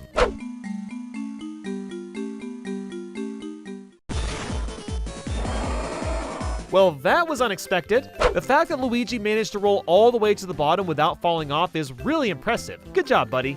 Oh my god, the Dr. Mario viruses are enemies. And even cooler, they die when you make them the same color just to pay homage to the original game. Simply incredible. I loved seeing the evolution of the question mark block up to this point. It's a cool little Easter egg. Finally, the sequel to Donkey Kong we truly wanted. Even EGAT is in Superstar Saga sucking up Ghost. What a small world. Luigi! That's the cutest thing I've ever seen in my entire life. I love how casually Luigi smashes Fawful into the ground. He does not care. I knew it. The waggling finger. Prince Peasley was Sonic the whole time. I still can't believe Birdo was a vital key to the plot twist. That is something I never thought would happen considering how much Birdo was used as a filler character in the Mario universe. Not only is there a ton of enemy variety, but all of them fight differently and have multiple attacks. Finally, Luigi gets the love and pampering that he deserves after all this time. Hey, can we throw up some dance music for Bottle's dance moves? Aw, yeah. So, could all of these movies be, like, real someday? Please? There's something really satisfying about finding the Chuckle Beans. I think it's because it's so quick. Once you find the spot, you just dig underneath and boom, it's yours to keep. Surfboard Luigi. Surfboard Luigi! And Mario just casually pulls out an air pump to refill Luigi. This game is so goddamn goofy, I love it. Max Nut activated. Aw, yeah. There is over 20 bosses in this game, all of them extremely creative and unique from one another. Luigi is really using Peach's dress as a parachute. I don't know if that's brilliant or incredibly foolish. This part with small Mario and staying on the tops of the walls is actually really clever and well done. I was really itching to play some tennis. Thanks, Larry. You fight Cackletta inside Bowletta. This game is on crack and I love it. So Bowser's body was abducted by Cackletta, he gets his insides beaten up by Mario and Luigi, wakes up completely confused, and then his castle explodes without him having any idea of what's happening. That is what you call a bad day.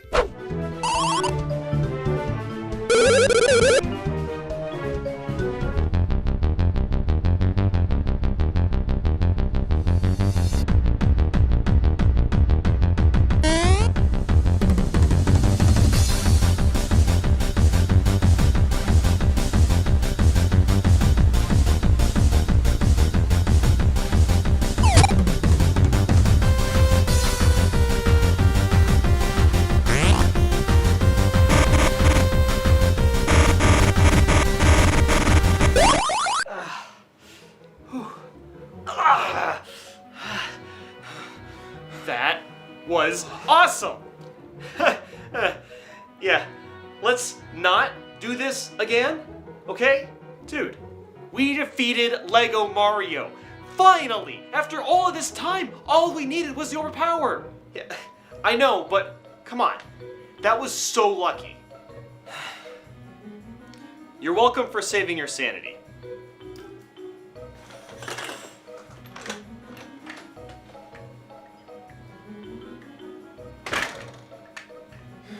Well, he's not wrong about that. Maybe I will use this again. Oh, shh. I'm about to get this Charmander, but I did want to talk about how unique of a game Pokemon Snap is. If you just give me once... Really? Lost him again? Alright, well, while I look for my Charmander, let's just get into why Pokemon Snap is mind-blowing. In 3, 2, 1... What other video game is focused on photography in this manner? That's right, Pokemon Snap and New Pokemon Snap. That's it. Look at that little Pikachu running on the title screen. Aw, that's adorable. Write your name here and don't lose it. Well, I hope I don't lose my name, Professor Oak, but I think I'll be fine. The world of Pokemon Snap is extremely immersive due to the very nature of focusing on the environment to get good photos. And what really adds to that is how interactive the Pokemon are. Like this pitchy gusting poor Meowth over here for no reason. Oh, what the heck? You unlock the volcano area by hitting an electrode with an apple to blow up this wall. While a bit cruel, that is so cool that you can do that. Again, it adds to the immersiveness. The fact that Professor Oak grades your photos by the size, pose, and technique not only adds replay value and incentive to get better pictures, but it also gives him more of a purpose. In Pokemon Red and Blue, he does very little to impact your experience before giving you a Pokedex and a starter, so this is really nice to see. Professor Oak saying wonderful. Wonderful! It makes absolutely no sense to knock Charmander into this pool of lava to evolve him into a Charizard, but I don't care. I got the Beak Charizard, so I'm Beak happy. I love that you get extra points when Pokemon are in the middle of an attack, because that is much harder to capture and actually deserves more credit. I really wish I had taken a Pokemon Snap picture to one of those Blockbuster Snap stations to get it printed out, because I was actually around back in those days. The music matches each location perfectly. I don't know why press A to do it cracks me up so much. It's like, press A to do it. Okay, I will do that. So you throw a Pester Ball at a Porygon to open a switch to another area. Again, another ingenious way to unlock new levels. The sound design is also on point. The Pokemon actually sound like real Pokemon. I gotta say, I love how the Pester Balls are called Pester Balls since we're just using them to pester Pokemon for a good photo. At least they're being upfront. If you save the Jigglypuff from the coughing, they'll sing for you at the end of the cave. Wholesome 100. The Valley Switch is pretty creative. You basically have to hit this Squirtle at just the right spot to smack this Mankey to fall all the way down, and then you'll hit him again to roll him back to hit the switch. I gotta admit, Professor Oak looks hella spiffy in that Explorer outfit. For $19.99, the Pokemon animations are surprisingly solid. They truly look alive and well. The fact that they give you a speed button when you're only looking to capture a few specific things. You gotta appreciate those small details. Oh hell yeah, going into Rainbow Road, let's go. Also, the stars are shaped out of Pokemon. The game gives all the good vibes. You can snap photos of the legendary birds. That in itself is legendary. So you're able to catch 63 different Pokemon in Pokemon Snap. While that's pretty impressive, I feel like they should have added, one extra because this game's on Nintendo 64. Let's listen to the menu sounds for a second. Even this sounds really smooth and relaxing. Yes! That's a keeper. Look, I know not everyone at home has access to real-life Pokemon, but Pokemon Snap is an extremely replayable and enjoyable game that everyone should try if you haven't tried it yet. So with that said, thank you for watching, and I now have to wait about 3 to 5 minutes for this picture to come out.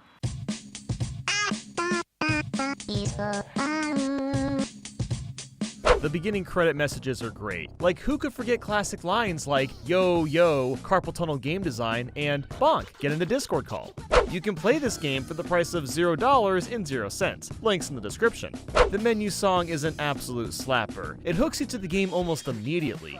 Can we just appreciate Friday Night Funkin's logo? The colors mesh together. It's got a really clean 90s style. The dot in the eye is a speaker. There's little droplets of ooze running off Funkin. Graphic designers are creaming at this logo. Girlfriend's head bopping is so entrancing. And yeah, you're lying if you don't do the exact same thing when playing. You can enable down scroll. Finally, someone kept the Guitar Hero players in mind. Boyfriend is somehow nostalgic even though he's a brand new character. And I barely count as a 90s kid since I was born in 93, so hats off for encapsulating his design so well. Friday Night Funkin' has one of my favorite tutorials ever. Girlfriend walks you through and calls out the notes that you're about to hit. There is something super wholesome and adorable about it. Look at that loading screen art. That is hip and fresh. Accessing the debug menu requires you to push 7. Yep, it's actually that easy. And with it, you can add notes, change the speed, or swap out the characters. And speaking of, the animation is so expressive and fun to look at. Every character bops their head to the music, and Boyfriend even shrivels up when he misses a note. The game over screen is pretty funny too. You can see Boyfriend is suffering from blue balls, which is a crime I wouldn't wish on my worst enemy. So whenever you hit a note perfectly, you get this nice colorful boom particle effect. It honestly makes me want to eat the notes. I don't know. Maybe the notes are like a fruit gusher. Are the notes actually just fruit gushers? Imagine being forced to have a rap battle in real life for your girlfriend, and the dad comes out with his shirt half off and wearing a watch. How would you react to that? Week 2 features Skid and Pump, which are characters that Sir Palo created. It's a pretty awesome guest appearance. In fact, I almost expect the odd ones out to show up at some point. This game can change its direction so drastically. You'll just be jamming out to some Skid and Pump, and then this freaky-ass monster appears and starts talking in English, which by this point in the game is actually kind of weird, since everyone just beep boop babbity bop. Also, I love the beat boops. It reminds me a lot of Smooth McGroove, in which the words don't matter as much, and it's all about the pitch of the sound. Oh my god, Girlfriend and Boyfriend get scared of the thunder in the background. That's adorable. In week 3 has Pico, who of course comes from Pico's school on Newgrounds. Pretty cool water gun you got there, right? The music for Pico also features a portion of Newgrounds' theme song, which is just way too appropriate.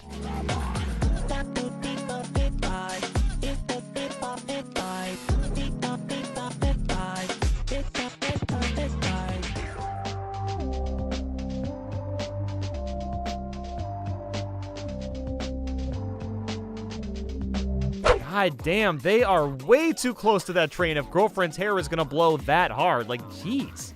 Okay, but seriously, MILF slaps way too hard. And that's saying a lot since every song in this game is a banger, but this one really stands out. I have never seen Devils look so happy in my entire life. The contrast of boyfriend calmly bopping his head to Mommy Miras flinging herself around the screen is hilarious. Aw, she wants to win so badly. Good old mom and dad pointing a gun at Santa Claus. You love to see it. You gotta appreciate the details in week 5. Girlfriend has got some stockings and a more holiday-themed look, and the background characters are mostly references to Newground characters like Meat Boy, Blockhead, and Henry Stickmin, just to name a few. Good lord, Mommy Miras, revealing a bit much, are we?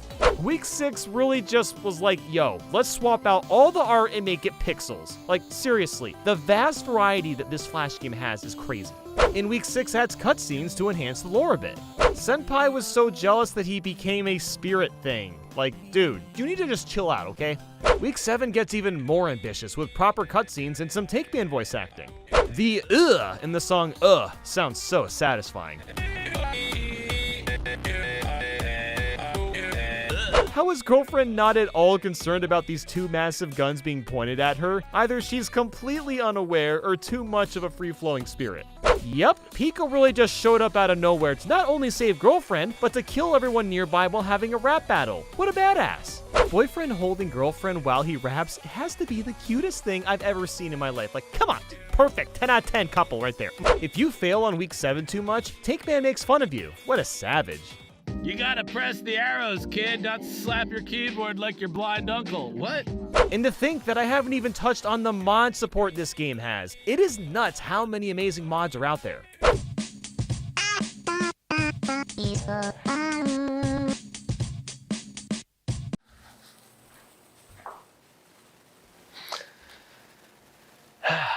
Oh.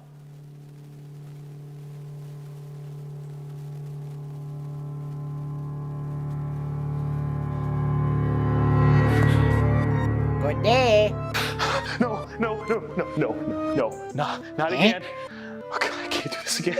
Please, spare me. What? Don't worry, Luigi. I didn't mean what I was saying before. You're actually super mind-blowing, okay? Just let me live. What? Okay, thank you. Let's get into why Lego Luigi is mind-blowing. In 3, 2, 1. Luigi has always been better than Mario. He deserved to be transformed into Legos too. Lego Luigi is also slightly taller than Lego Mario, which is kind of cool since it's like that in the actual games. So there's a new reactive color which is brown. That's kind of interesting. They gave Blue Toad the Pogger's face. This is truly a PogChamp moment.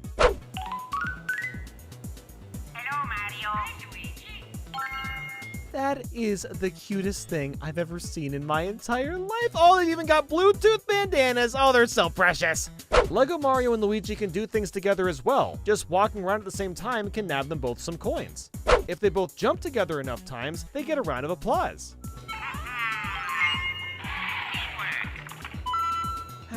What I wouldn't give to have these toys as a kid.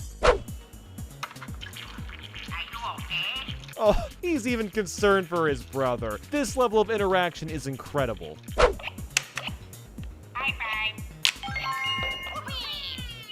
Get it together, it's just Lego. I shouldn't be this enamored by this. What's even better is you can team up to collect coins off of the timer, or you can just compete to get the most coins without connecting. There's multiple uses with both toys. Just like New Super Mario Bros., when one brother hits the flagpole, the other has a very short amount of time to hit it as well. Although it doesn't really matter because you'll both get the same pool of coins regardless. Can we just talk about how adorable the pink Yoshi is? He's my favorite. And he can eat weaker enemies? Okay, that's actually so radical. And on top of that, jumping with Pink Yoshi can give you coins, and it somewhat emulates his infamous flutter jump. So we can fly on Kamek's broomstick now, but I have one question. Why has this never happened in an actual Mario game? I want some goddamn Mario Hogwarts in 2020X. Oh my god, look at the Goomba with the pirate hat. Yep, you're gonna go to hell if you ever dare hurt or touch this Goomba. The cannon is based off the one from the New Super Mario Bros. Warp cannons, which is pretty cool. But the sound effect when entering and leaving the cannon comes from Mario 64. And it gives you a spicy 90 seconds compared to the usual 60. Hell yeah. I'm honestly impressed with how faithful the Wiggler looks. Where do I even start with Bowser's airship? I mean, just look at it. It is so incredibly well built.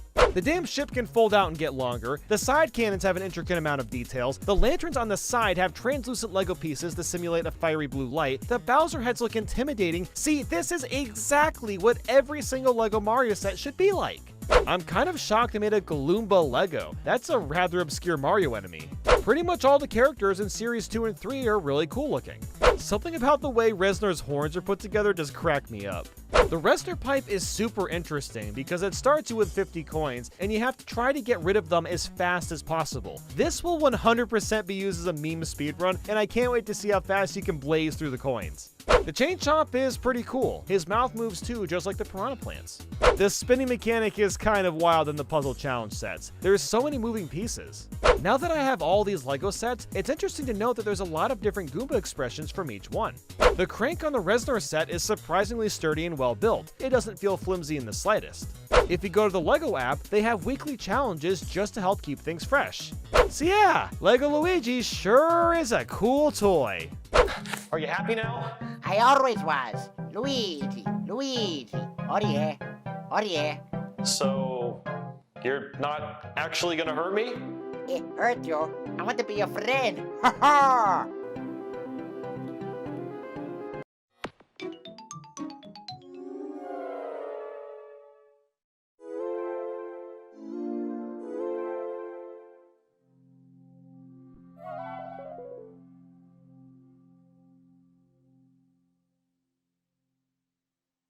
You already saw the startup animation, but it's just so darn iconic, and let's be honest, you wanted to see it again anyway, so you're welcome for that. You can just leave a nice little like for my services. You're welcome, yeah. The startup music has 3 different sounds as well. There's the regular one, which we're all familiar with. But then if you hold Z with one controller, you get a bunch of Animal Crossing sound effects instead.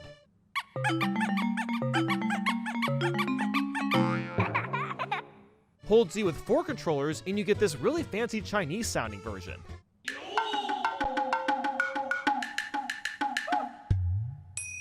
Name another console that does stuff like this. I dare you. Just look at that beauty. The GameCube is a console design that manages to be sleek, cute, and hot all at the same time. How does it do that? I don't know. And the discs are adorable. Look how small they are. It was Nintendo's answer to piracy, which, it didn't work out too well in the end, but history has left us with a truly unique looking disc. Remember when GameCube memes were a thing? Those are still some of the best memes the internet has produced. The menu music is so calming yet terrifying at the same time. It has such an early 2000s aura to it. The GameCube controller. It looks like a hot mess, but then you actually use it and it's just hot. The joystick is so crisp and flawless. The buttons have a great clickiness to them and are placed in a way that wraps well with your thumbs. R and L have analog triggers. There's built-in rumble without having to install a rumble pack. What's not to love? Oh, This controller is so good that Nintendo made an adapter for the Wii U and the Switch so you could still use it for Smash Bros. You know you got a winner when the controller is actively encouraged to be used 20 years later. The Wavebird wireless controller worked by connecting with a radio sensor, and it functioned just about the same as a wired one. Memory cards might be outdated today, but they still have this really cool and fun look to them. I only have a couple, but they came in a bunch of different styles and sizes. And those little icons with your save files are super charming. Seeing your save data in this way feels so much more personalized for some reason. I only just realized that the Mario Golf Toadstool Tour icon is just Mario's face on a golf ball. That is so goofy, I love it. The GameCube has a calendar and is also able to keep track of time. Back in the day, this was a neat feature. You can connect your Game Boy Advance with a link cable to do a whole assortment of things. Some games let you play multiplayer, others have you unlock stuff, or it can even be used for general storage and transfers. The GameCube DDR pad is not only a really solid gamepad, but it's got a breakdancing Mario silhouette. I mean, does it really get better than that? Also, just the fact that a Mario DDR game exists, and Waluigi is the bad guy, that's amazing. The microphone might look like a child's toy, but that's because it is, and it works pretty well for Mario Party 6 and 7. Don't even get me started on that Game Boy player. The ability to play Game Boy, Game Boy Color, and Game Boy Advance games was genuinely mind-blowing, pun not intended. As a kid, I spent almost all my allowance on a Game Boy player, and it was 100% worth it. While the GameCube didn't have online built in, there was a broadband adapter you could get to play a few games via a local network. Some say the 90s were the wackiest when it came to game controllers, but just look at these DK bongos. They're used for the Donkey Konga series and Donkey Kong Jungle Beat, but yeah, you just play the whole game slapping your sausages to the music. Like, come on, that's pretty sick. Then you've got this ridiculous ASCII controller, which has a fully functional built-in keyboard. This is unironically the controller I use when casually playing GameCube games. It's surprisingly comfortable. I love that Mario Kart Double Dash has an entire battle stage dedicated to the GameCube. It's so stupidly chaotic and I can't get enough. And the GameCube version of Monkey Ball 2 had a stage called GameCube, where you had to get inside the GameCube to reach the goal. This is a cube with pizzazz. So the Panasonic Q is an incredible piece of technology. It's a DVD player and GameCube at the same time, and it is just beautiful looking. It's really too bad that it only sold in Japan and it was expensive at the time. Let's just be straight here, the best version of Soul Calibur 2 is the GameCube one because Link is playable. Doi, you don't agree with me? Your opinion is wrong. Got him. This was also the era where Mario, Luigi, and Peach were showing up in random sports games. They were playable in NBA Street V3 as well as SSX on Tour. Why? I have no idea, but I love how ridiculous they look in comparison to those respective games. I miss stuff like this. It's that time in the video where I need to gush about the GameCube's insanely great library of games and why buying them in 2021 has gotten so expensive. Super Smash Bros. Melee, one of the best sequels to a video game of all time. More characters, more stages, more items, more game modes, more fun, more of what you wanted out of Smash Bros. This game is so damn good that it spawned the "It's Not Melee" joke for years on this channel. Luigi's Mansion was originally considered more of a tech demo for the GameCube controller, but the game itself has aged surprisingly well and takes the concept of sucking up ghosts in a haunted mansion to the next level.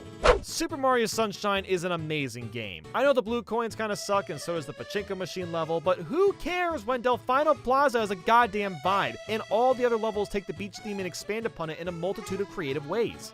F-Zero GX is one of the best racing games Nintendo has ever owned. The visuals have aged very well. The cutscenes are hilarious corny, and it's simply a badass fluid futuristic racer. Why hasn't there been a proper F-Zero in almost 20 years? Paper Mario The Thousand Year Door is by far one of the best Paper Mario games in the series, and that's coming from someone that enjoyed Color Splash and Origami King. The gameplay is fun, the story is interesting, the themes are really varied, and the characters are so memorable. Mario Kart Double Dash, the Nintendo game where they're just like, yeah, I don't know, 2 racers on a cart, have them swap places, psh, whatever, no big deal. While 16 tracks isn't a lot, you can't deny the sheer creativity and innovations this Mario Kart went for, and the music is incredibly unforgettable. The Mario sports games were at their peak in this generation. Super Mario Strikers, Mario Power Tennis, Mario Superstar Baseball, Mario Golf Toadstool Tour, all of these titles were filled to the brim with game modes, interesting characters, and pure joy. I'll play these any day compared to a modern Mario sports game. Like, seriously, if you haven't played them, you have no idea what you're missing. And Wario was absolutely slaying on this console too. You got WarioWare Mega Party Games, which was the beginning of the WarioWare franchise, and then there's Wario World, a 3D platformer dedicated to the thick man himself. These games weren't super great, but goddamn, Nintendo was on the ball with using their IP. Every generation has Sonic re-releases, but the most definitive versions were Sonic Mega Collection and Sonic Gems Collection. Sonic Mega Collection is packed to the brim with extra content like comic covers, special illustrations of Sonic, and promo videos of other Sonic games. The game selection felt complete too, with Sonic the Hedgehog 1 through 3, Sonic 3D Blast, Sonic Spinball, and the list goes on and on. Sonic Gems Collection filled in the tiny gaps left with Sonic CD, Sonic R, Sonic the Fighters, some of the Game Gear library, and even Vectorman 1 and 2, which are sleeper hits.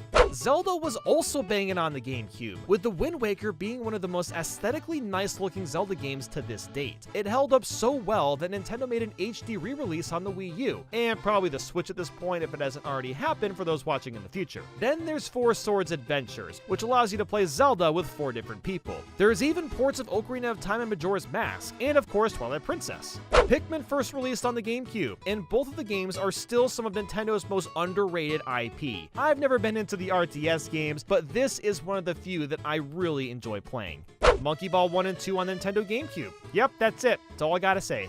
While we didn't get a proper Kirby game, we did get Kirby Air Ride, which, frankly is like the next best thing, if not better than most Kirby games. A lot of the GameCube Mario parties were similar, but that didn't matter because all of them had fun boards, mini-games, and great times packed within.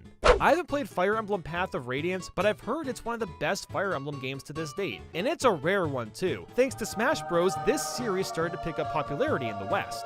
Nobody thought Metroid could work in 3D, but then Metroid Prime 1 and 2 happened, and now all people want are new Metroid Prime games. We got some truly unique Pokemon games on the GameCube. These include Pokemon Colosseum and Pokemon XD Gale of Darkness. The objective is to purify shadow Pokemon, and you'll snag Pokemon from other trainers instead of catching them randomly. The GameCube had the very first Animal Crossing, which has now spawned into one of Nintendo's biggest IPs of all time. To be honest, I could just keep on going here, but I'll end things with Chibi Robo, the game where you play as a tiny robot doing chores around the house. One of the neatest ideas out there, and we somehow don't have Chibi Robo games coming out currently.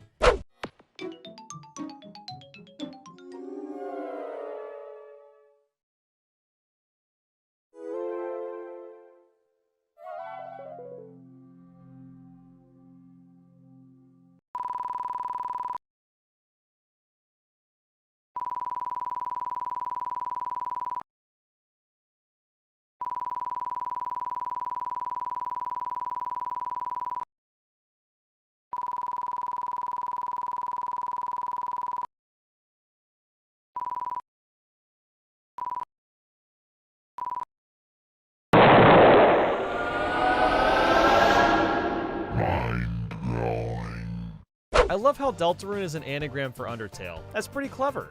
The beginning of Chapter 1 has an incredible ominous undertone to it. It sets the mood just right. This pixelated dark cloud screen echoes Earthbound so hard. Oh, that's neat. We get to make our own character this time around. This game repeats the word excellent a lot because it knows that it's excellent. Toby somehow made a typical character creator screen unique. The game directly tells you that this is your body and you give it a bunch of personality traits. Doing this begins an attachment to your character, and as soon as that attachment gets strong, we're immediately told that none of it matters. The custom names, the traits, forget that even happened. I have to wonder if our choices eventually affect later chapters in Deltarune.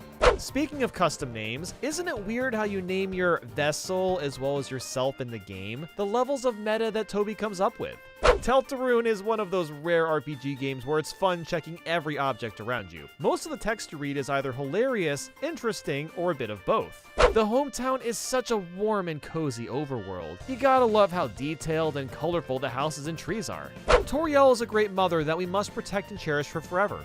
It's honestly so great how the faces in the dialogue boxes change constantly, even if it's just very subtle. It makes a huge difference in terms of how text is being expressed and gives more context. We've all either met a Susie in high school, or you were Susie.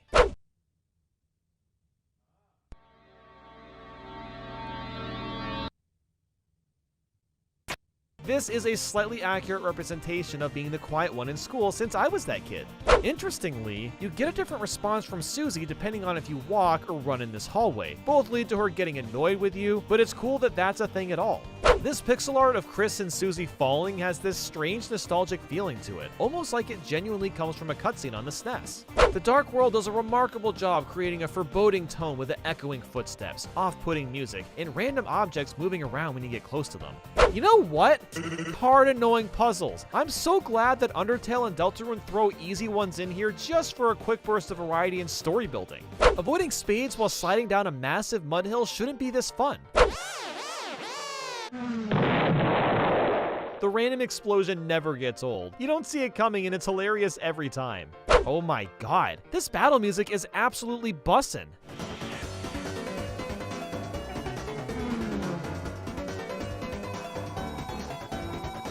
Also, the battle screen UI has been greatly updated compared to Undertale. The presentation is a lot cleaner and easier to use. There's something so nice about finishing a battle, and within half a second, you're put right back into that world. There's no delay. It's all so seamless. I like how the white outline around your soul not only shows how close you are to getting hit, but it also fills your TP at the same time. Only in Deltarune can you hug your enemy. It's so refreshing how the special attacks are always unique and surprising.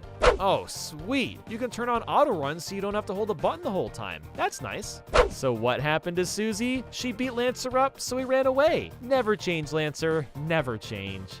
Aw, poor Lancer doesn't get any experience for losing, even when asking for it. I feel kind of bad for the little guy. Let's give him like 1 XP. Can you do that? Just add it. Do it. Oh my god. They've even parodied the fanfare of having new party members join your team with Susie walking away since she just doesn't want to do it. I hate when my box gets stole too. I get it. Let's face it, Susie is the Squidward of the next generation. At least Lancer is considerate with our blood. You know, gotta keep the place all clean and tidy and all that. That's nice of him. Yeah. The power of the squad shines within you. Oh, I feel so powerful now.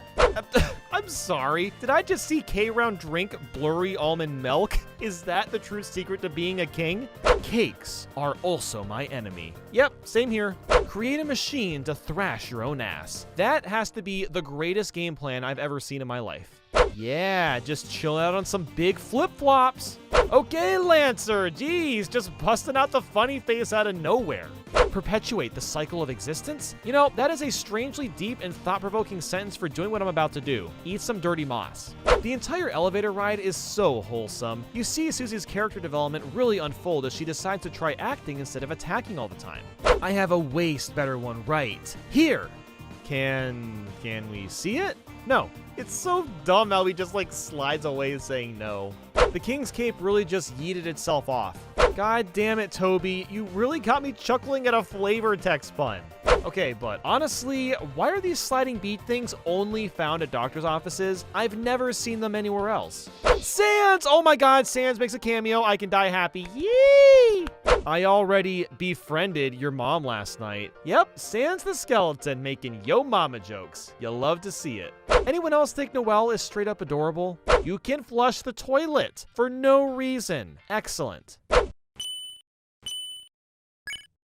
I love how Susie went from this bratty teenager to the most excited, energetic monster. And she doesn't even notice that Noelle has the biggest crush on her. That's so cute. I'm surprised to see side quests in a game like Deltarune. It's a welcome feature if you ask me. Lancer is so cool that his doormat even says cool. He's so cool. If only I could make cakes exactly like that. I have to say, I am very, very curious how all this started. Queen is one of my favorite video game characters of all time. She's just so over the top and is constantly cracking jokes, while at the same time maintaining intimidation. Queen's face reactions crack me up once you start seeing words appear in her eyes. It just adds this extra punch to what she's saying. Check out that beautiful cityscape, and then the music kicks in as you're walking into it, and it creates a super inviting feeling. Aw, hell yeah, we're switching from RPG to Punch-Out! It's pretty cool when games switch genres like this. You don't see that very often. If only my jukebox was this frickin' goofy, my life would have peaked by now. The spinning floppy disk isn't able to save. I love this internet world Toby made. Oh my god, an actual Flintstones reference that isn't just the theme song. Whatever you do, don't click the pop-ups unless you want some literal pop-ups to pop up. Lamau, lamau. The explosion really shouldn't be so funny every time, but it is.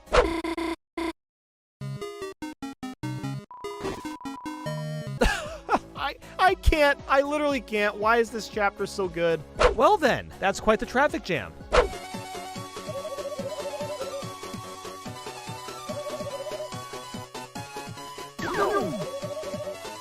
Why does Queen want me to get to the banana? Ah, yes, potassium. The glory and beauty, otherwise known as Spamton. He's a salesman that's become completely corrupted, and his speech often consists of your typical spam email text.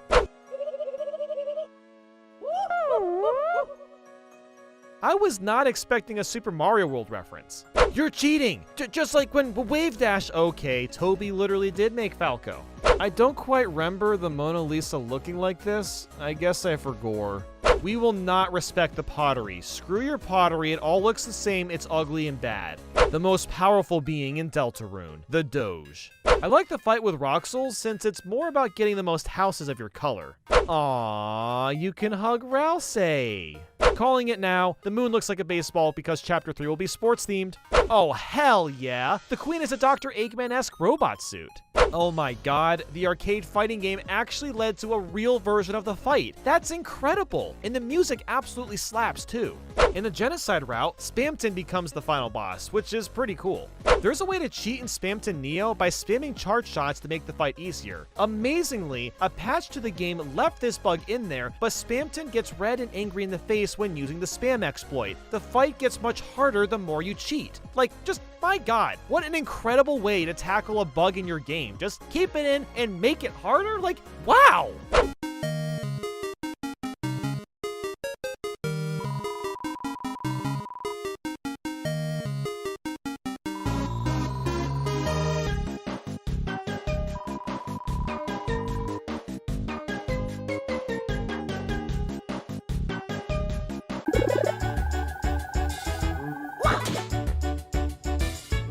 They did it. They actually made a Mario Party game in the classic style that everyone has wanted to return for over a decade.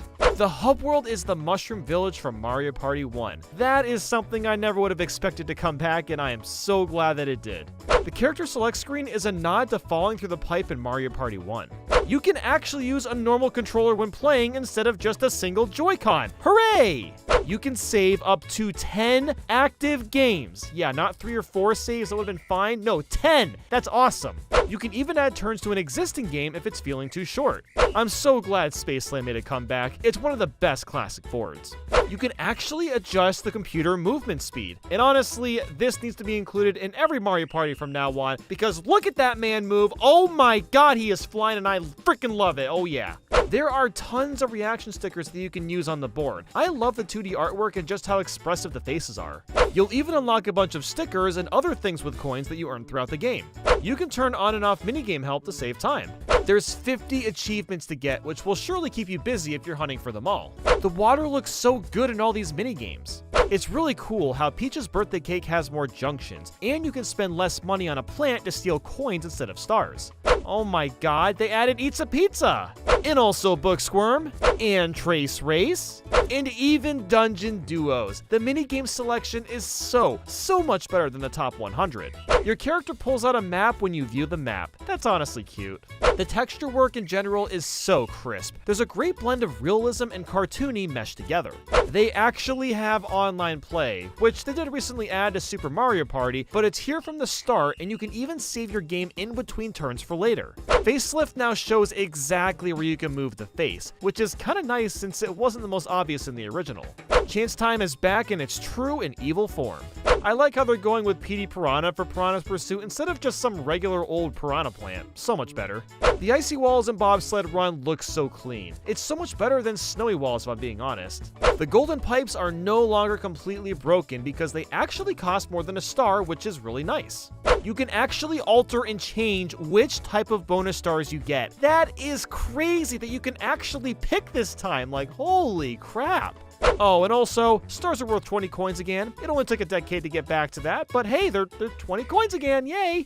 Switching the buttons from R to L instead of A to B is a great change. This was done in the top 100 as well, but we don't talk about that game.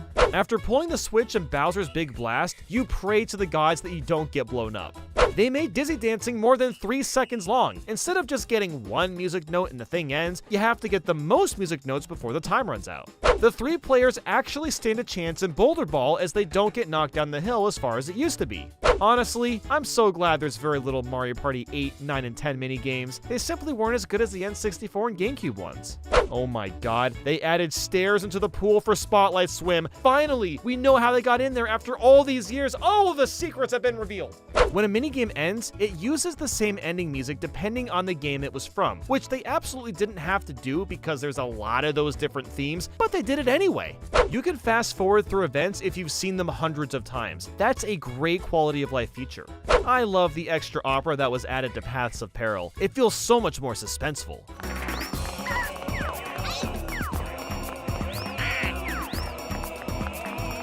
You can swap between the remixed and original soundtrack. The dice block is finally 1 through 10 again instead of 1 through 6. It's surprisingly a nice thing to return. Waluigi tosses his rose in the air and then catches it with his mouth when he wins a minigame. What a goddamn Chad. I'm digging that 8-bit Mario is the ground.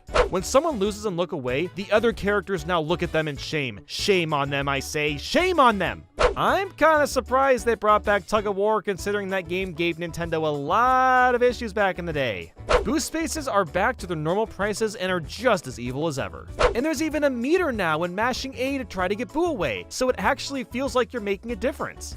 I could still pay an obnoxious amount of coins to the thwomp. Hidden blocks now function how they used to, without that random spinner.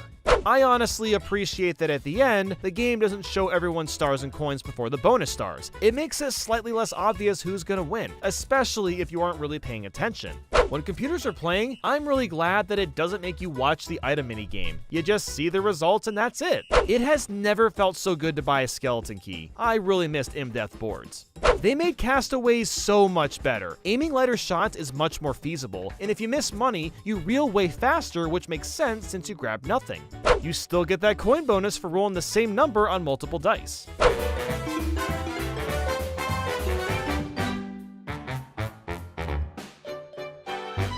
The Galoombas bouncing around that apple. Look at him go! He's so talented! They even remade the intro photos. That's really neat. DK's skates are just glued to his feet because, you know, he's that cool.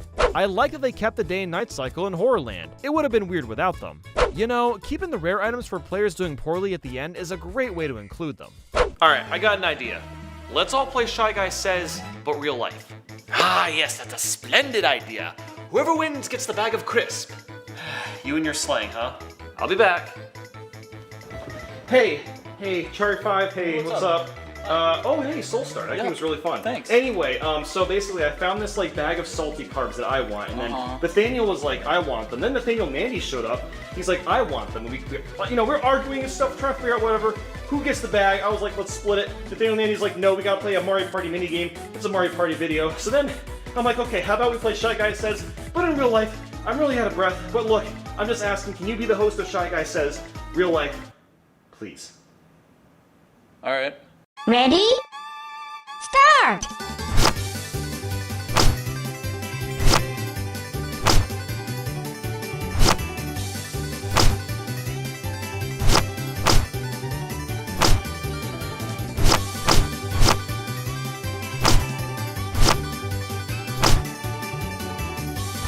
Finish!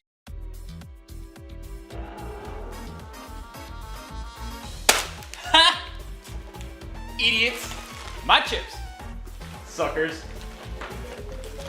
Greed glow stick. I'm a genius.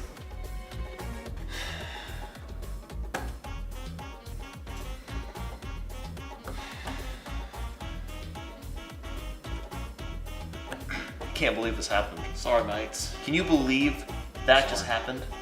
We got bamboozled. All three of us. We could have shared the bag. We could have shared the bag of chips, or crisps, whatever the hell you want to call them.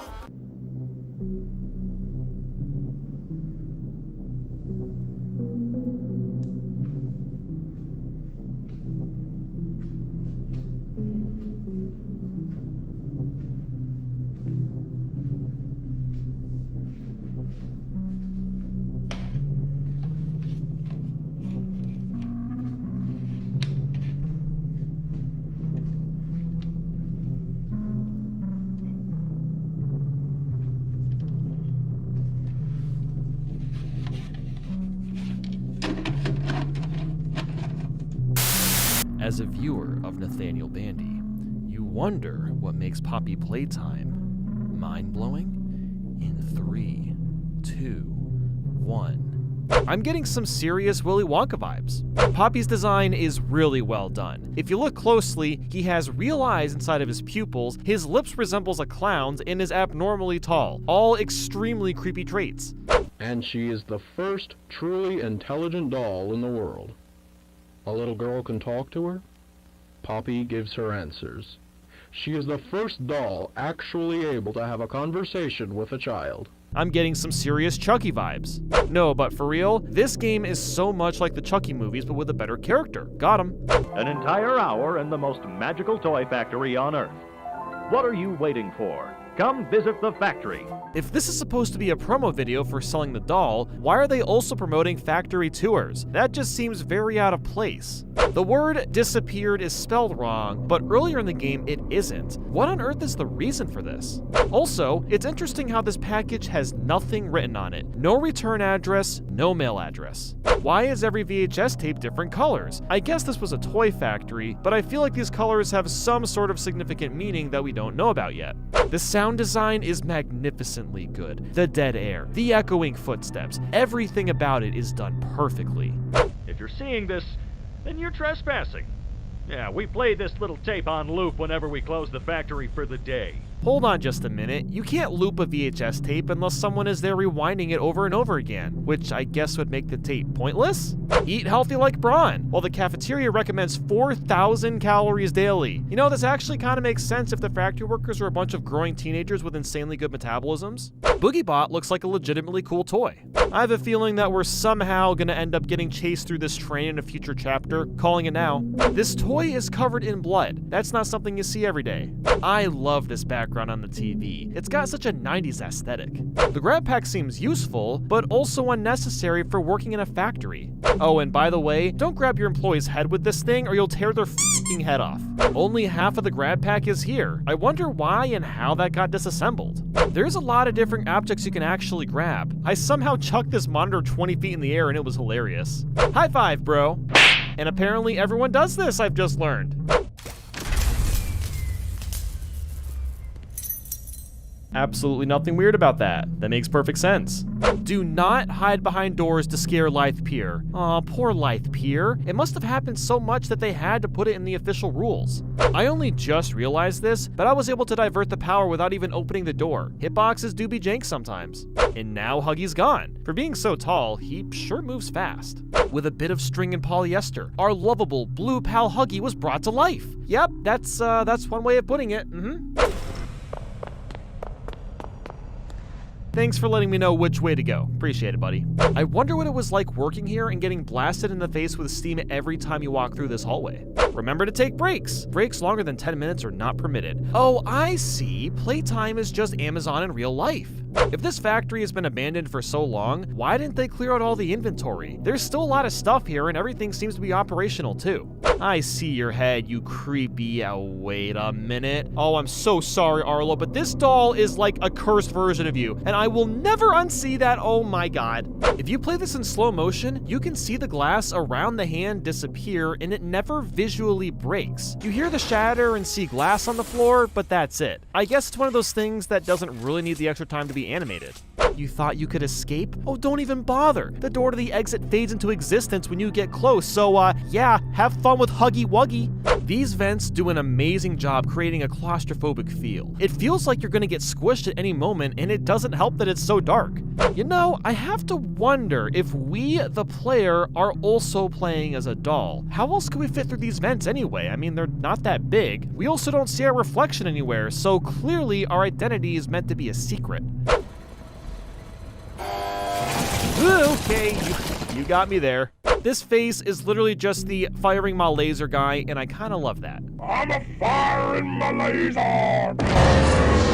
The pink tape is hidden extremely well, and is also the most mysterious tape of them all. It's all about this character, Stella Graber, that wants to live for forever, and what's interesting is she also happens to voice Poppy, so I guess there's a chance that she actually is Poppy, or they just wanted to save on their budget, who knows. So in order to see the jump scare right away, I stood next to Huggy right when I saw him, but instead of getting the scare, I was dragged out of the hallway before anything even happened. Looking back at this, it's actually kind of nice because it gives the player a few seconds to react and run away. I doubt the devs thought anybody was gonna do what I just did. The hard stomping footsteps Huggy Wuggy is making is why this chase is so scary. It's so loud it makes it impossible to tell how far away he is with all the echo. Look at how smooth this animation is. The way Huggy quickly pushes and forces his body through the vents with that vengeful, hungry face is freaky as hell. Then there's this part where the door closes in on you, and you have to wait for it to open again, and all you can do is watch Huggy creep his way towards you, getting closer and closer. Huh, so Huggy bleeds, like you can see his blood on the pipe. I guess he's real like Poppy potentially is.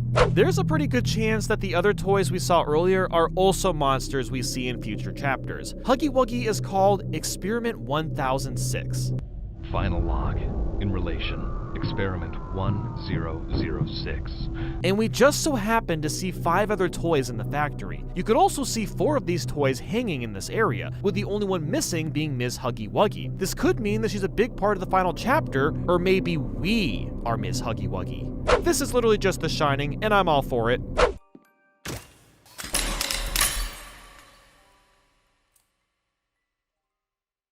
You opened my case. I did. Now get me the hell out of here, Poppy.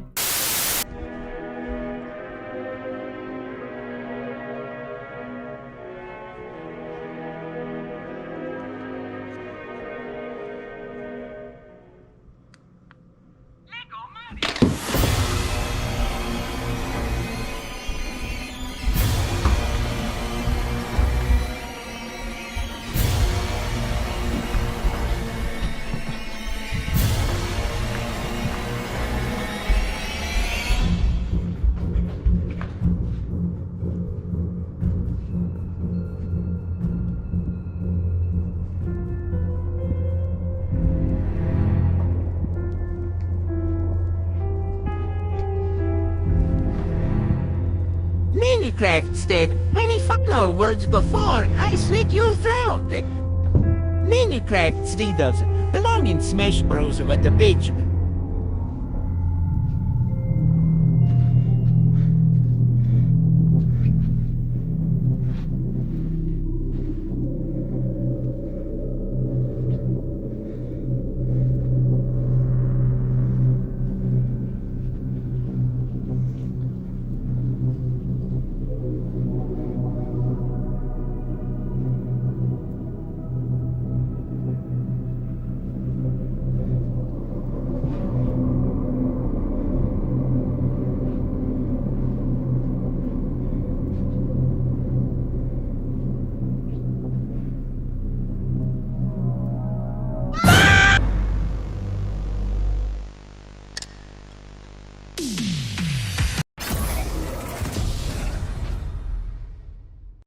They added Joker from Persona 5. That's pretty random, but hey, I'm not complaining. Pretty slick pick. You can even use our scene that improves all of Joker's moves. That's pretty incredible. Morgana is in all of Joker's taunts. I can die happy. The color of mementos changes depending on if the song is from Persona 3, 4, or 5. Joker's final smash includes the Phantom Thieves. Per usual, the research on the character and the implementation is extremely well done. Look at Kirby's tiny little gun. It's adorable. Even the damn victory screen replicates the one for Persona 5. No, like seriously, look at the comparison and how spot on it is. Stage Builder is back, and it's actually amazing with some of the coolest stages Smash Bros. Has seen. Just on my own, I found Walmart, the DVD logo, Patrick's White Sedan, Tetris, Bob-Omb Battlefield, Metacrystal, and tons more. They also brought back the home run contest and made it really cinematic. The sandbag gets launched into freaking space because why the hell not? I also love that super close-up camera angle when you initially hit the sandbag because so dramatic. On top of that, there's a versus mode for home run contest in which 4 people can compete for the highest score, which I believe is a series first. You can sell smash tags for in-game money? How did I ever know this? I don't know if it's new or not, but that's cool and a great incentive to play online matches. They added the ability to replay spirit battles right from your list. That is something I'll likely never do, but that extra option is much appreciated and way more convenient than hoping a specific one you want to play shows up on the board. I know you all wanted Goku, whether ironically or unironically, and you basically kind of got him with this Hero Alt costume. No, but really, it's nice to have 4 different alts for Hero from 4 different Dragon Quest games. I can't believe there's 21 command selections, and since it's randomized, it's actually a fairly balanced move, all things considered. Hero's Giga Slash includes all the previous Dragon Quest protagonists. Pretty darn dank if I say so myself. I love how the slime hat bobbles around naturally, really makes it look slimy. Spectate and online tourney were added later on, which is nice since it gives us a little more to do when playing Smash Bros. Online. So far, all the new Smash Bros. Ultimate Amiibo look fantastic. The detailing work is so much better than it was a few years ago, and it's much appreciated for those that are still collecting these things, such as myself. There's something really chill about going through the records and seeing really detailed stats about all the types of KOs you've gotten over the years. The music is really relaxing too.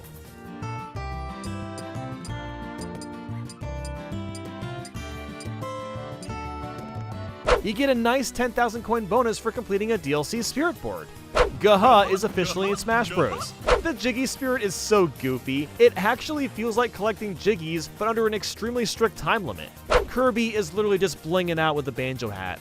The Banjo-Kazooie remixes are phenomenal. They really managed to take softer songs and make them more action-packed. Terry got 50 freaking songs for his stage. That's absolutely nuts for a DLC character. He also has 2 different side specials, which is the first time that's ever happened.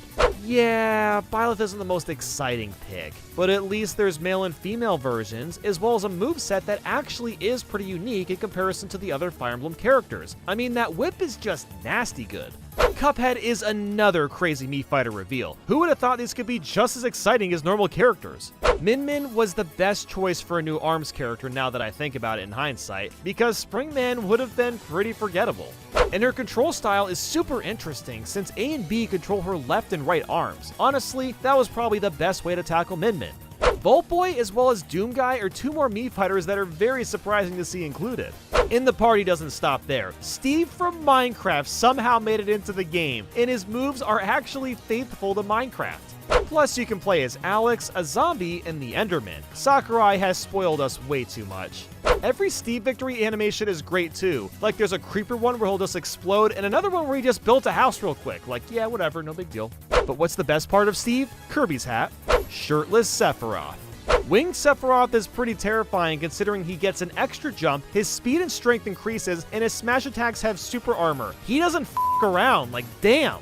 Also, I'm so glad to see so many villains in general get put into Smash Bros. They mesh with all the heroes the game already had.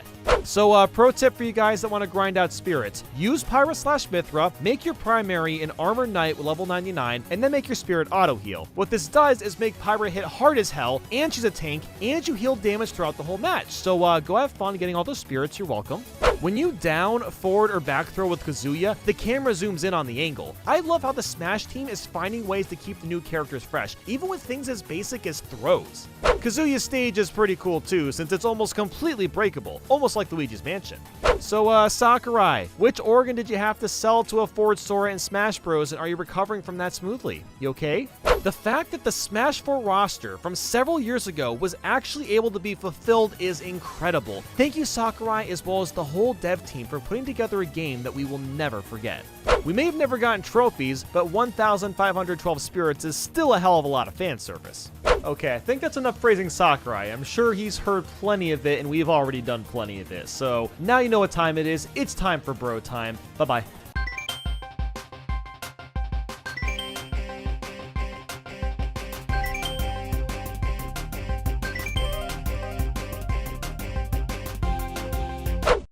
Nintendo! Mario and Luigi saying Nintendo in harmony.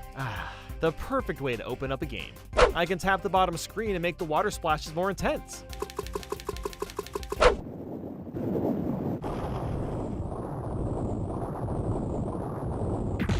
That's a big toad.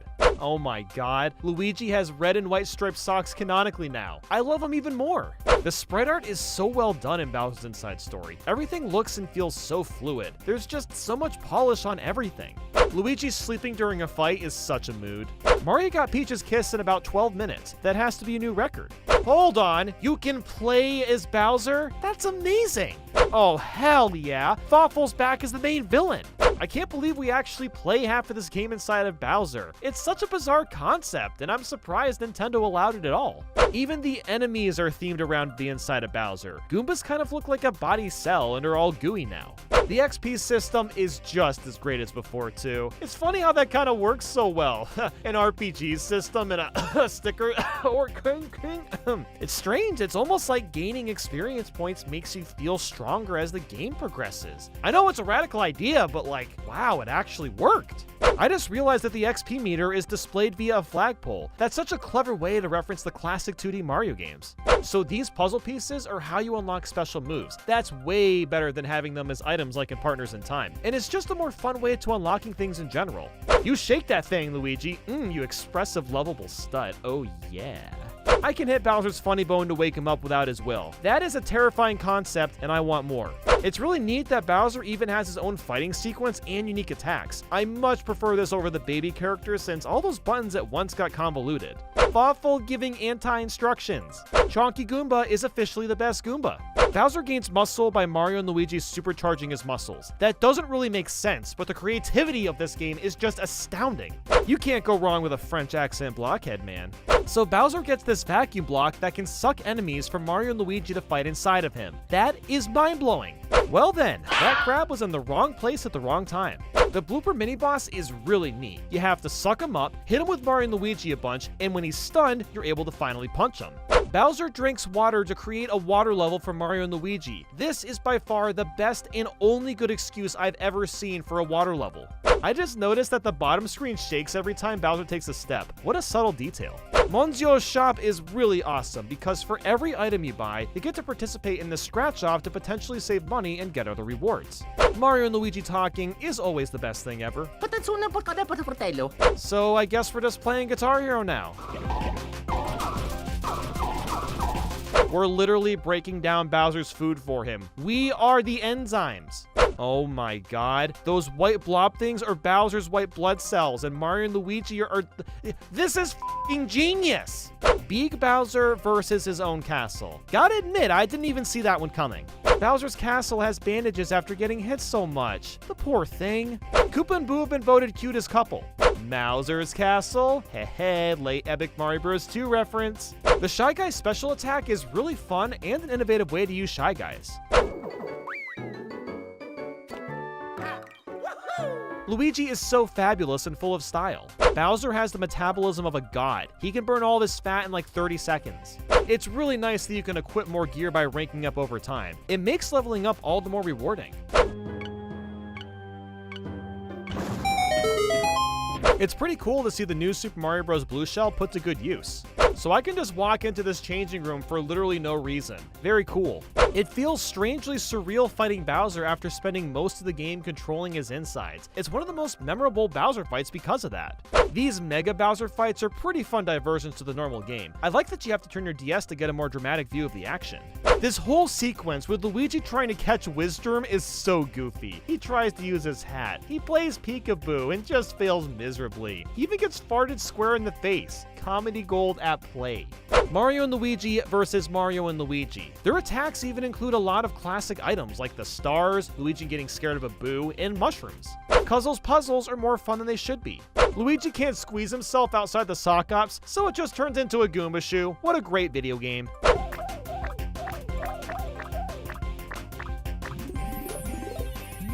"10 out of 10, best Mario RPG.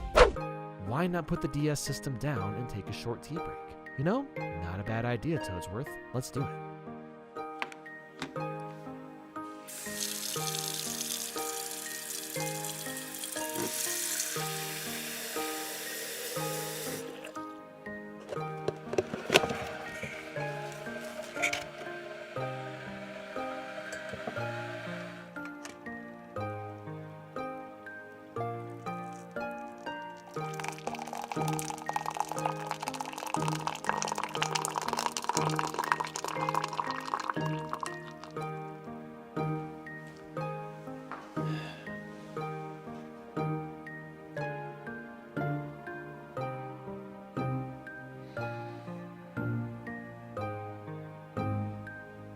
Anybody else notice that the floor tiles are poison mushrooms? That's a cool subtle touch. I never thought I'd have so much fun fighting a robot castle. The final boss music.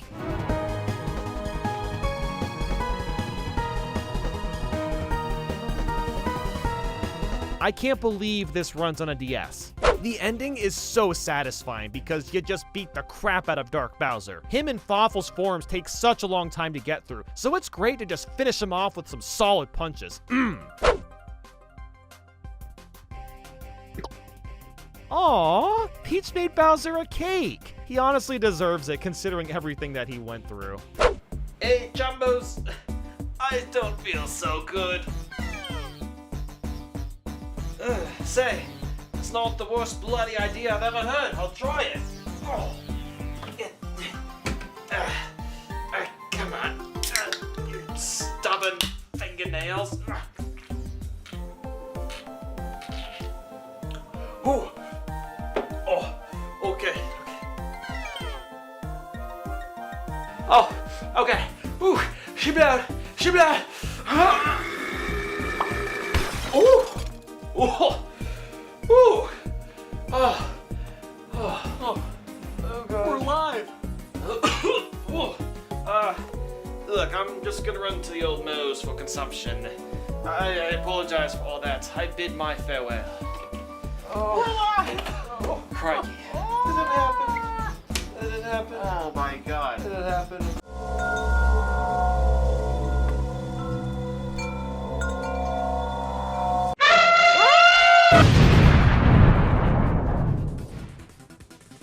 Finally, after 11 freaking years, we get a new 2D Mario game. And better, it's not a new Super Mario Bros. No, it's actually interesting and different this time. Oh, it's Castle Bowser and not Bowser's Castle. How can you not giggle at this? Not only is it funny, but all the characters shout wowie zowie when they transform. And better, the elephant is very versatile. You can ground pound heavier objects, hold water in your trunk to spray plants, and attack in a bunch of different ways. Wonderful! God, Kevin really knocked Mario's voice out of the park. We'll always respect and appreciate Charles Martinet's work, but this new voice work brings back the same zany energy from the 90s and early 2000s. Elephant Peach is adorable, just admit it. The controls are similar to New Super Mario Bros., but with a twang of momentum physics. So it's like if Mario Bros. 3 and New Super Mario Bros. Had a baby. I'm in heaven. Badges are such a big game changer. They make playing through levels a customizable experience. You can even switch badges after you die if you're struggling with a level. The star music slaps.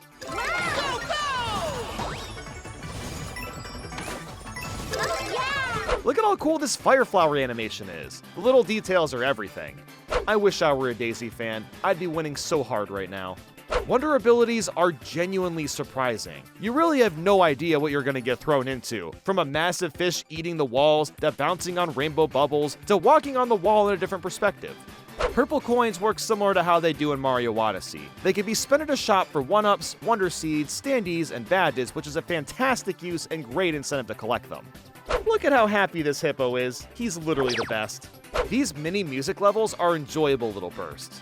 The hub worlds are great this time around. They have 2D and open segments that all link together, and are also filled with tons of secret areas.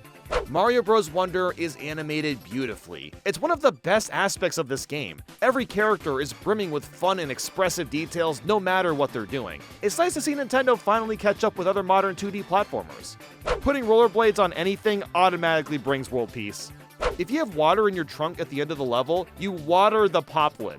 If this game has a gimmick for a level that isn't super interesting, it's only a bite-sized level. More games need to do this instead of fluffing out a mechanic that's just okay.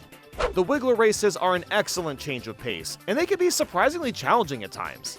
And the KO levels are also awesome. You just have to defeat the enemies as fast as possible, and can pick any power-up you want before going into the gauntlet. Toad's feet when he runs is kind of mesmerizing. This game even has grind railing. It sure is taking the best parts of Sonic, isn't it? There's goddamn Mega Man X wall climbing. Oh dear God, let Mega Man live, Nintendo, Jesus! Just look at the falling backward and forward animations. Even this looks great. Some levels have foreground and background sections, which again, it's great to see Mario games finally adapt to what newer 2D platformers have been doing for a while now. And the music even gets softer.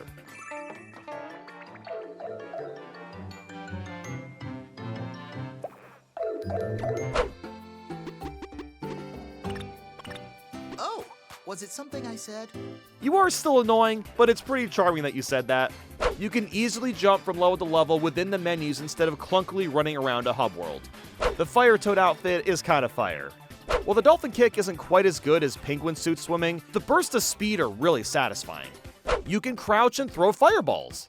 Blue shells in the water let you swim faster. This game is pulling Mario Galaxy out of its ass, and I'm all here for it.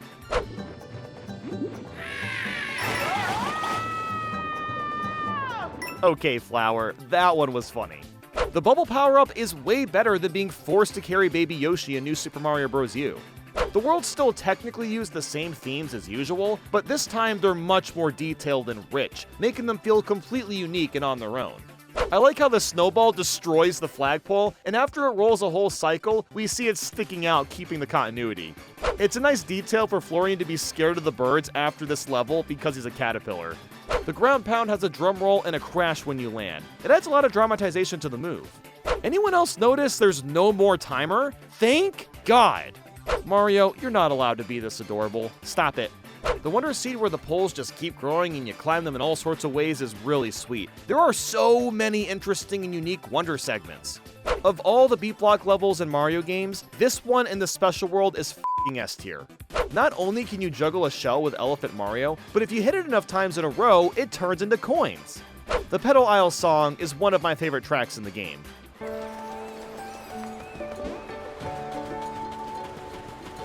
Mario Wonder even has firework enemies. This game's got everything, man. Ooh, these shadow levels are like the ones in DKC Tropical Freeze. You don't get kicked out of the levels when you die. This is somehow the first 2D Mario to do this. This Wonder has you flying through a thunderstorm with lightning striking. Again, another fantastic effect. Why, yes, I've always wanted to be a shell that can jump 50 feet in the air. Finally, this game understands me. These time blocks have a visual timer, which is nice because previous games have had similar blocks without a timer. These enemies look like little candies and I want to eat them. Mario's yell gives me so much energy. Once you get out of World 3, you can play the last few worlds in any order you want. I was not expecting the game to open up this much. It's a nice change of pace. The drill power-up is kind of back from Mario Galaxy, and lets you dig into the ground as well as the ceiling. Pretty much every airship in the game has a distinct theme, and stands out amongst each other. If you bump into a Goomba while it's sleeping, it actually won't hurt you at all. You just woke it up. What the heck, Mario? I love this guy. Can I adopt him? The boosting spin jump badge is so much fun to use. It's probably my favorite because it's like the propeller mushroom from New Super Mario Bros., but not obnoxiously overpowered. This level reminds me of that one Muncher level from Mario Bros. 3. The sand world hides its levels like it's a mirage. Very smart idea. You can turn Mario's head slightly in the 2D segments before turning, for no reason. I was not expecting the on-off switches from Mario Maker to make an appearance. They brought back frickin' Balloon Mario from Mario 64 DS. I actually can't believe it. Listen to the song. Yeah, they put Mario's Sunshine music in this game, and that includes this stage too. Hooray! I did it! We're in the best timeline, guys. Even the Cosmic clones make an appearance. This really is turning into Mario Galaxy 2D. It's so funny that Nintendo made an invisibility badge. That's very unlike them. Captain Toad can be found in the hub worlds too, and he's hit quite the dead end. Ninja Jump Party is fantastic, as you'll need to jump with the music, which makes this another type of beat-based level, but is done in a completely different way. And some of the ninjas have tambourines. I mean, come on, come on! And look at that plant having the goddamn time of his life. I missed this purple coin by accident, so I did this. That was cool! Epic. Oh, what? Now we're playing a quiz? This game has massive Super Paper Mario energy. Even King Boo makes an appearance. This goo reminds me a lot of that one level in Super Mario Land 2, and I can't believe I'm calling back to that game. The Gooey Wonder ability is one of my favorites since you can cling on to any surface with ease. Grappling around the stage with a vine is more fun than it should be. There's a spiky boulder effect too? I mean, why not, right? Even late into the game, we're still getting crazy-ass wonder effects, like this spike statue attacking you with flaming boulders. Holy sh**. Then you got this dragon dude that comes to life after being a skeleton? Like, seriously, what was Nintendo smoking when coming up with these things? You may have met Bullet Bill, but have you met Missile Meg? Yeah, that's what I thought.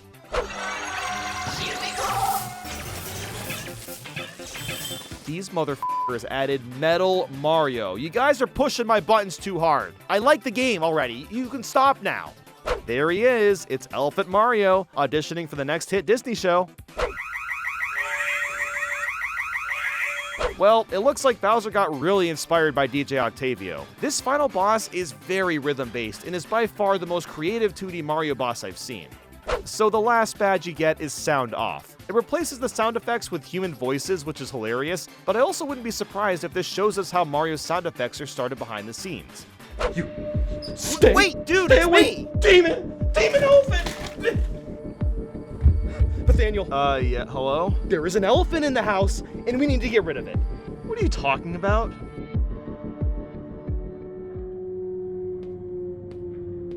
Okay, I believe you. Okay, you know what? Let's use the orb of travel and send it back to Africa. Yeah, whatever, come on. Guys, I need your help. Yes, you do, you freak! What? Nathaniel, what did you do to us? I'm sorry. I haven't mastered how these orbs work yet, okay? Wowie zowie! That is the bubble power-up. You can use that. Shut up!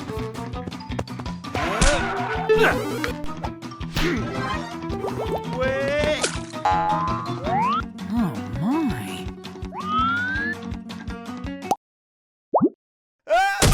Oh. Let's get out of here. Well, I guess little old me is just stuck here. By the way, did you know that you're watching a Nathaniel Bandy video? Nathaniel Bandy has a brother named Nathaniel Bandy, and he's also a part of a channel called Minus World. You should really check him out.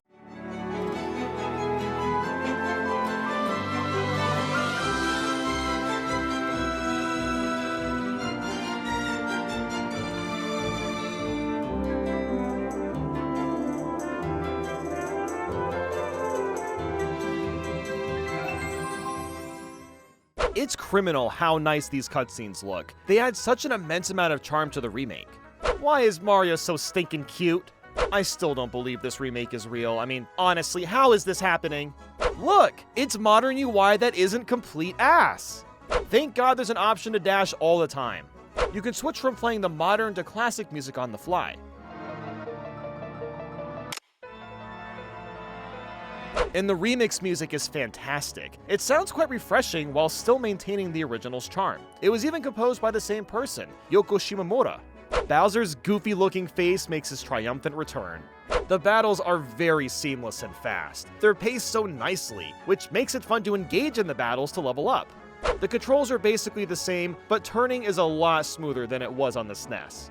I'm so accustomed to regular question mark blocks for coins that I completely forgot the blocks look like this in Mario RPG, and I'm all here for it. Even mini-bosses get little cutscenes. They really help tie the whole game together. Gauge and triple moves are brand new to battles, and they change based on who's in your party. Not only do the cutscenes look super clean when using these, but they also add more incentive to swap your team out more often compared to the SNES version. It's also great that you can skip these cutscenes, since you'll use these moves a lot. I somehow found a glitch where the toad on the bed would jump on me instead, and it's very funny looking. This remake makes finding hidden treasures a bit easier since you get the signal ring at the beginning. I could cry looking at this equip menu. After the horrors of the SNES version, I don't think I can go back. They added a journal for every enemy you fought in the past. You can even play their animations over. It serves Mario right that he gets yelled at by the shop owner for just standing wherever he feels like it. No way! They actually kept in Peach's vibrating toothbrush! Wow, that's crazy! The vibrating toothbrush! Mario is a goddamn king at charades. Look at him go. The scrapbook is a good way to refresh yourself on the story if you go long periods without playing. Being able to fast travel makes such a huge difference with pacing and getting around quickly. Mallow staring at me with his mouth wide open is way funnier than it should be. Look at that Mario shuffle. All that dancing on the GameCube is paying off big time.